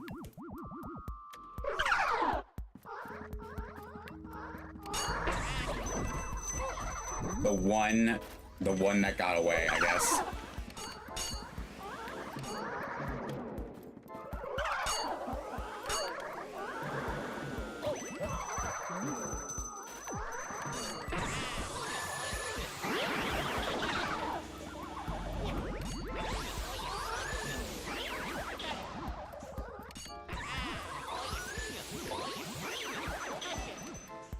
Alright, this one's gonna be a little more annoying to do, so I might lose. I might break free. They might break free from this. Or I can just get hit by one of them that I didn't capture, that I didn't shine on. Yeah, that can happen too.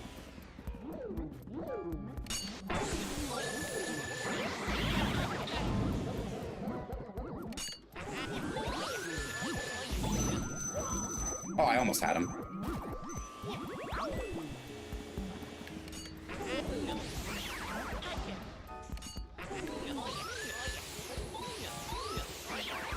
This one's gonna be a little annoying. I gotta try to get them all.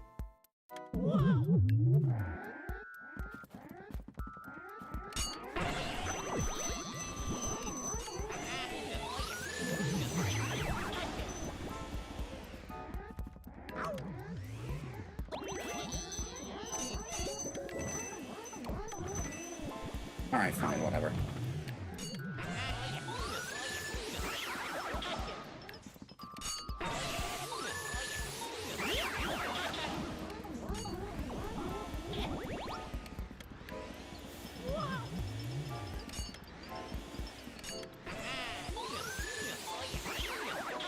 And the Shy Guy one is pretty fun too. I like the Shy Guy one because you get to take the mask off.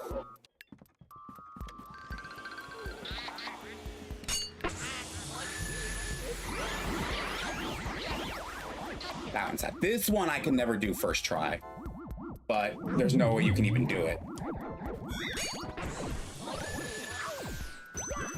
because of that.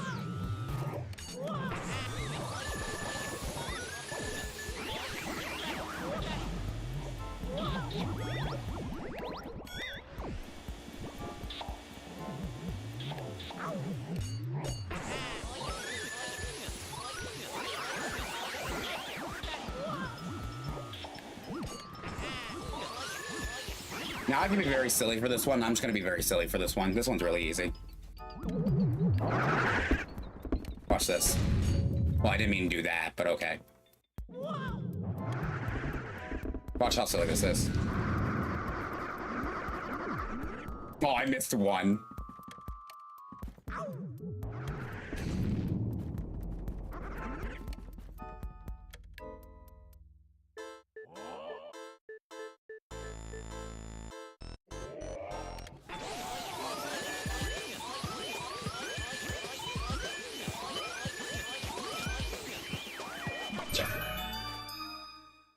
There we go. All we have to do is get the key, get the boo, and we're done. Alright, let's get the boo and get out of here.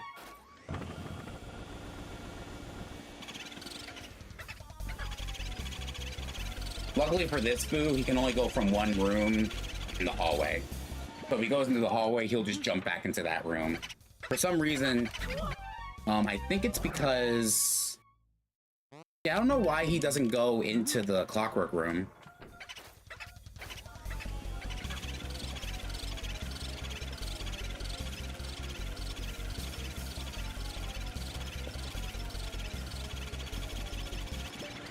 Yeah, he can never go into the clockwork room, which I don't know. I don't know why. I don't know if it's like hard coded for him to always come back into the artist studio, like because that's like the place the gem can spawn. I don't know. Could be a game thing. That's what I'm thinking.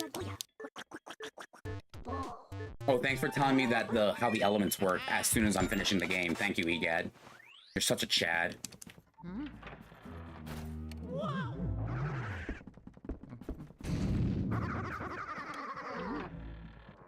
All right, I got 100 health. I'm gonna go save at the Toad. And once we do that, I got the gem, right? Once I go save at the Toad, we'll just kind of just go and Bowser, finish the game.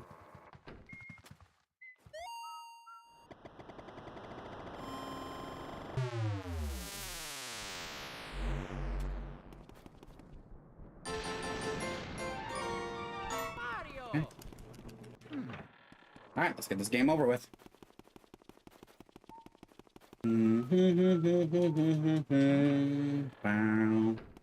Bow, bow, bow, bow, bow, bow, bow, bow. How many do I have? I have 17. Let me see. 1, 2, 3, 4, 5, 6, 7, 8, 9, 10, 11, 12, 13, 14, 15, 16, 17, 18. Because I missed 2. I missed 2, which sucks.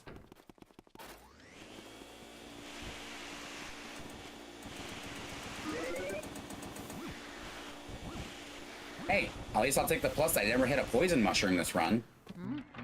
Quite proud of myself. I never hit a poison mushroom. I'll take that as an accomplishment.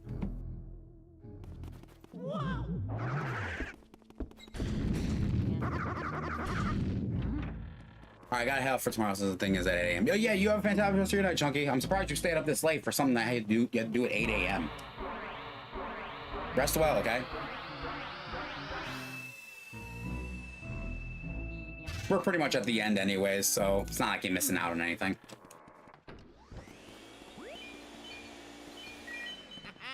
Will do. Nice.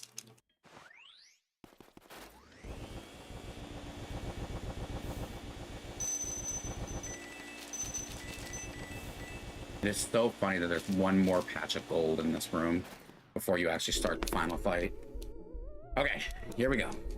I just gotta be very cautious with this fight. Can't be too aggressive. So hopefully we can get hopefully we don't take a single hit of damage for this fight. I mean, if I do, boo-hoo, whatever, I don't care.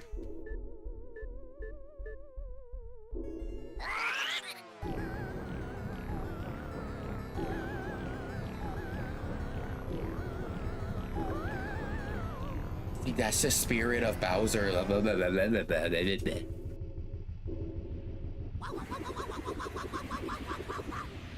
All right, let's do this.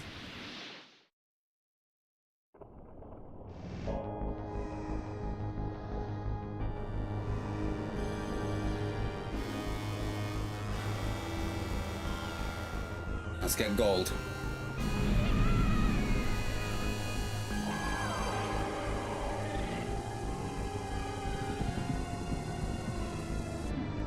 I can do the first hit. The first hit is good. The first hit is safe. The second hit is not, though. So that I gotta be careful of.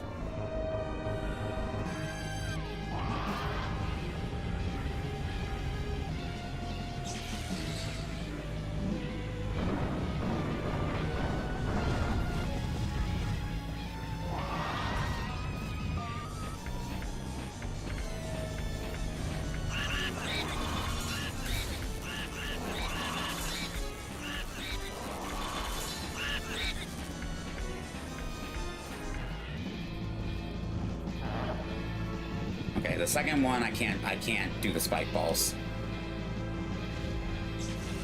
But what I can do is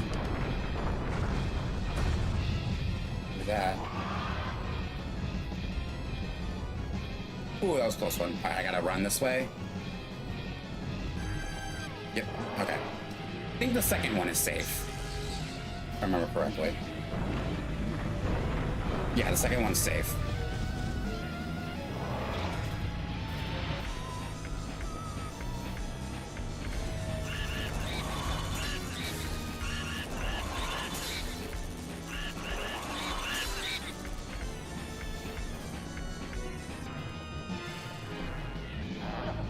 so yes, this one isn't safe.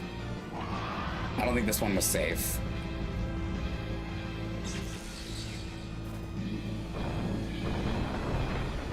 Oh no, it is. It's safe.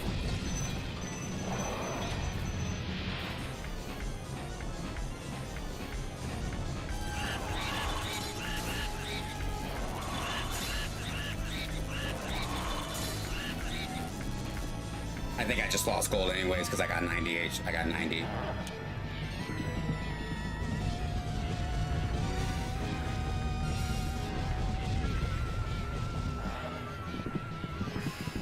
Run. This one isn't safe. Oh no, it is. No, it's not. No, it's not.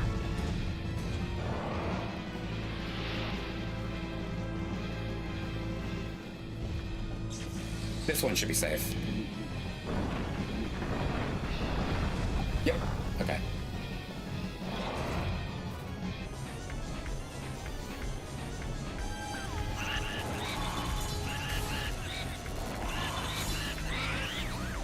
Gotcha. Okay, I don't think that's gold because I hit 90, and I think you need to be you need to be like higher than 90. So I think that's silver, but I got bronze the last time, so I'll take it. We'll just have to try to get gold again. We know how to fight him now. I know how to easily fight him now. The only reason I failed is because I hit a spike ball on accident. So I know how to beat him now. For, I know how to beat him for, oh.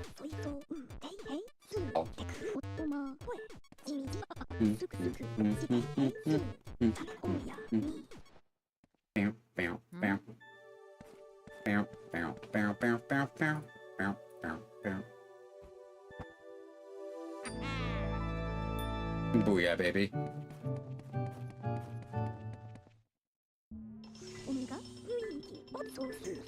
I'll go find. I think Healy's live. I might go raid Healy again.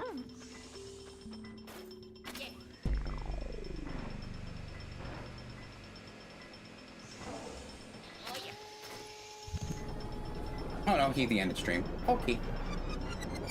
That's fine. I'll just end for the night. It's a pretty tiring day, so.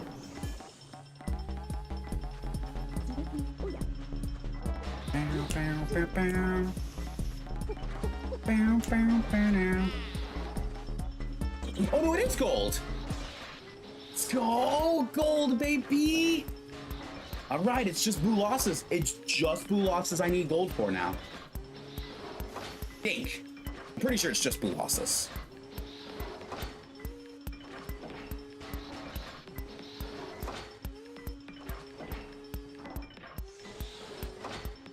I'll have to look at the portraits again. I'll run to the museum real quick before we end, because I finally got the gold pants portrait for Westington, so Weatherton, so.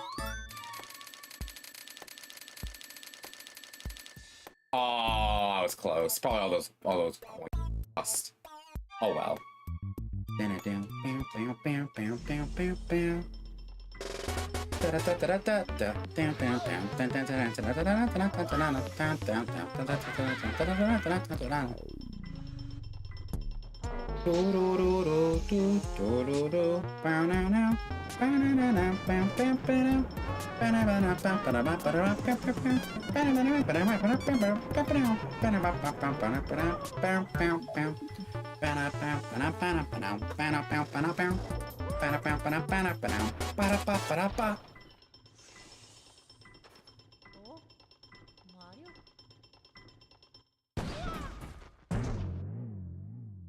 Mamma mia.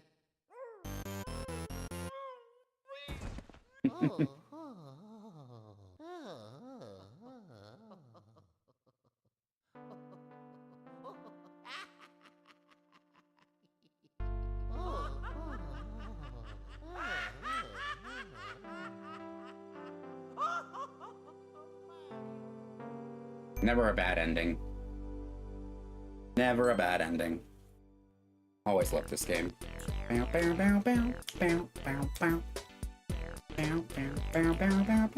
a game you can do in one sitting. I think it's nice that it's a game you can do in one sitting.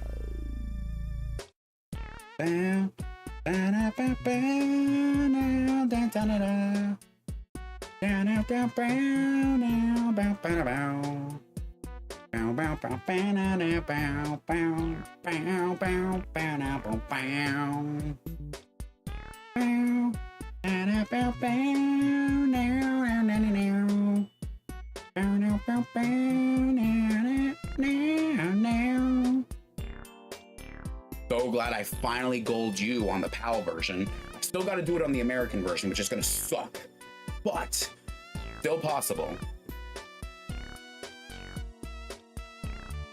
At least I still got A rank, because that is A rank.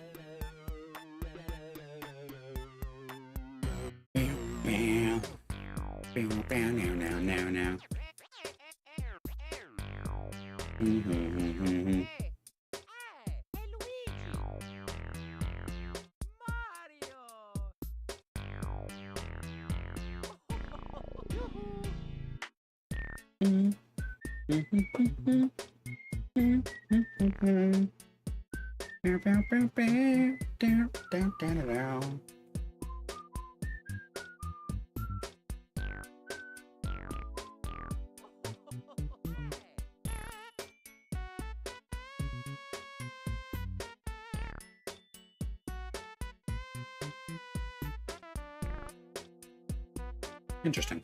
I gotta get a water though. I'm pretty dehydrated. But knowing me, I'm passing the frick out after this. I'm tired. Hopefully the risky reward run goes good tomorrow. I'm a little nervous about that because freaking roller is killing me. And so the matter of the ghost was settled. Professor Egad was so delighted to have all of his paintings returned that he used the treasure Luigi had found to build Luigi a new house. And boom. There's the rank A. I do like that they kept the gate. I love how the gate's still there. And I gotta remember to save the photo of the gold.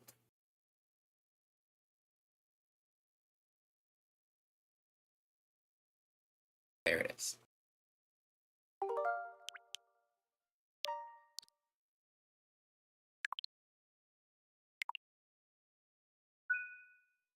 Right. It's not the better record. The better record is still 77. Now let me check the museum real quick before we complete the end. Of course, I also gotta make this save file too.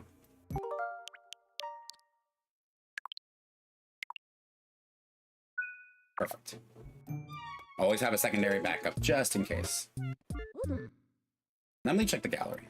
So I got, yep, Chauncey gold. All of these should be gold. Yep, they're all gold. Okay. And the Bowser one's gold. Yeah, look at that one. Yeah, the only one I don't have gold is Boolossus.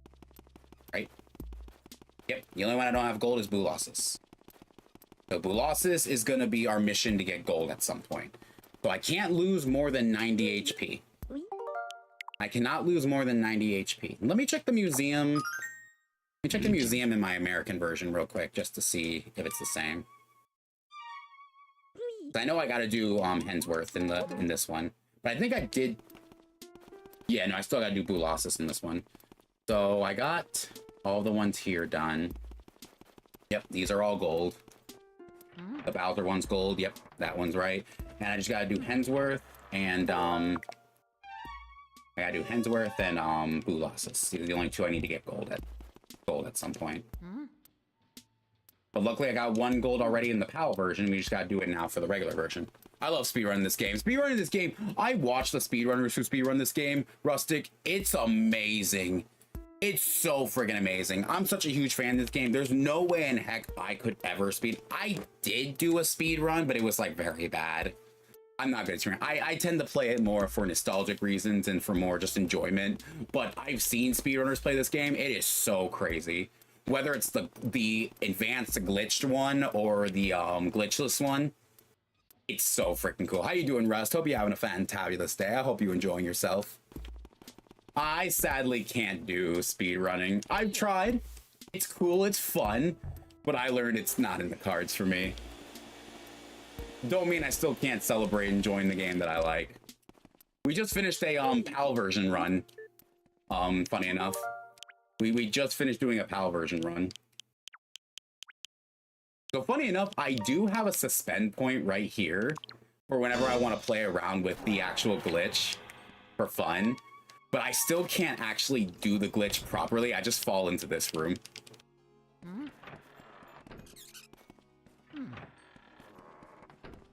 Which is really, it's really fun to kind of, it's really fun to be like locked in this room. Do glitchless. Oh, nice. That's free. I think glitchless is my favorite one, just to go through the entire game. Oh, this is regular mansion. Oh, yo, Rustic, thank you so much for the follow, my friend. I'm glad you're a new student. Yeah, I do Luigi's Mansion once every Monday.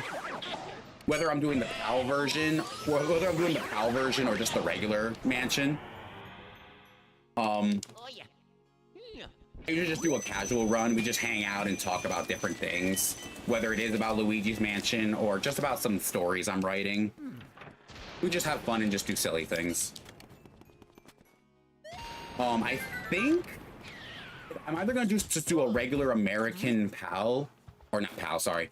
I'm probably just gonna do another Hidden Mansion run, America Hidden Mansion run next Monday. I don't have fire. I don't have fire. I can't clear this room. That's so funny. Either I'm gonna do Archipelago Luigi's Mansion or just do another regular, like rather regular Luigi's Mansion. It depends. Tomorrow I'm doing Splatoon 3. I'm doing a challenge in that one. But I wouldn't mind trying to do some Luigi's Mansion challenges. Like I want to do max percent and I want to do low percent as well. Like I've never done a max percent run in Luigi's Mansion. I'd love to do one. Nice. Yeah, I want to do a max percent. That one would be really fun. A low percent seems pretty fun, especially if you're trying to capture all the portrait ghosts. You're trying to avoid the orbs that they drop. That would be really fun.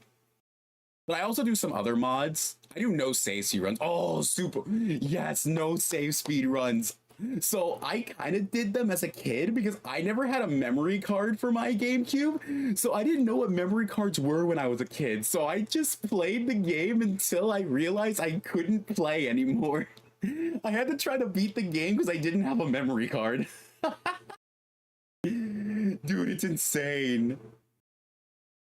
It's freaking insane. But yeah, there are some mods that I found that I want to do. There was this Kaizo Luigi's Mansion I found that was really cool that I tried that one. I'm not even past the freaking second room. That mod is insane. That Kaizo Luigi's Mansion is so insane. Freaking every ghost has like 300 HP and one hit kills you. One hit instantly kills you. It's really fun. In fact, most of me I play on Dolphin. That's fair because Dolphin's a pretty great way to play this game too. I have the Dolphin one. It's actually how I played the PAL version originally for the first time. And that was such a fever dream when I played PAL for the first time. Oh my gosh, was that a freaking fever dream.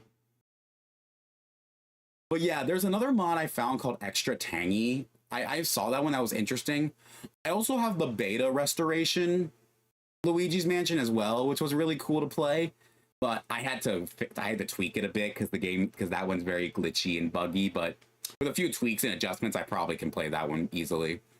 But that one was really fun as well. I loved the beta restoration one. But there's so many other cool mods that are out there for Luigi's Mansion that I want to try.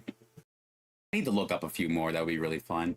But I think the biggest one I want to do is I want to do Archipelago. Archipelago is like really fun for Luigi's Mansion. Like imagine starting without the Poltergust and either someone has to give it to you or you have to find it in the room you're in. Do we know this game has mods? Yeah, there's quite the modding community for it. There is quite the modding community for it. It's really cool. I know a few like the Extra Tangy, the Kaizo, there was another one. It's like a Luigi Nightmare one. It's very interesting. There's not a lot of mods. There's one that replaces the characters with Pikmin 2, which is really funny. It's like Louie's Mansion. It's very stupid. It's like very stupid. But yeah, if you go to Game Banana, you'll probably find a couple of them there. You'll probably find a couple of them there that I have. I still have my original GameCube copy. Like I'm actually holding it right now. I think I have 15 complete wins on my Why Is It Not in here? It's probably in the GameCube. I have 15 complete wins saved on my memory card for Luigi's Mansion. And for all the ones I've played without a memory card, it probably goes up to like 20. But ever since the Luigi's Mansion game came on the NSO and I was so hyped about it, I decided to do like a fun routine on my streams where I just play the NSO Luigi's Mansion every Monday.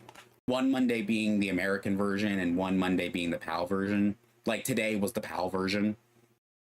And I do other Luigi's Mansion games too. Like I play 2 and 3, which I really like. I did a challenge in Luigi's Mansion 2 or 3 where I tackled the Scarescraper solo.